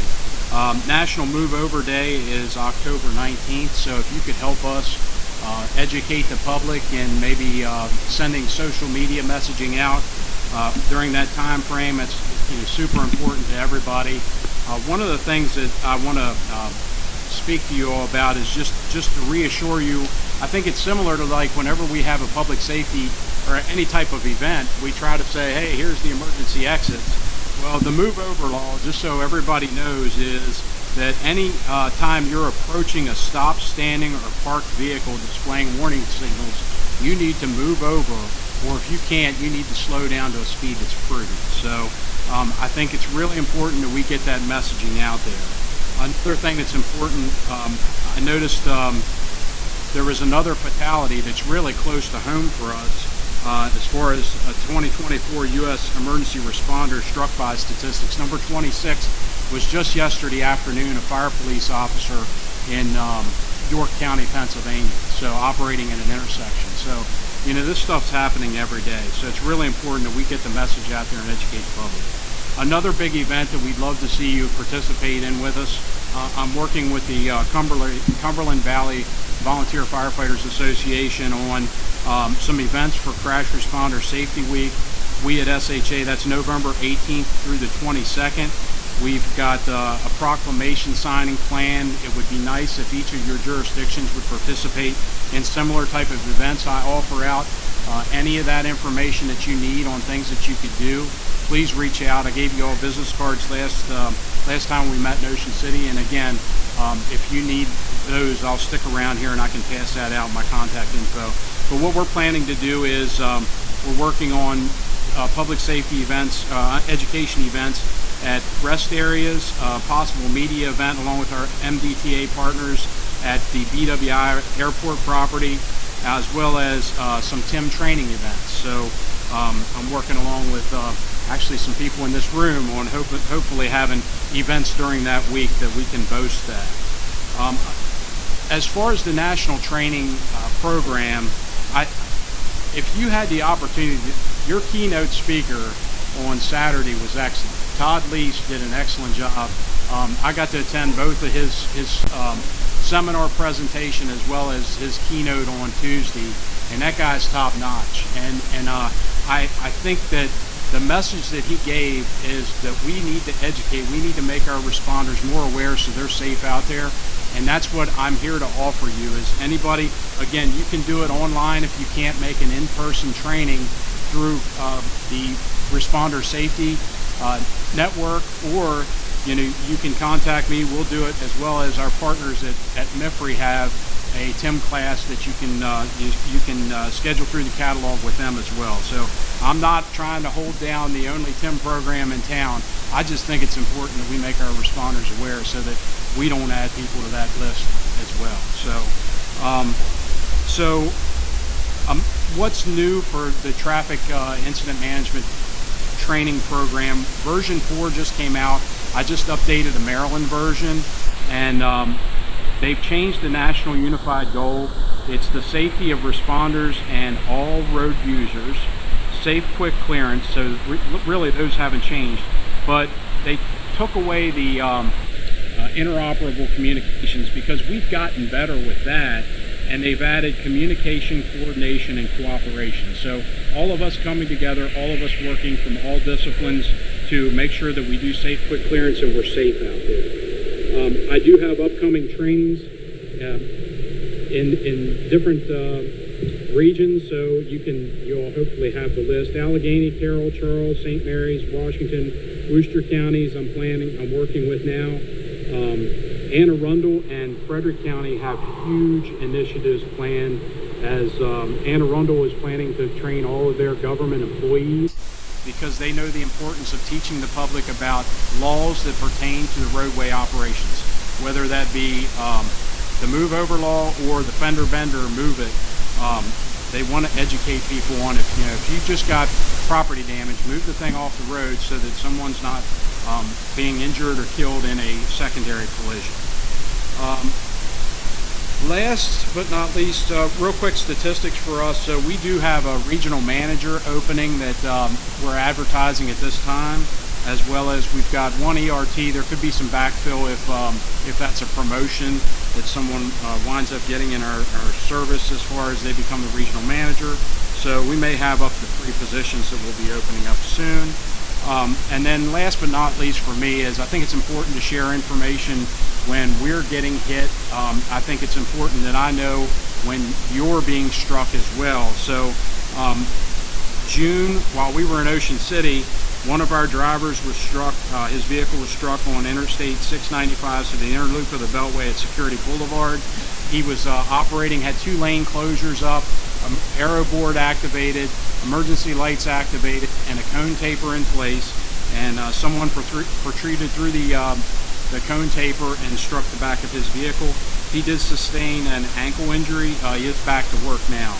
Another occurrence was July 22nd on Maryland 295 in Baltimore City. I'm told that is one of our worst routes in the middle of the night. Apparently there's some type of running that goes back and forth. A lot of intoxicated motorists that leave DC and then need to come home to Baltimore. But 295 southbound at Mazel Street, we had two lanes closed. Our operator was working in the center lane. He had aero boards deployed. He was out getting information at the time. There was a secondary collision that occurred as part of the merge to go to the one lane that was passing by. And one of those vehicles then overturned, and then another one struck the back of his truck. Fortunately, no injuries. But that does lead into one of the issues that we're faced with at Chart is, and I'm sure you all face the same, is we're starting to have a shortage of vehicles. And because just like you, it's taken 2 years, 3 years to get our vehicles replaced, and plus there's not a lot of funds out there. So again, I think it's important that we share information. Again, I want to boast my relationship that I have with the group from Cumberland Valley, because there's great stuff that they have. When we have struck-bys, whether there's a near miss, an injury, or a fatality, we need to share that stuff out so everybody knows nationwide, so that there's data collection. So again, they're great partners for us, and I share my stuff with them, and I continue to work with them. So please, I ask you if you would join in these public safety education events, and let's try to teach the motoring public, that it's important for them to move over and slow down out there, and that they're not, injuring our workers. And that's it. Oh, last but not least, if you would like a training, please do not hesitate to reach out and give me a call. I must apologize to the chair because I was worried I was going to be the kid who didn't do his homework. When I walked in, I'm like, oh no, Roger's up at the front of the table. He sent me an email on Monday, and I told him I'd get back to him on Wednesday, and he's still waiting. So I'm not that bad usually. I promise I'll get back to you. Yeah, past President Conlon said Wednesday, but you didn't say which Wednesday, so we got it straight. Thank you. It's great training, and we all should take it. Thank you. Anybody got any questions? Okay. Who got next? If I could, Mr. Chairman, I'd like to give you the Cumberland Valley report since it closely follows that. It's not on the agenda, but I did some... Huh? Where's the sergeant at arms? Kick me out. What the hell? Yeah. Go ahead, sir. Come on. But it does closely follow what Kevin says, because again, MSFA and MDOT and Cumberland Valley have been long partners in responder safety on the highways. I did submit an electronic report. The big thing that we do through the Cumberland Valley Association is with our Emergency Responder Safety Institute, and we're pretty proud of what we've done. If you look at the historical loss of responders, even one is too many. But I could tell you that Fire EMS, we've greatly reduced those numbers. And I think that a lot of that is the outreach that Cumberland Valley has done and our state DOTs across the country and working with Federal Highway. My report says that there were 25 so far this year. As you just heard, number 26 just happened. Fortunately or unfortunately, whatever you might say, only 2 of those were fire or EMS responders, but that's too many. Big problem that we have is with our law enforcement and our tow operators, and we actually through our association are working closely with, especially the tow operators. Law enforcement don't always listen. They have their way, they have their guns. But we actually, I do serve as a member of the Federal Highways Executive Leadership Group, and we meet on a regular basis to work towards the national goal of 0 deaths on the nation's highways, and it does work pretty well. You've already heard that Cumberland Valley recently completed our 123rd annual convention, hosted by the fire company Halfway in Maryland here, end of July, early August. I want to thank the MSFA leadership for coming up for what we call our President's Council, which I feel is an important part of one of the foundation principles of the Cumberland Valley Association. It was founded on a principle of mutual aid amongst initially 4 states. Now it's expanded to 7, 8.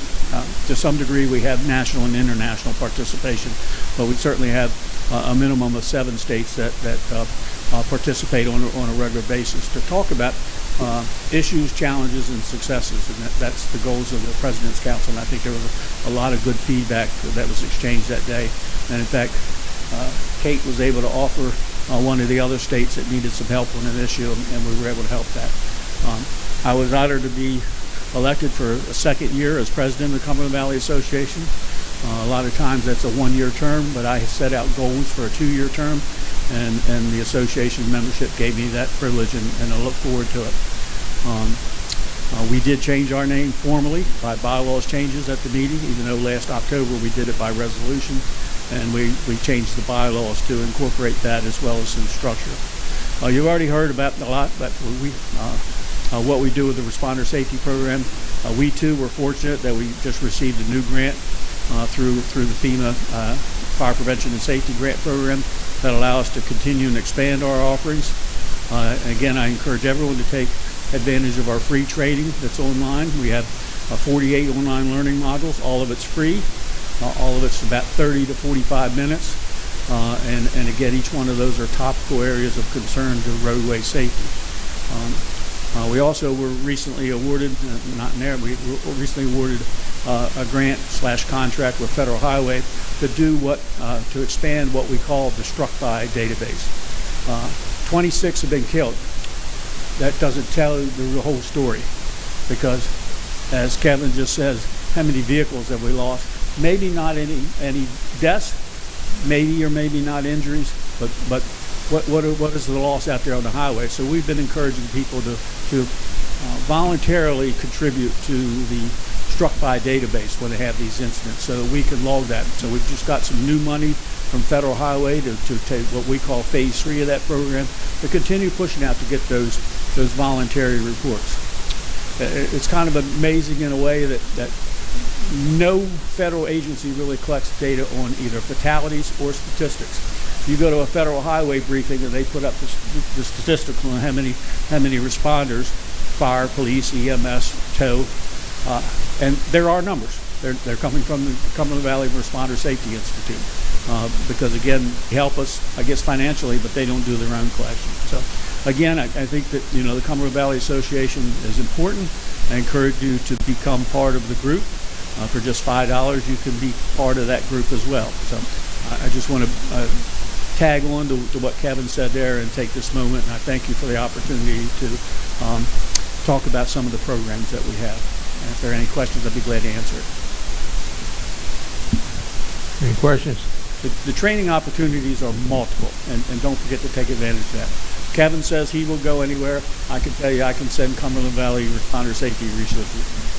MSFA actually has traffic incident management on the course schedule, so it actually can be scheduled through the regions as well. So I would encourage everybody there, because don't be a road cone, okay?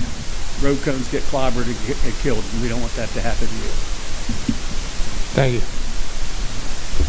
Training, I don't recall training up Tim Bell and Amy, please, for his report. And then finance teams on deck.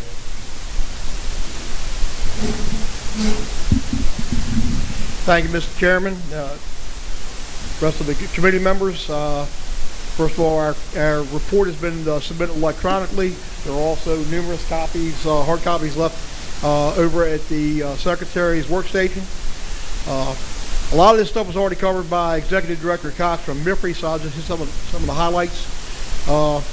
The training committee has opted to take a position on trying to increase our efficiency and effectiveness on the emergency scene by focusing on operational training. We see, having numerous conversations with fire service personnel all across the state, we've determined that there's a need on trying to get our emergency responders to pay better attention to what they're doing on the fire ground and to operate in a more efficient manner on the emergency scene. So, having said that, first of all, I want to thank Director Cox for helping get our first initiatives on the registration page, and I want to thank the MSFA leadership for giving us some guidance and, more importantly, some funding so we can put on our first training initiative, which you heard him speak earlier about reading smoke. For those that have been on the fire ground, you know that that is one of the first evaluations you perform as you arrive on the scene during the size-up process, and it gives you a whole lot more information. I always say the building will tell you a story. So we're going to build on that, using that as our groundbreaking training to get the initiatives off the ground. So we have 2 weekends in September and October. 28th September will be at the Cordova Volunteer Firemen's Association on the Eastern Shore.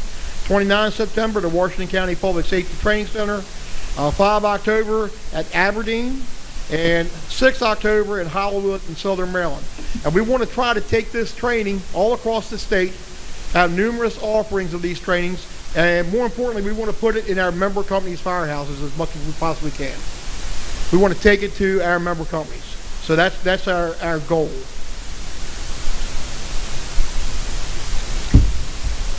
So, having evaluated those needs, conversations with numerous people across the state, future programs that we're going to offer: building construction, pumps, and aerial operations short courses. Back to basics, where we got a lot of young members that want to get their hands dirty. They want to spend a weekend pulling hose lines, throwing ground ladders, and things like that. So we're going to offer that at all the MSFA training sites across the state, because we have the resources in order to be able to do that and be able to reach as many people as we possibly can. Rescue training short courses, vehicle extrication, rope rescue. We're not going to forget our EMS providers. We're going to put on some BLS and ALS interface classes, mass casualties, and things along those lines. So that's just a brief snapshot of what we're planning on trying to do this year with the training committee to try to make sure we can have our people do the best job they possibly can for our communities on the street. I'd be more than happy to entertain any questions you might have. Thank you, sir. Thank you very Have much. a I great day. appreciate the opportunity. Appreciate the report. Thank you very much, Mr. Chairman. Okay, finance team, Chief Sarnicki, and before we start with him, I have to make an announcement as the chairman of the executive committee that we will have a closed executive committee meeting today following this session with the 3 presidents and the secretary's office, because thank you, we're going to meet in that room in the back. Thank you.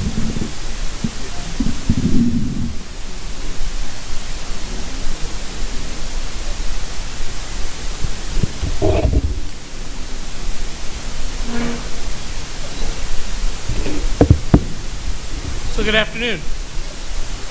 Everybody's here? Thank you. Okay, cover a few things. The financial reports were submitted electronically. Should have got them via email. So any questions on any of those numbers? Awesome.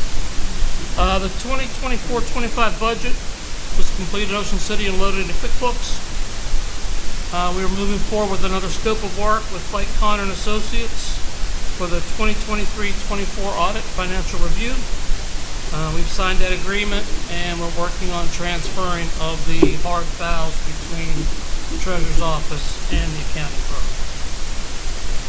We did a little bit of alignment with the income and expense categories based on our own internal review, looking at some of the account codes, and most of all, it's just an annual review of our classes and where our expenses are. Happy to report that all the checking accounts have been reconciled as of the end of July 2024, along with the MLGIP accounts, which are our savings accounts. We just received our 5th reimbursement from U.S. Treasury for the SAFER grant in the amount of $292,443.16. We had a meeting this week with the SAFER team. We are working to reconcile the accounts. We have about $1 million left and about 15 months left in the grant cycle without an extension. So we're looking at the expenditures, how to ensure we use that funding within the guidelines of the grant. We're probably going to do some budget modifications, move some of the dollars around. The way that SAFER is, we can't do a new project, but we can move the money around the buckets that are already approved by the SAFER committee. So we may put some more money either into training or transportation, whatever we have to do. We're probably looking at that in the next couple of weeks. We've been working on the legal issues relative to the name change. I know the attorney reported on the civil rights piece. That's part of that. We met with PNC Bank, which is where our checking account and credit cards are. We have to do name changes for all of that. So a copy of the minutes from the Ocean City Executive Committee meeting and a letter requesting the name change is being put together. That'll be sent off to PNC Bank. MLGIP, which is the Maryland Local Government Investment Fund, which is managed by PNC, but it's a different branch, so they have their own set of requirements for a name change. So we'll be working with the attorney on those elements as well. We probably have a couple of weeks of paperwork just to get the financial side squared away. And I did mention the civil rights evaluation tool. Thank you for approving those. That's a requirement from FEMA. The attorney's right. It's been out there for a while, but FEMA's finally catching up with all the grant recipients, and it's something they need to do. So those are my pieces. Mitch? Okay, short report. Everything I've gotten has been deposited so far, and I will begin the invoices in the month of November, have them ready, loaded in QuickBooks, printed in the envelopes, ready to be mailed on January the 2nd.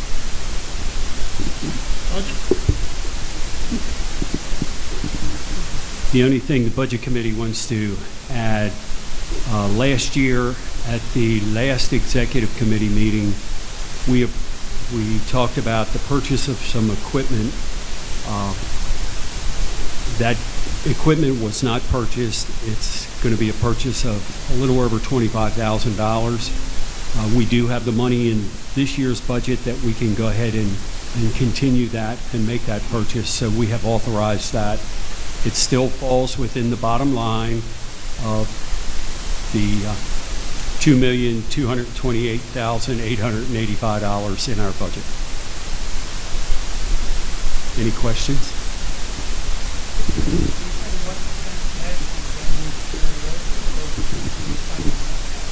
No, it was not spent, and that budget's been closed out. So we're just taking it out of money we have this year. Questions for any of us?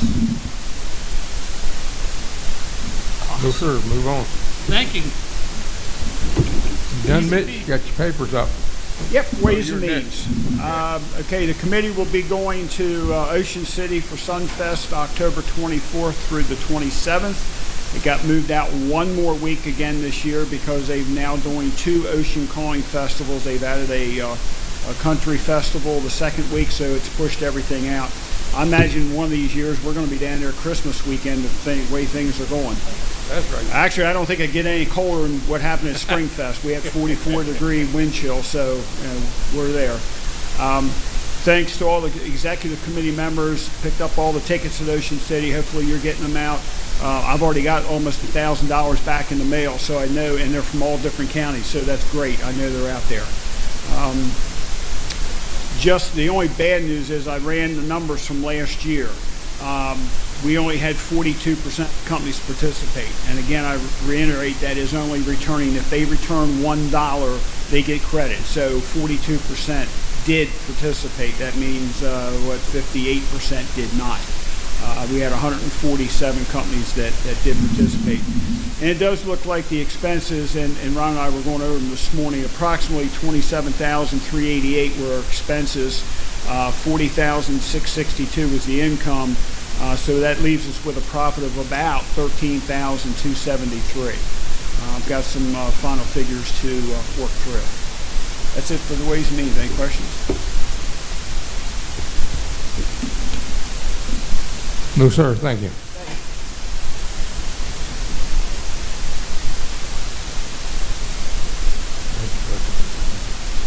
BCAF committee, sorry, didn't give you a notice. You're on deck and up.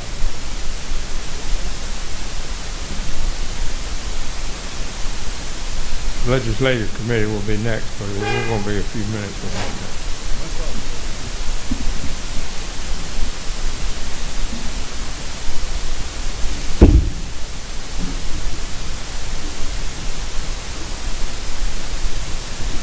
Good afternoon, gentlemen. VCAF met in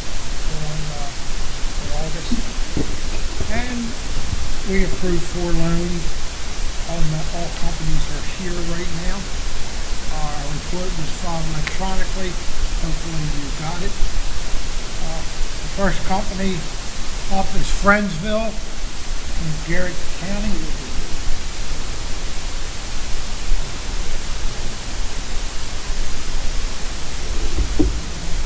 Give you a name and position for the record, please. I'm Craig Humble with Friendsville Volunteer Fire and Rescue, treasurer. I've been a member for about 33 years.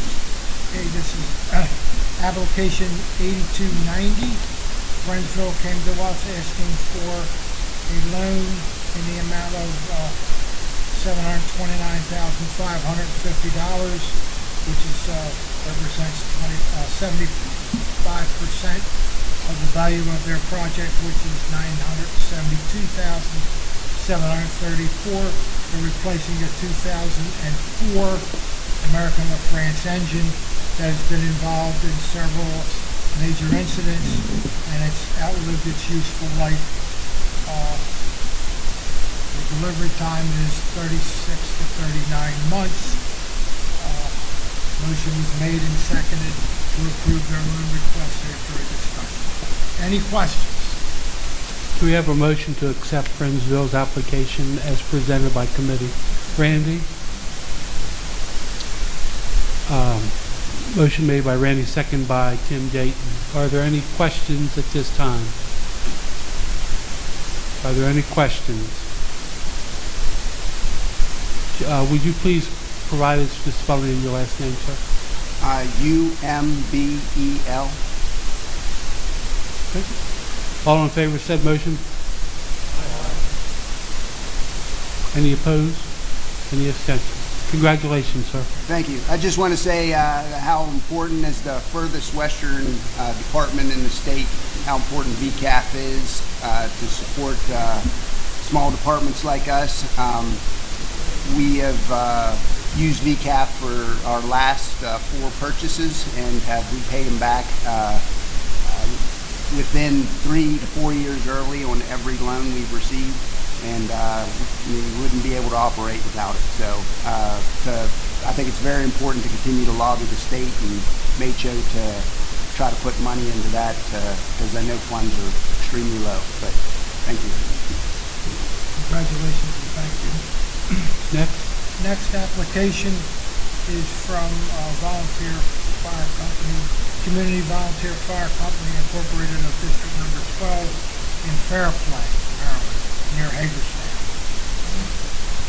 If you would please state your name and your office. My name's Tracy McCleary. I served as treasurer, but now currently serve as financial planner for the fire company.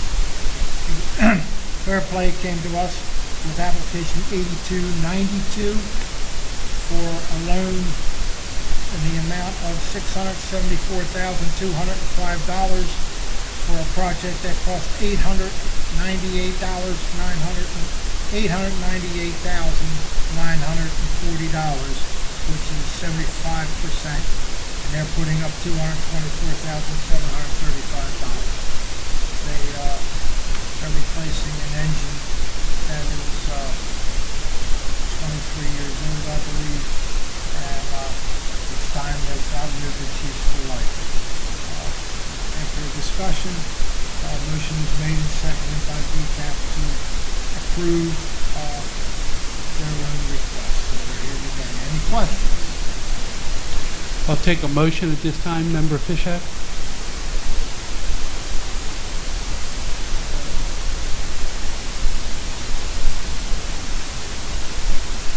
Any discussion or questions? Call for the yeas and nays. All in favor? All opposed? Congratulations. Thank you. Thank you for the opportunity. We appreciate it. Thank you. The next application is application 8293 from the Volunteer Fire Company number 1 of Chesapeake City.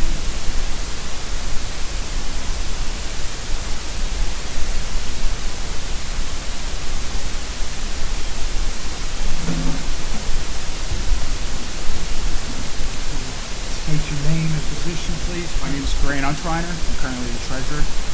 Could you please spell your last name for us? UNTERREINER.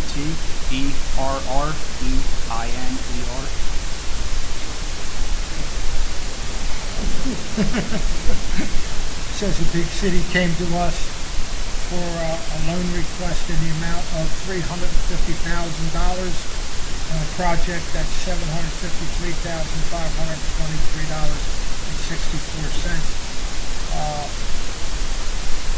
They are putting up $403,523.64, asking to borrow 46% of the value of the project, and this is for 1 year.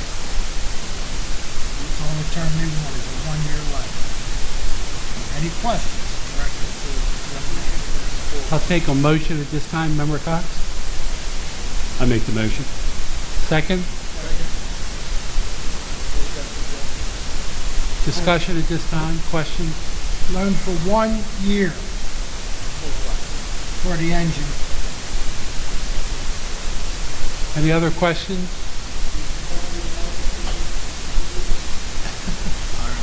Try after. I give them on the way home. I'll call for the yeas and nays. All in favor, say aye. Aye. All opposed? Congratulations. Thank you. Thank you for coming. Appreciate it. The last one is from Revere Beach in Anne Arundel County, application 8291.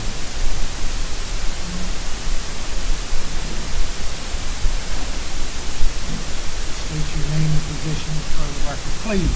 Good afternoon. My name is David Johnson. I'm a member of the Fairview Volunteer Fire Company for 24 years, and I'm currently holding the position as president of the company.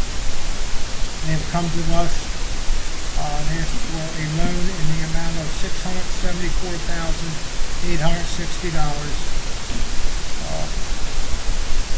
for an engine that's valued at $1,323,256. This is based on the stats for Anne Arundel County Fire Department. That's the price. They're asking for semi-annual payments, and that's 20 years. It's an E1 Typhoon 304 stainless steel pumper with a 1,000-gallon tank. Any questions? Ron? Mr. Chairman, before I make the motion, I would like to clarify that I have reviewed this application extensively, had several conversations with officers of Revere Beach Fire Department as well as other members of the committee. There was some confusion with the numbers that they originally presented. All that's been clarified to the committee's satisfaction and to my satisfaction, and based on that, I'd like to make the motion that this application be accepted. Okay, here a second. Second by. All right, any questions on the motion? All in favor, signify by saying aye. Aye. All opposed? Motion so carried. Thank you. Thank you, everybody. All right. A couple other things tonight or this afternoon. As you know, VCAP funding has dropped dramatically over the last few years. When we finished this application period, before I got a report from Scott Gordon last week, we were down to $1.9 million left to lend. Since then, I got an update from Scott that we now have $3,400,000 available, but it's still the value of apparatus today, as you saw. We just agreed to $2.6 million today for companies. That money, for the most part, will go in escrow.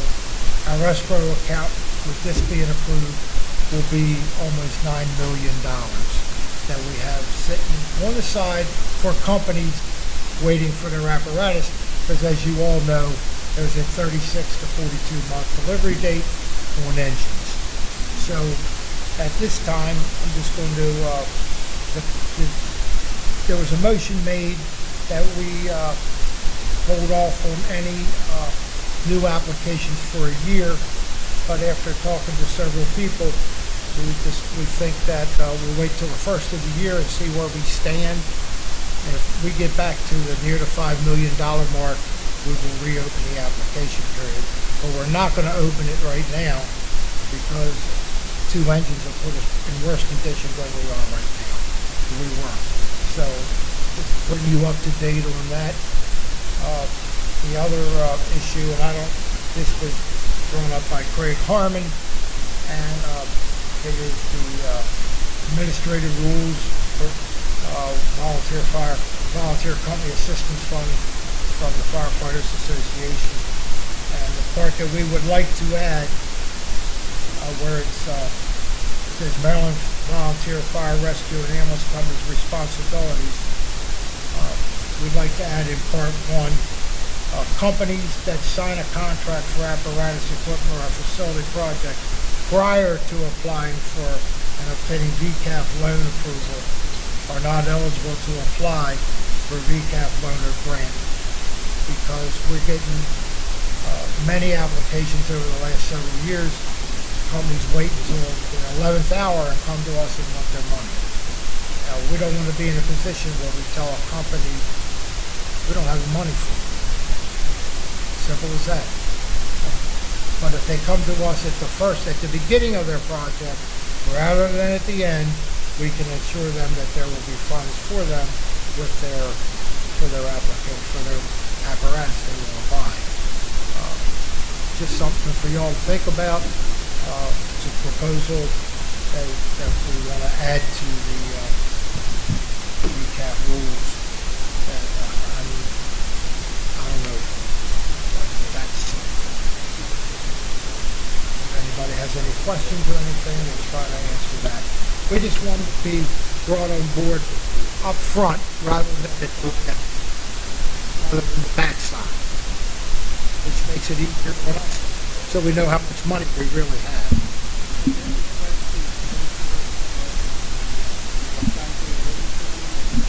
I can see that you all get a copy of it. I don't know if you all had it. It was sent to Kate. Yeah, Craig sent some out, but I don't know if it's got that latest wording in there or not. So if you would forward, my suggestion would be you forward a copy of everything Craig put together. Yep. To the executive committee, or to we'll do that.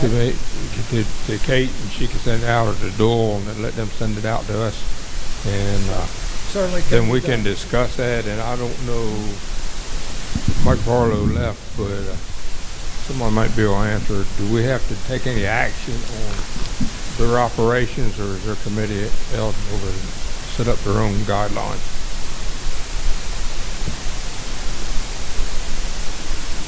Yeah. Okay, so we got to approve them. So if you could get it out to us.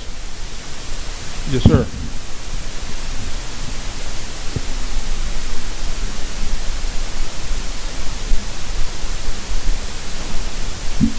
Yeah, well, I said you need to send it to the executive committee before we send it out. Yes, sir.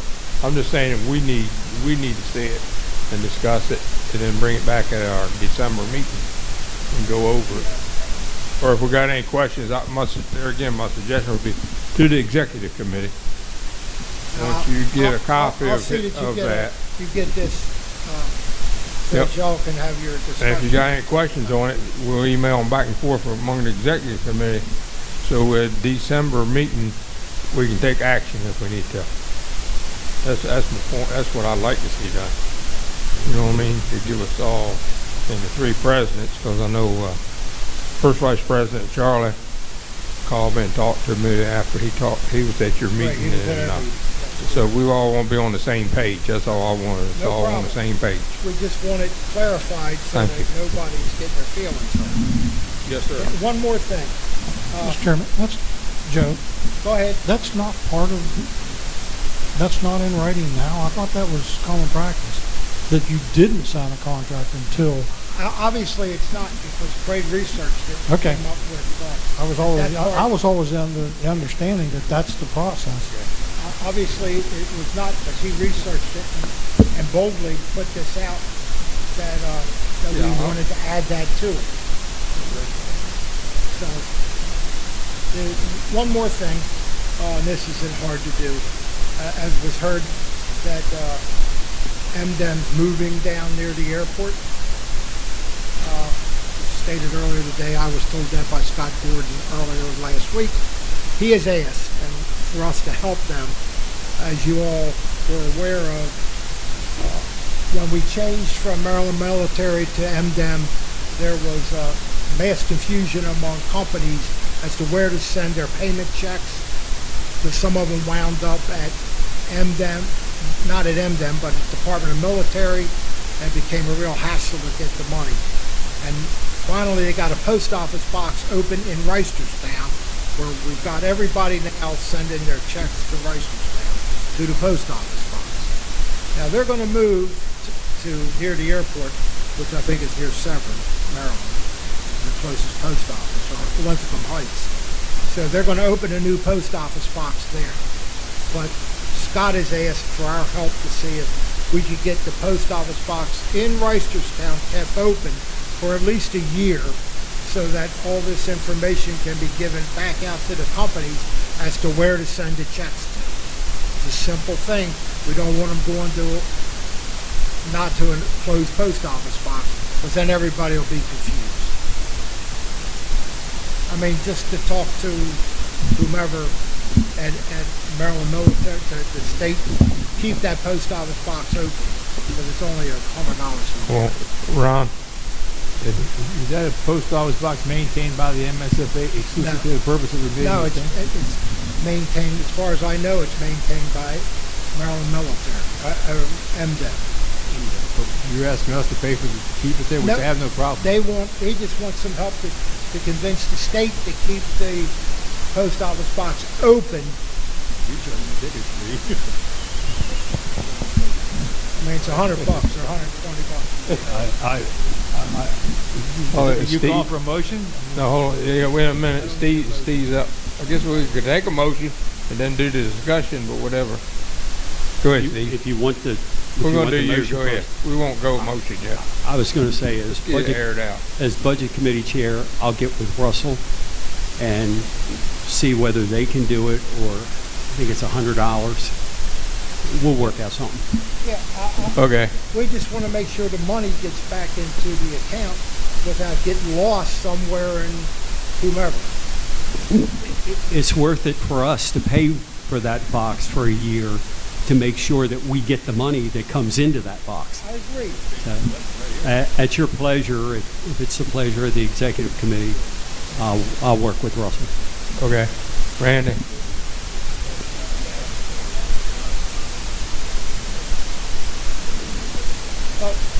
Steve says he's going to talk with Mr. Strickland. So otherwise, we could get a letter written and recommending that, but let him see if we can go that way before we put communication out. I don't think there'll be a problem with it. So. Makes it easier to get our money. All right. Okay. Past President Steve Cox will talk with Director Strickland and get it worked out. Thank you. Any other questions for VCAP? As I said, we won't open another go-round until the first of the year, until we get some funds built up. Any questions? And I want to thank everybody for their attention today. Just appreciate it. Thank you. Next up, I don't know if we still need this committee or not, but it's on here. Special committee on the name change.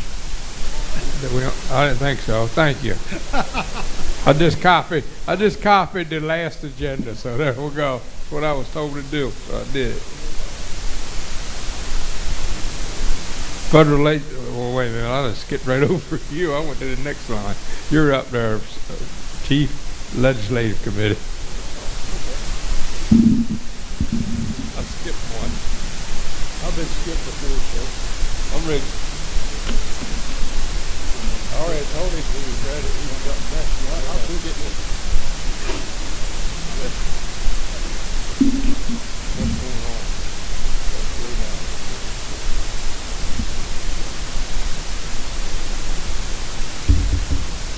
Look, he's got his back up there.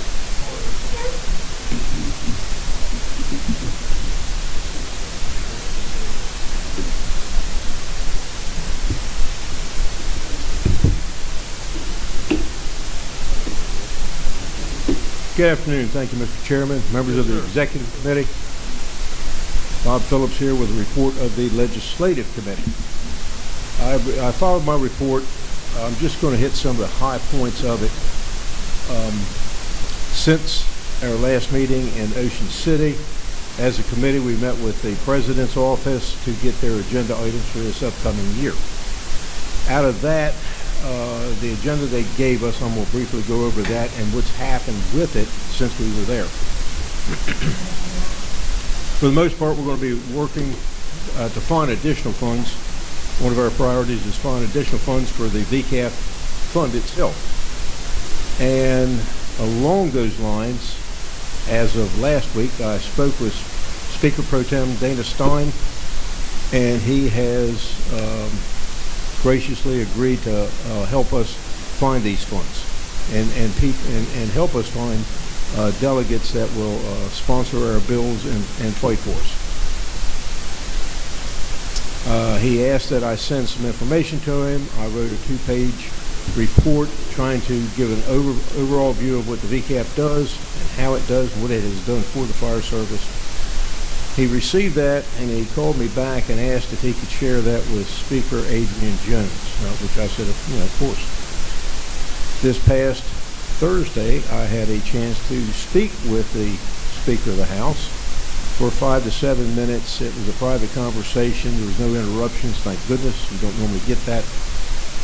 I gave her at that time a brief overview of the VCAP. And she seemed very interested when I pointed out to her that in asking for money for this particular fund, the one thing we do that most other places don't, we give it back. We lend the money out, the money comes back to the state again to get lent out again. It doesn't just go out and disappear. She was interested in that. Her comment to me was that we need to speak further in Annapolis, and she's agreed to meet with me sometime this fall. I'll be following up with her this coming week.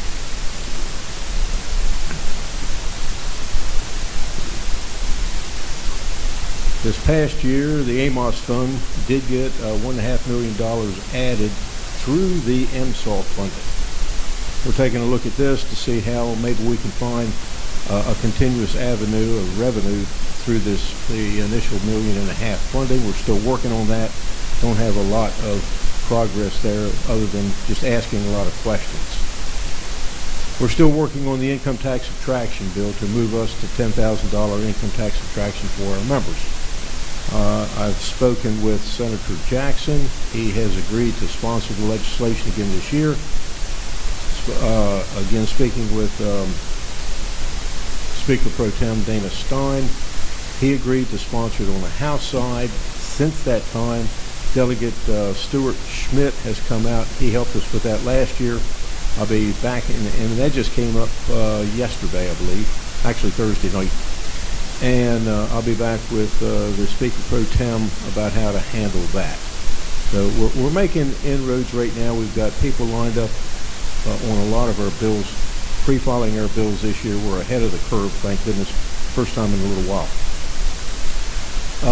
At the last meeting we had in Ocean City, I spoke on the fact that with us changing our name, it came up we need legislation to change the name that's presently in legislation wherever we have MSFA or Maryland State Firemen's Association. It needs to be changed to firefighters. Someone suggested I contact Senator Kagan about it. I have contacted Senator Kagan, and she was very happy to assist with that. She said she'd take the lead on it, and she asked that I find someone on the House side. While I was in Ocean City, I spoke with her, gave her some names. We called Delegate Tom Hutchinson. He's actually my delegate out of Dorchester, and he has agreed to work on the House side. So we've got that already in the works. I think her staff is already working on it for us. A couple other things we are working on. We're still working on House Bill 404, the wellness checks. You heard some conversation on that earlier today.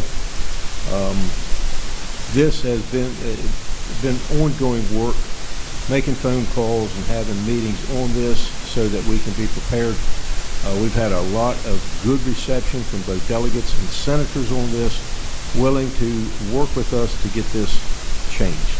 They understand the issues at hand now. They understand because nobody knew what happened at 9 or 11:30 when Sonny died. It wasn't until the next week and 2 weeks later, and such as this, they started, well, what happened? So anyhow, that has been an ongoing topic of discussion.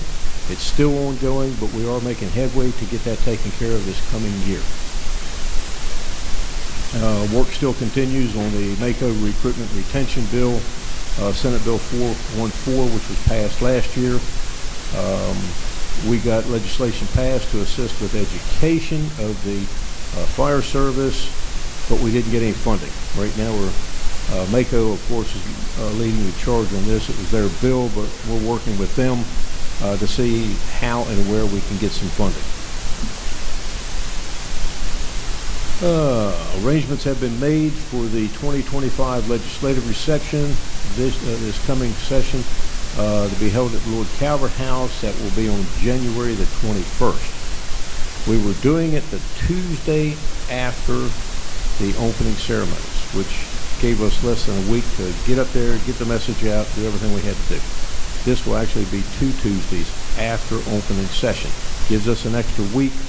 And hope that this helps with us getting the word out and people being able to get it on their calendars and just recognizing this is what we're doing. see what else I've got here.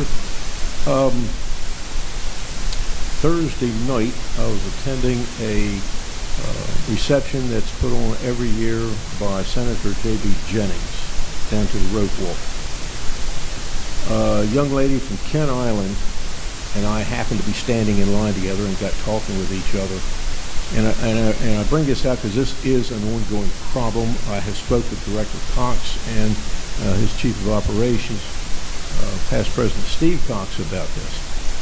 But this is what happens, and it can happen to any one of us or anywhere. She has a son who has been a cadet or a junior in a fire company, she said, for like 6 years. He goes into high school this year. He had gone in to sign up for his classes, and he signed up for the firefighter program. This is a good thing. The guidance counselors counseled him in picking another class to take. They blatantly told him that not many people pass this class, so you better have another one to fall back on because you're probably not going to pass it either. So that came up to me Thursday night. It's sad this takes place. I did speak at one of the MACO conferences that was Thursday afternoon, and it had to do with recruitment and retention, the history, or where did we start losing members? What have we done? What have we done? What have we been able to accomplish? Where are we going? And a question was brought up about the school systems, and I told the people there, and I wasn't sitting there, for recruitment and retention, but I talked about the overall program from the perspective of the MSFA. And I let people know right then, every person there, 23 counties in the state of Maryland. If anybody ever wanted to do anything to help with volunteerism, go back to your counties, go to your boards of education, and find out why your guidance counselors are not supporting these programs. And that did stir up a pretty good conversation, I can tell you that. That pretty much gets me to where I am at the end of here, I believe. Yep. That ends my report and an overview of what I filed. Are there any questions? Any questions? Thank you, Chief. Tracy, you got anything? Good afternoon. Just to let everybody know, the next round of bills that will go into effect will be October 1st. We had 46 go to the governor for signage, and he signed every one of them. So that's usually some get held. We even had a conversation that we thought the Diaz bill would be held, and then would go into law without a signature, but he ended up signing it. I do know that that bill is going to be reintroduced to clear up some things. That's from her words, the delegate, because she knows that some of those things are going to be an issue. Also, I have looked at the reports. We still have the ability to see what we have there. Coming closer to the legislative session, they'll clean this out. I keep it separate from everything, so I always have a running total of what's going on. But there are some unique ones coming out. I've just been told, so nothing's going to affect us, but it's going to be just unique to state of Maryland. Other than that, just let it go. And then I've been cleaning up our list.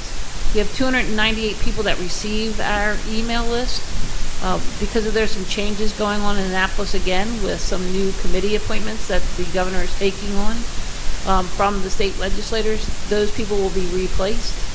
So once we get those names, we'll put them into the system, and then so we know what's going on. So some of those people that we have in there now, they're leaving. So I don't know if they want to keep our list. I don't know. Some of them said they are interested in that. And then I've had people come up to me, and they're lobbyists, and they want to know what we're doing. So I give anybody our award. So it is what it is. Thank you. Anybody have any questions of Teresa? And I did make sure that all the executive new people, everybody's on there, so that they've been updated. Okay. Harv, you got a federal legislative update?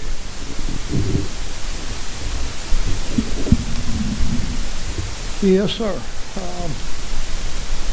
Our report was submitted electronically, so you have that. Since then, I have heard of a suit being settled in a federal court, which may indirectly have bearing on our OSHA situation.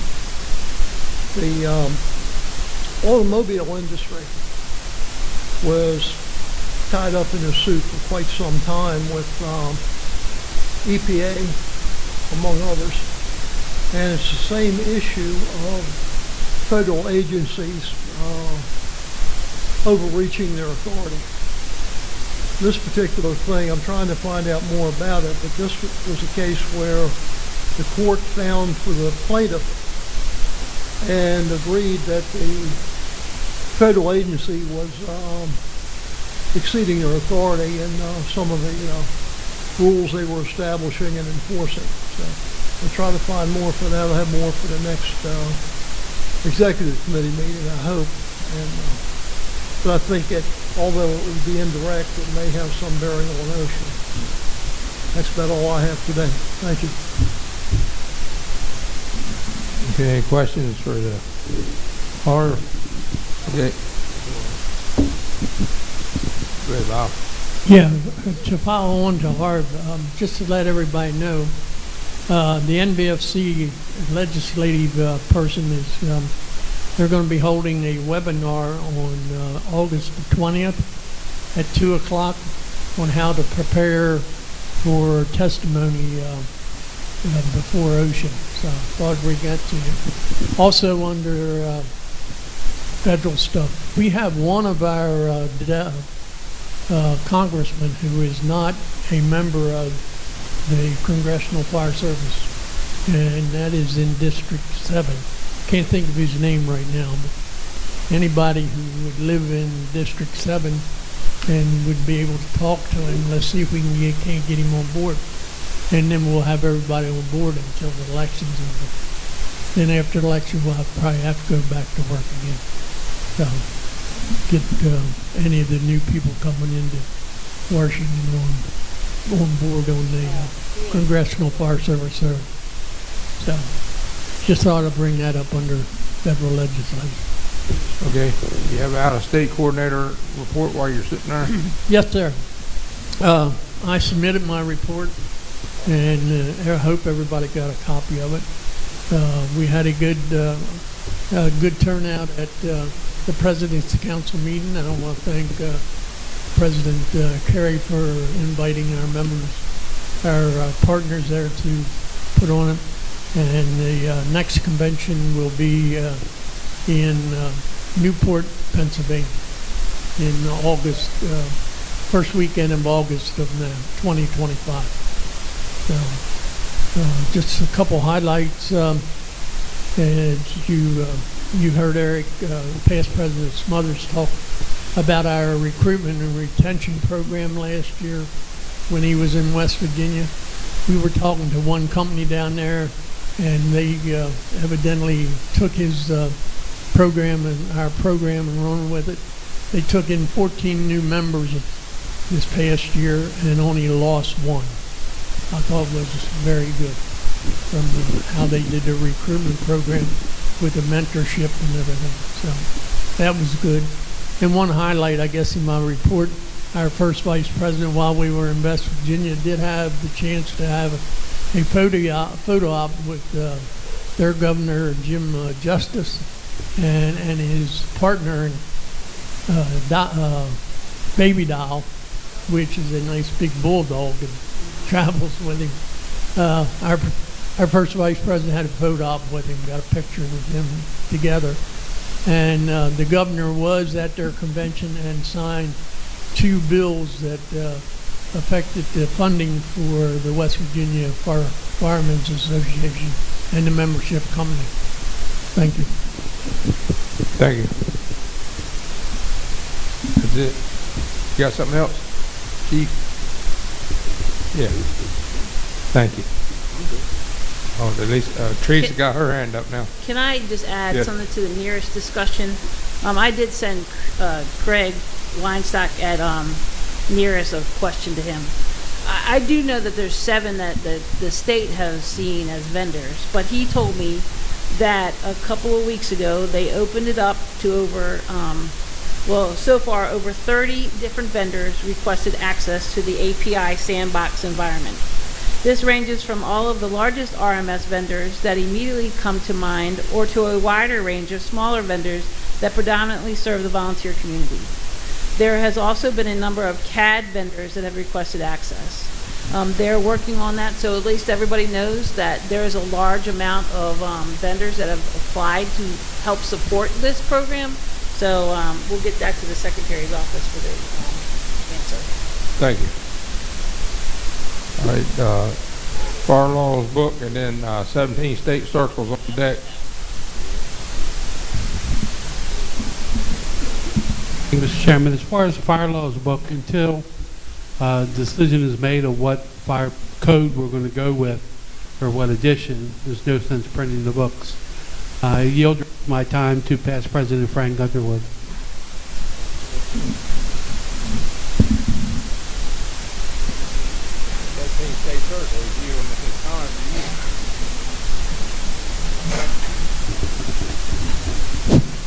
Not much has happened. I've been in the process of moving and all. Even though I'm moving right outside of Annapolis, it's harder for me since they've been working on the Capitol building. I got to sneak there about 6 o'clock in the morning, illegally park, run in, get what I need, and then leave. So that's what I've been doing. The only thing I have to do there is I update the officers' plaques, but I do that in coordination with also the Hall of Fame for the men and the women to get it all engraved at one time. So I'm a little slack, but my son informed me he just got in from, where in the hell was he this time? In Paris last night, and he guaranteed me I will have my internet at my new barn this week. So, but that's what he told me when he gave me a fire stick before he went to Brazil 2 weeks ago. So anyway, I promise you I will get that done in some sort of orderly fashion here before too long. All right, thank you. Thank you. You see, I'm up now. Administrative branch. Constitution and bylaws, Lee. Nextly, our grants committee, Dave Lewis after Lee.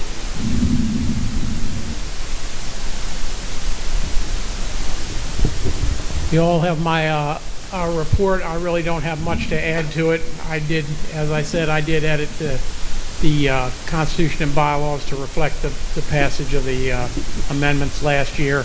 Also, I'd like to thank First Vice President Simpson for pointing out some of the other stuff that was missed before. I don't know whether it was my job or whose job, but I edited those too. And I edited the SOPs, and Kate has those. So hopefully all the corrected, edited parts will get up on the website soon. And I ask you, if in your reading of the Constitution or parts of the Constitution you run across anything that should have been in there, that is not in there, please email it to me so I can get it in and added to the Constitution. I want to make sure we're up to date with everything. And as I said, First Vice President Simpson pointed out the other additions that were not added in, so they're all in now, and I think that's it. Any questions? Secretary might have something. He walked up right beside you. Yes. Each of you received a copy of the proceedings book for last year.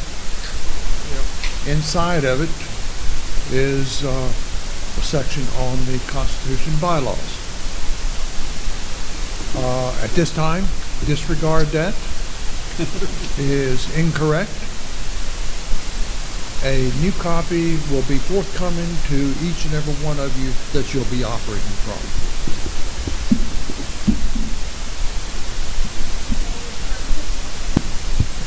I'm sorry?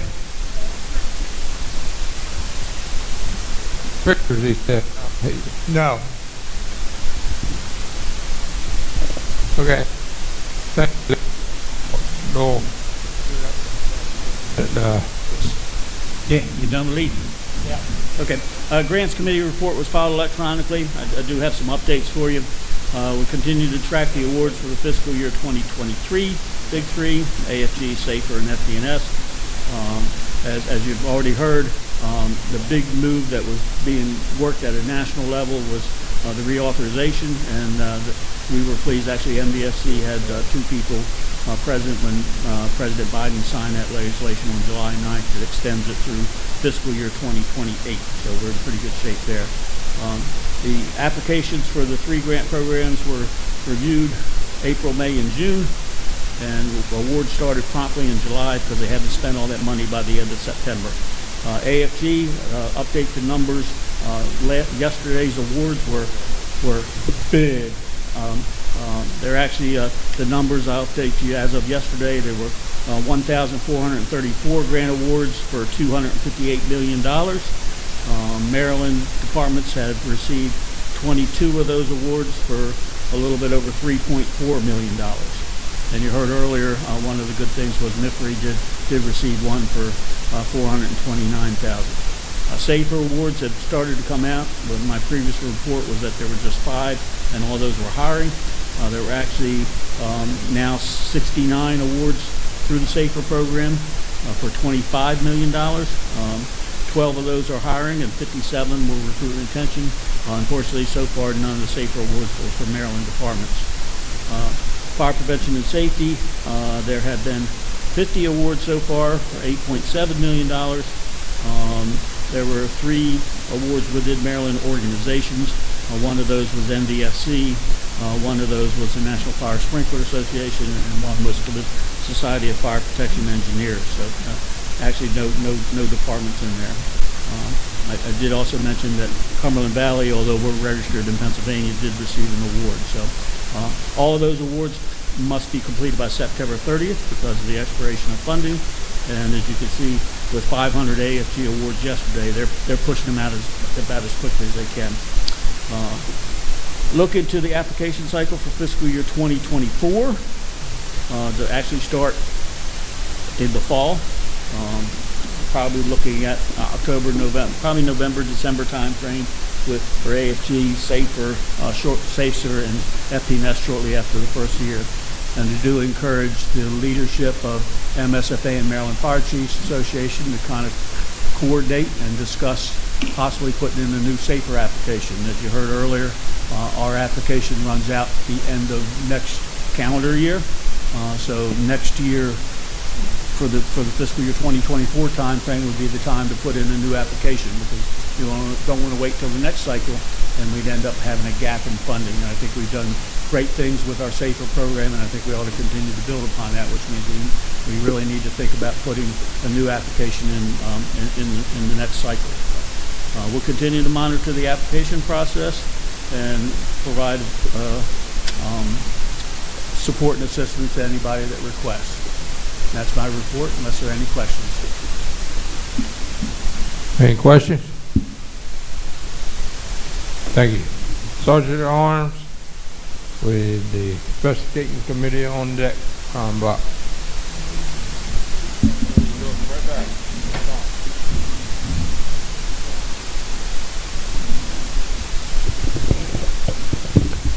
Well, it seems like I've had a very nice afternoon.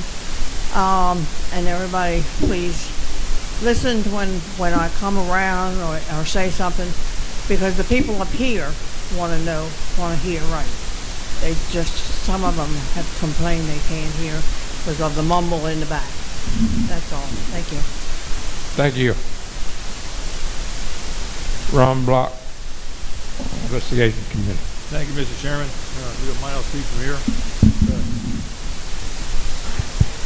This committee was formed following some situations we've encountered over the last 2 years, and also to expand on the constitutional amendment that we passed at the 2024 Convention and Conference in Ocean City.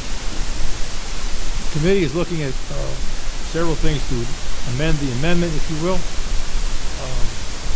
Particularly who would be, should we institute background checks? Who would be subject to background checks as far as incoming officers and committee chairs? The amendment that was passed includes committee members, and this committee feels that's a bit far-reaching, but we're not stopping there. We're not saying it's bad. We're saying that may be a little complicated to administer. We're also faced with a situation that background checks would not have uncovered the situations that we encountered earlier this year and 2 years ago. So we need to look at a way to protect the association, for lack of a better term, from encountering those situations that could have been at least very embarrassing, if not devastating, for this organization. I would like to call a meeting of this committee after the adjournment of this meeting today. However, our committee meeting will follow the special meeting that the chairman has called the executive committee meeting. We immediately follow this. So if we're not running into too late this evening, I'd like for the background check committee to get together here sometime later today. Any questions for me? Thank you, Mr. Chairman. Yes, sir. All right, now we're going to go into the training and safety branch. Mark Builders is the chairman of that committee, or the overseer. Safety committee. Thank you, Mr. Chairman. I've been asked to give the safety committee report. Safety committee has started the marathon year of 24-25 for their first meeting. At that meeting, they discussed communications and getting the word out, and President Kerry suggested some type of document be developed. So with the extreme heat conditions at the convention and continued for weeks following the convention, Chairman Black created the first ever safety bulletin that was approved again by President Kerry and published on social media. The second bulletin has been created that talks about the impacts of Tropical Storm Debbie. So again, the committee's goal is obviously to get the word out and provide more information to our members and to make sure they're practicing safely when they're out performing their duties. Touching back, the first meeting of the Safety Committee occurred on July 21st. It was hosted by Mechanicsville. At the meeting, the following subjects were discussed: a vision statement, 24-25 goals, EMS firefighter injury trends, highway safety brief. The Safety Committee is requesting that the Executive Board members reach out to their respective areas of responsibilities and request the following information. How many agencies conduct cancer testing for their membership? If cancer testing has been conducted, how many cases have been identified from that testing? The next meeting of the Safety Committee will be held in the Western Region. The committee encourages the Executive Committee members from the region to attend and encourage participation at the meetings as the meetings of the Safety Committee move around the state. And that's a brief summary and synopsis of their first meeting. Thank you. Anybody have any questions of the Safety Committee? Come on. We want to hit him because he weren't there. Buddy. Okay, high school tech program, Chief Dan Stevens. Next up will be Rural Water, Steve Barrett.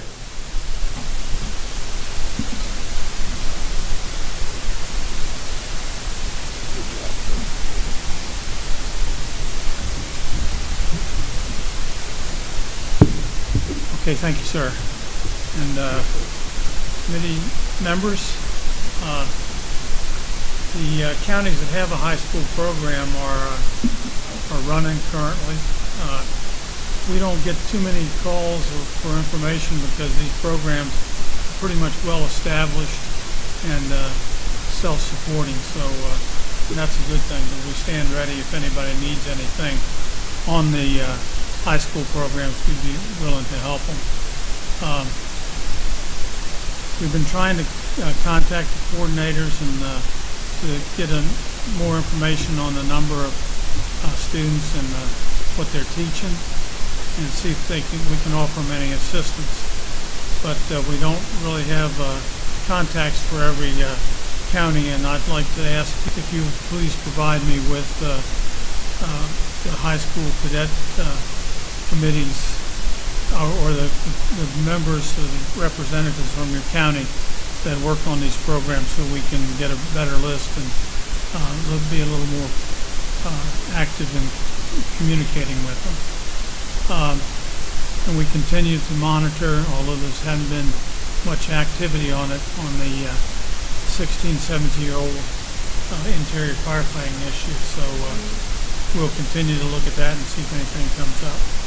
So if any of you need any information or support for your program, for your high school programs, please let us know. We stand ready to do what we can. Thank you.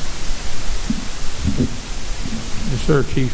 Thank you. Any questions for Dan? Hold on.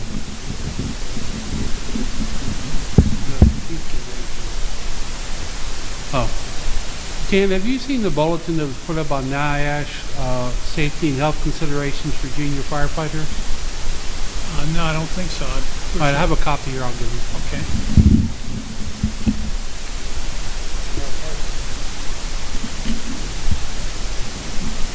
Thank you, Chief. Thank you.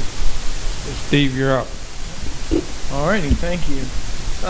My report's submitted electronically, so I'll just hit some highlights. Thank you to the president, the past president, and Chip Jewell for the guidance and for moving forward with our committee name change so quickly. We expected to be a little more involved, but it was done with about 3 phone calls and a couple of emails, so we very much appreciate that. We think that the new name reflects more what the committee's goals are. Spring's been kind of slow. We didn't really have much activity. We have several events coming in the next month and a half that are listed on the second page. And we've been working with the Standards Committee for several months on some updates that they're going to present here shortly. Other than that, unless there's any questions.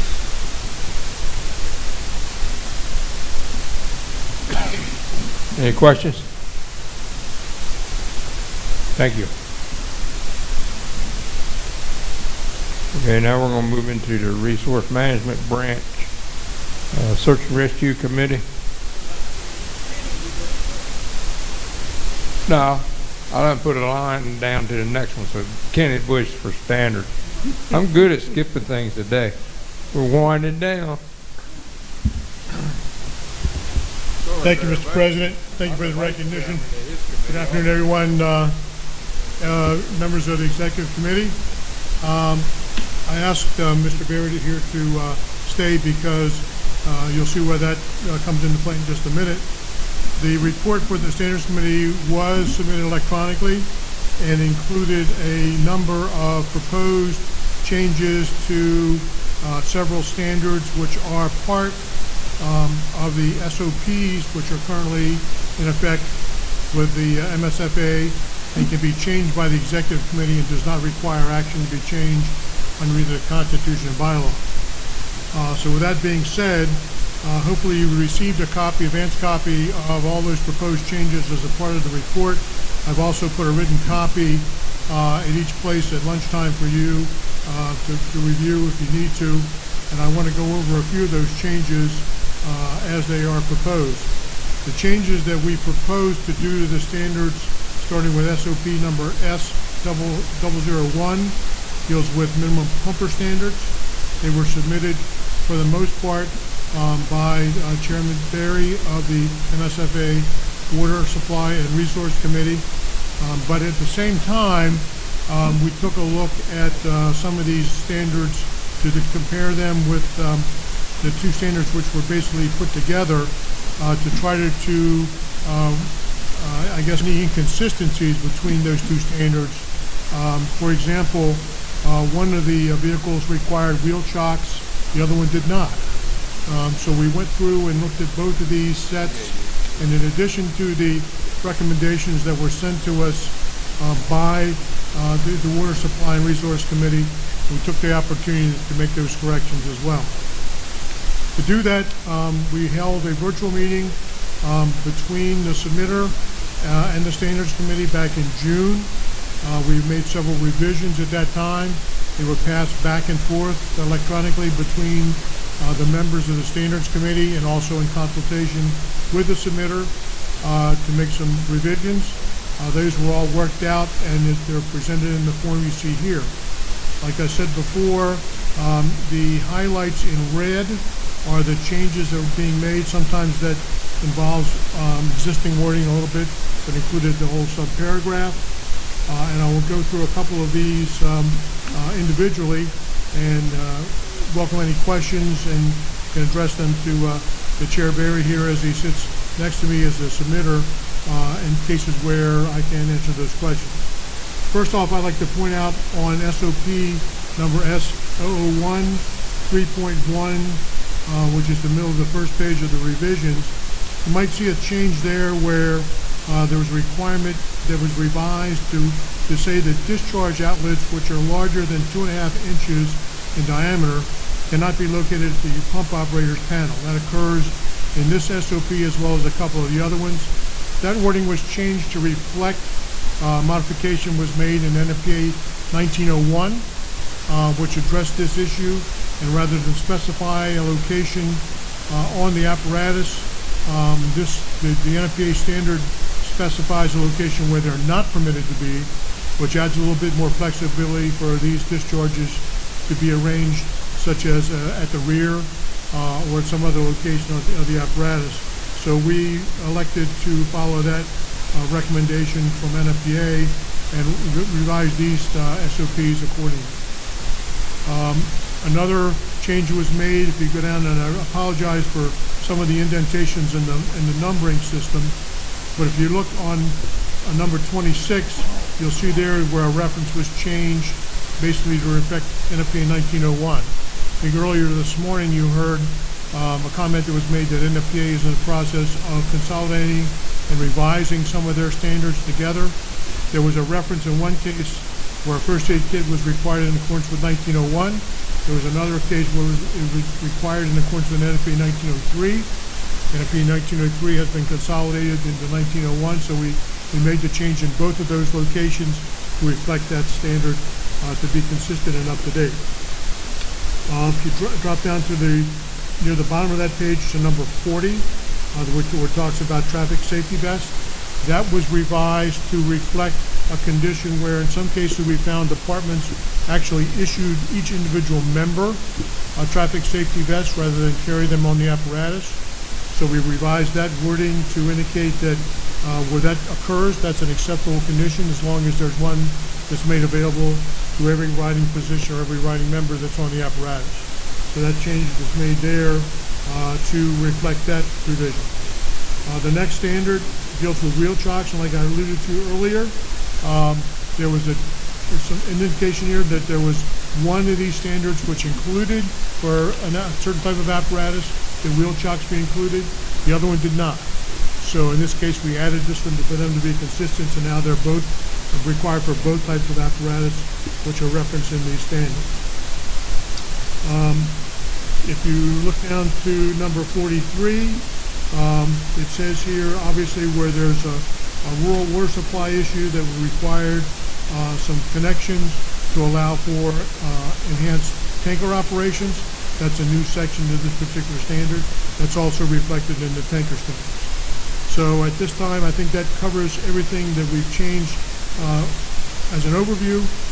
Some of these changes are repeated were SOP number S002, and I'll ask Chairman Berry if he has any comments he'd like to make in order to reflect any changes he suggested. No, I don't have any comment. I think you covered everything pretty well. Unless there's questions, I'll be happy to answer any questions. That being said, I will be happy to take any questions from members of the Executive Committee. You should have that as part of our report, yes. That was an attachment, I think, to the report that was sent out. Okay. Yeah, it was sent as part of the report.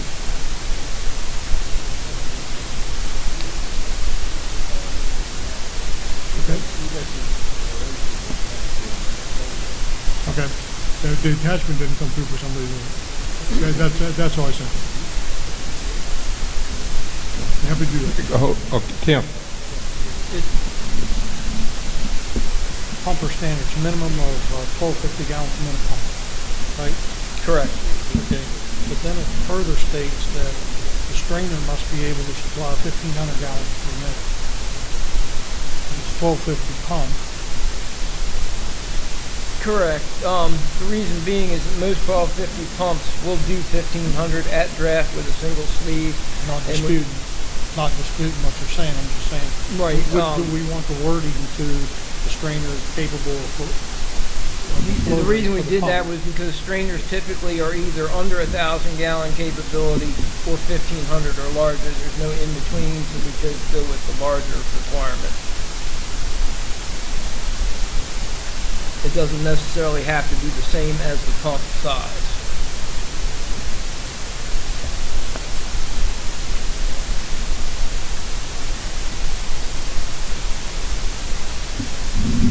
Yeah, I understand what you're saying, though. That if you got a 1250 pump, you need a 1250 strainer.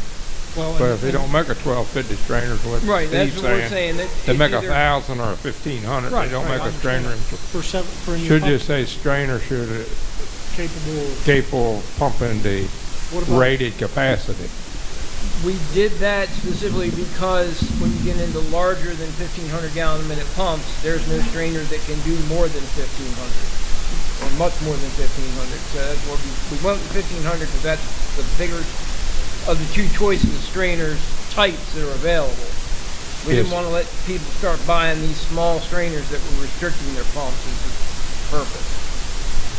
So if you got a 2,000 gallon minute pump, the strainer's only going to be rated 1,500. So it's not. We can't change the wording to say match the capacity. Right, because with anything 1750 and up, you're going to need two strainers no matter what. Yep.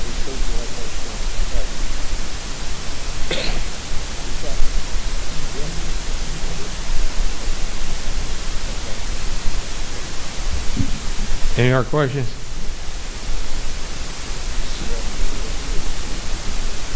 What? Oh, we do that all the time. Depends on where our location is, but on coastal highway, no problem. Get on them side streets, dead end streets with that problem. Okay, so we need to approve this, Kenny? If you feel comfortable with doing so, yes. I mean, these are for approval by the working group. Okay. Got a motion by Randy, seconded by Ron Block, that we approve the standards recommendations as presented. Any questions?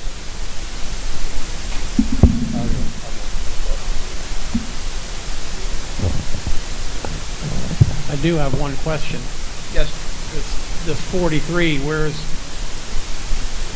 40, 41 and 42? I have 41 on the original SOP, but I don't have a 42. Is there something we're missing here? Which page do you show that on, sir? Page 3, it's recessed in. It's just recessed in. There's 41 and 42. 41 and 42 are in Okay, red. I got it. That's what I said. I apologize for the fact that the indentations didn't work, but they're there, I think. Okay, any other questions? Thanks, Lee, because I saw the 41, I didn't see the 42 either. All in favor of the motion, signify by saying aye. Aye. All opposed? Show the motion is unanimous. Thank you. Thank you. That concludes my report, sir. Thank you very much. You all in, Mr. President? Got your hearing aids up?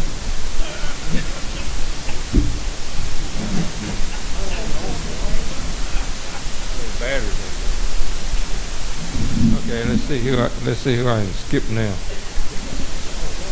We got them all down to there, right? Okay. I'd like to call a scholarship committee for their report, please.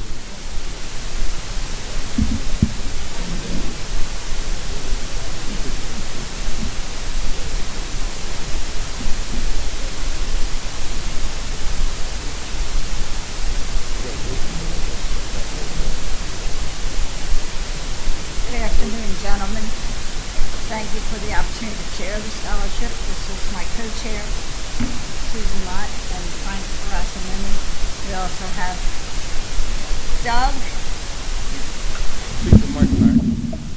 We also have Doug Simpkins and Dale Fischette on our committee. So there are actually 5 members of our committee here today, plus 4 others. So I want to thank you for the opportunity. My report was submitted electronically.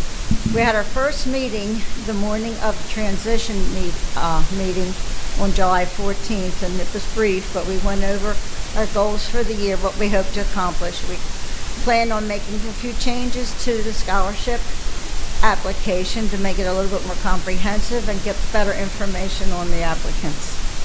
We also, one of our big pushes this year is to promote the sponsorship program and the legacy gift donation program. I feel it's fairly new. I feel it needs to have more attention given to it.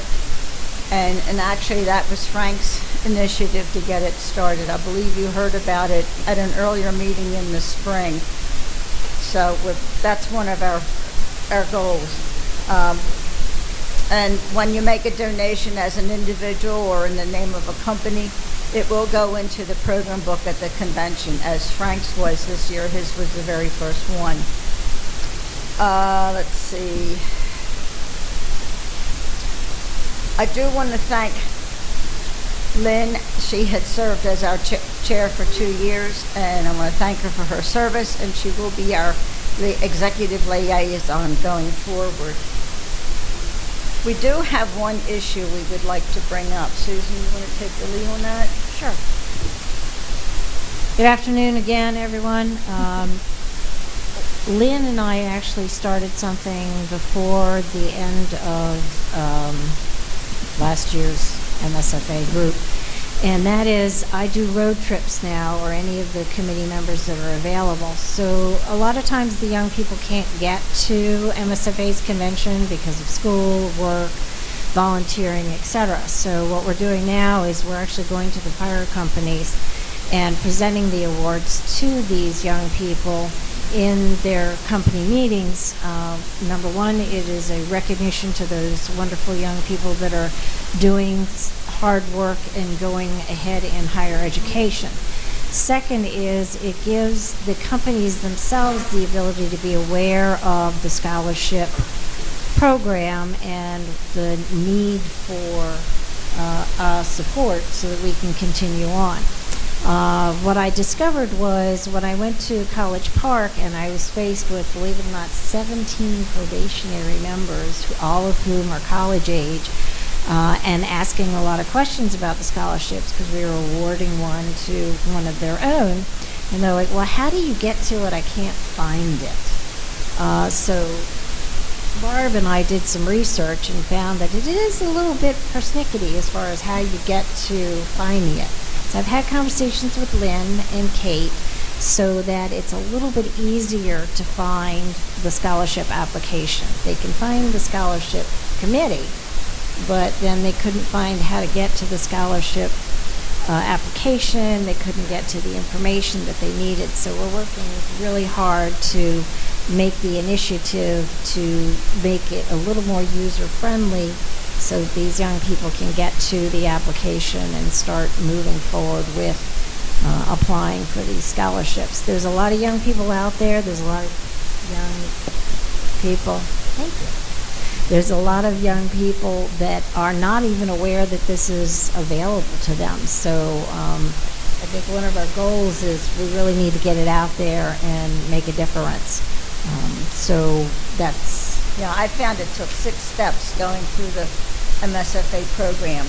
The biggest issue that I found was once you get to committees, you have to know what committee it falls under. You got to go all the way down towards the bottom for member benefits. And then you can get to scholarships. And then you go to view the scholarships, but I couldn't find the actual application at that point. It used to be that I could go just Google MSFA scholarships and I went straight to it. And that was great when I go to high schools and talk with the guidance counselors about our scholarships.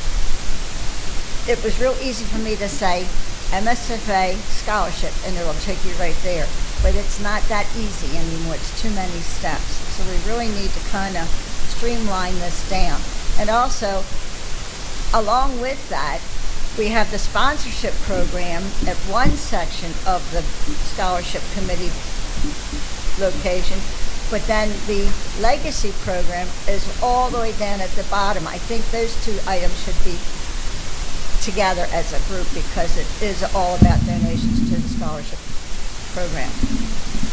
Okay, my recommendation would be for your committee to try to put a program together, you know, a schedule, however you want it worded, or post it on the website. Get it to Kate Working and on the it. website committee, because there might be somebody up there that can help you, but this is one that's not. Yes, sir.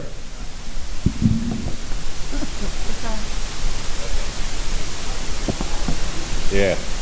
I would just make a point, Barb. I just typed in MSFA scholarship. First link that came up on Google took me directly to the page that has a button for the guidelines and another button for the application. First thing came up. And I've done it 3 times a day and couldn't get anywhere.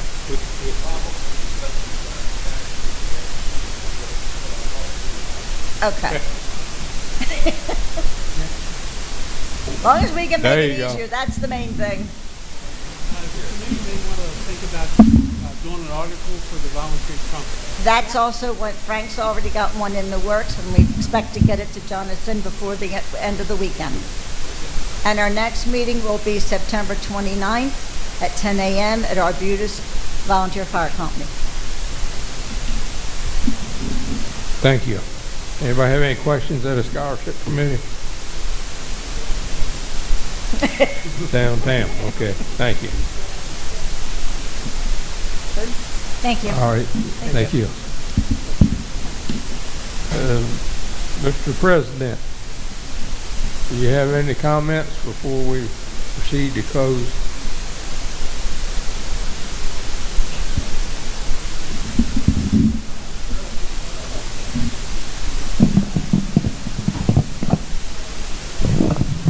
I'm on.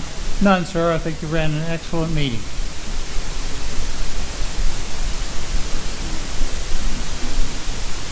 Hold on a minute, we're on a hold.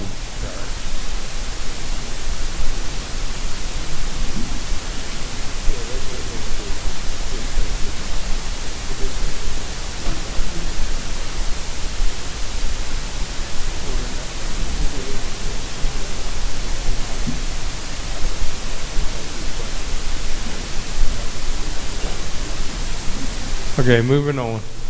First Vice President, any comments?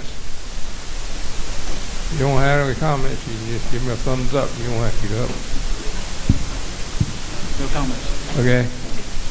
Second Vice President. Madam President.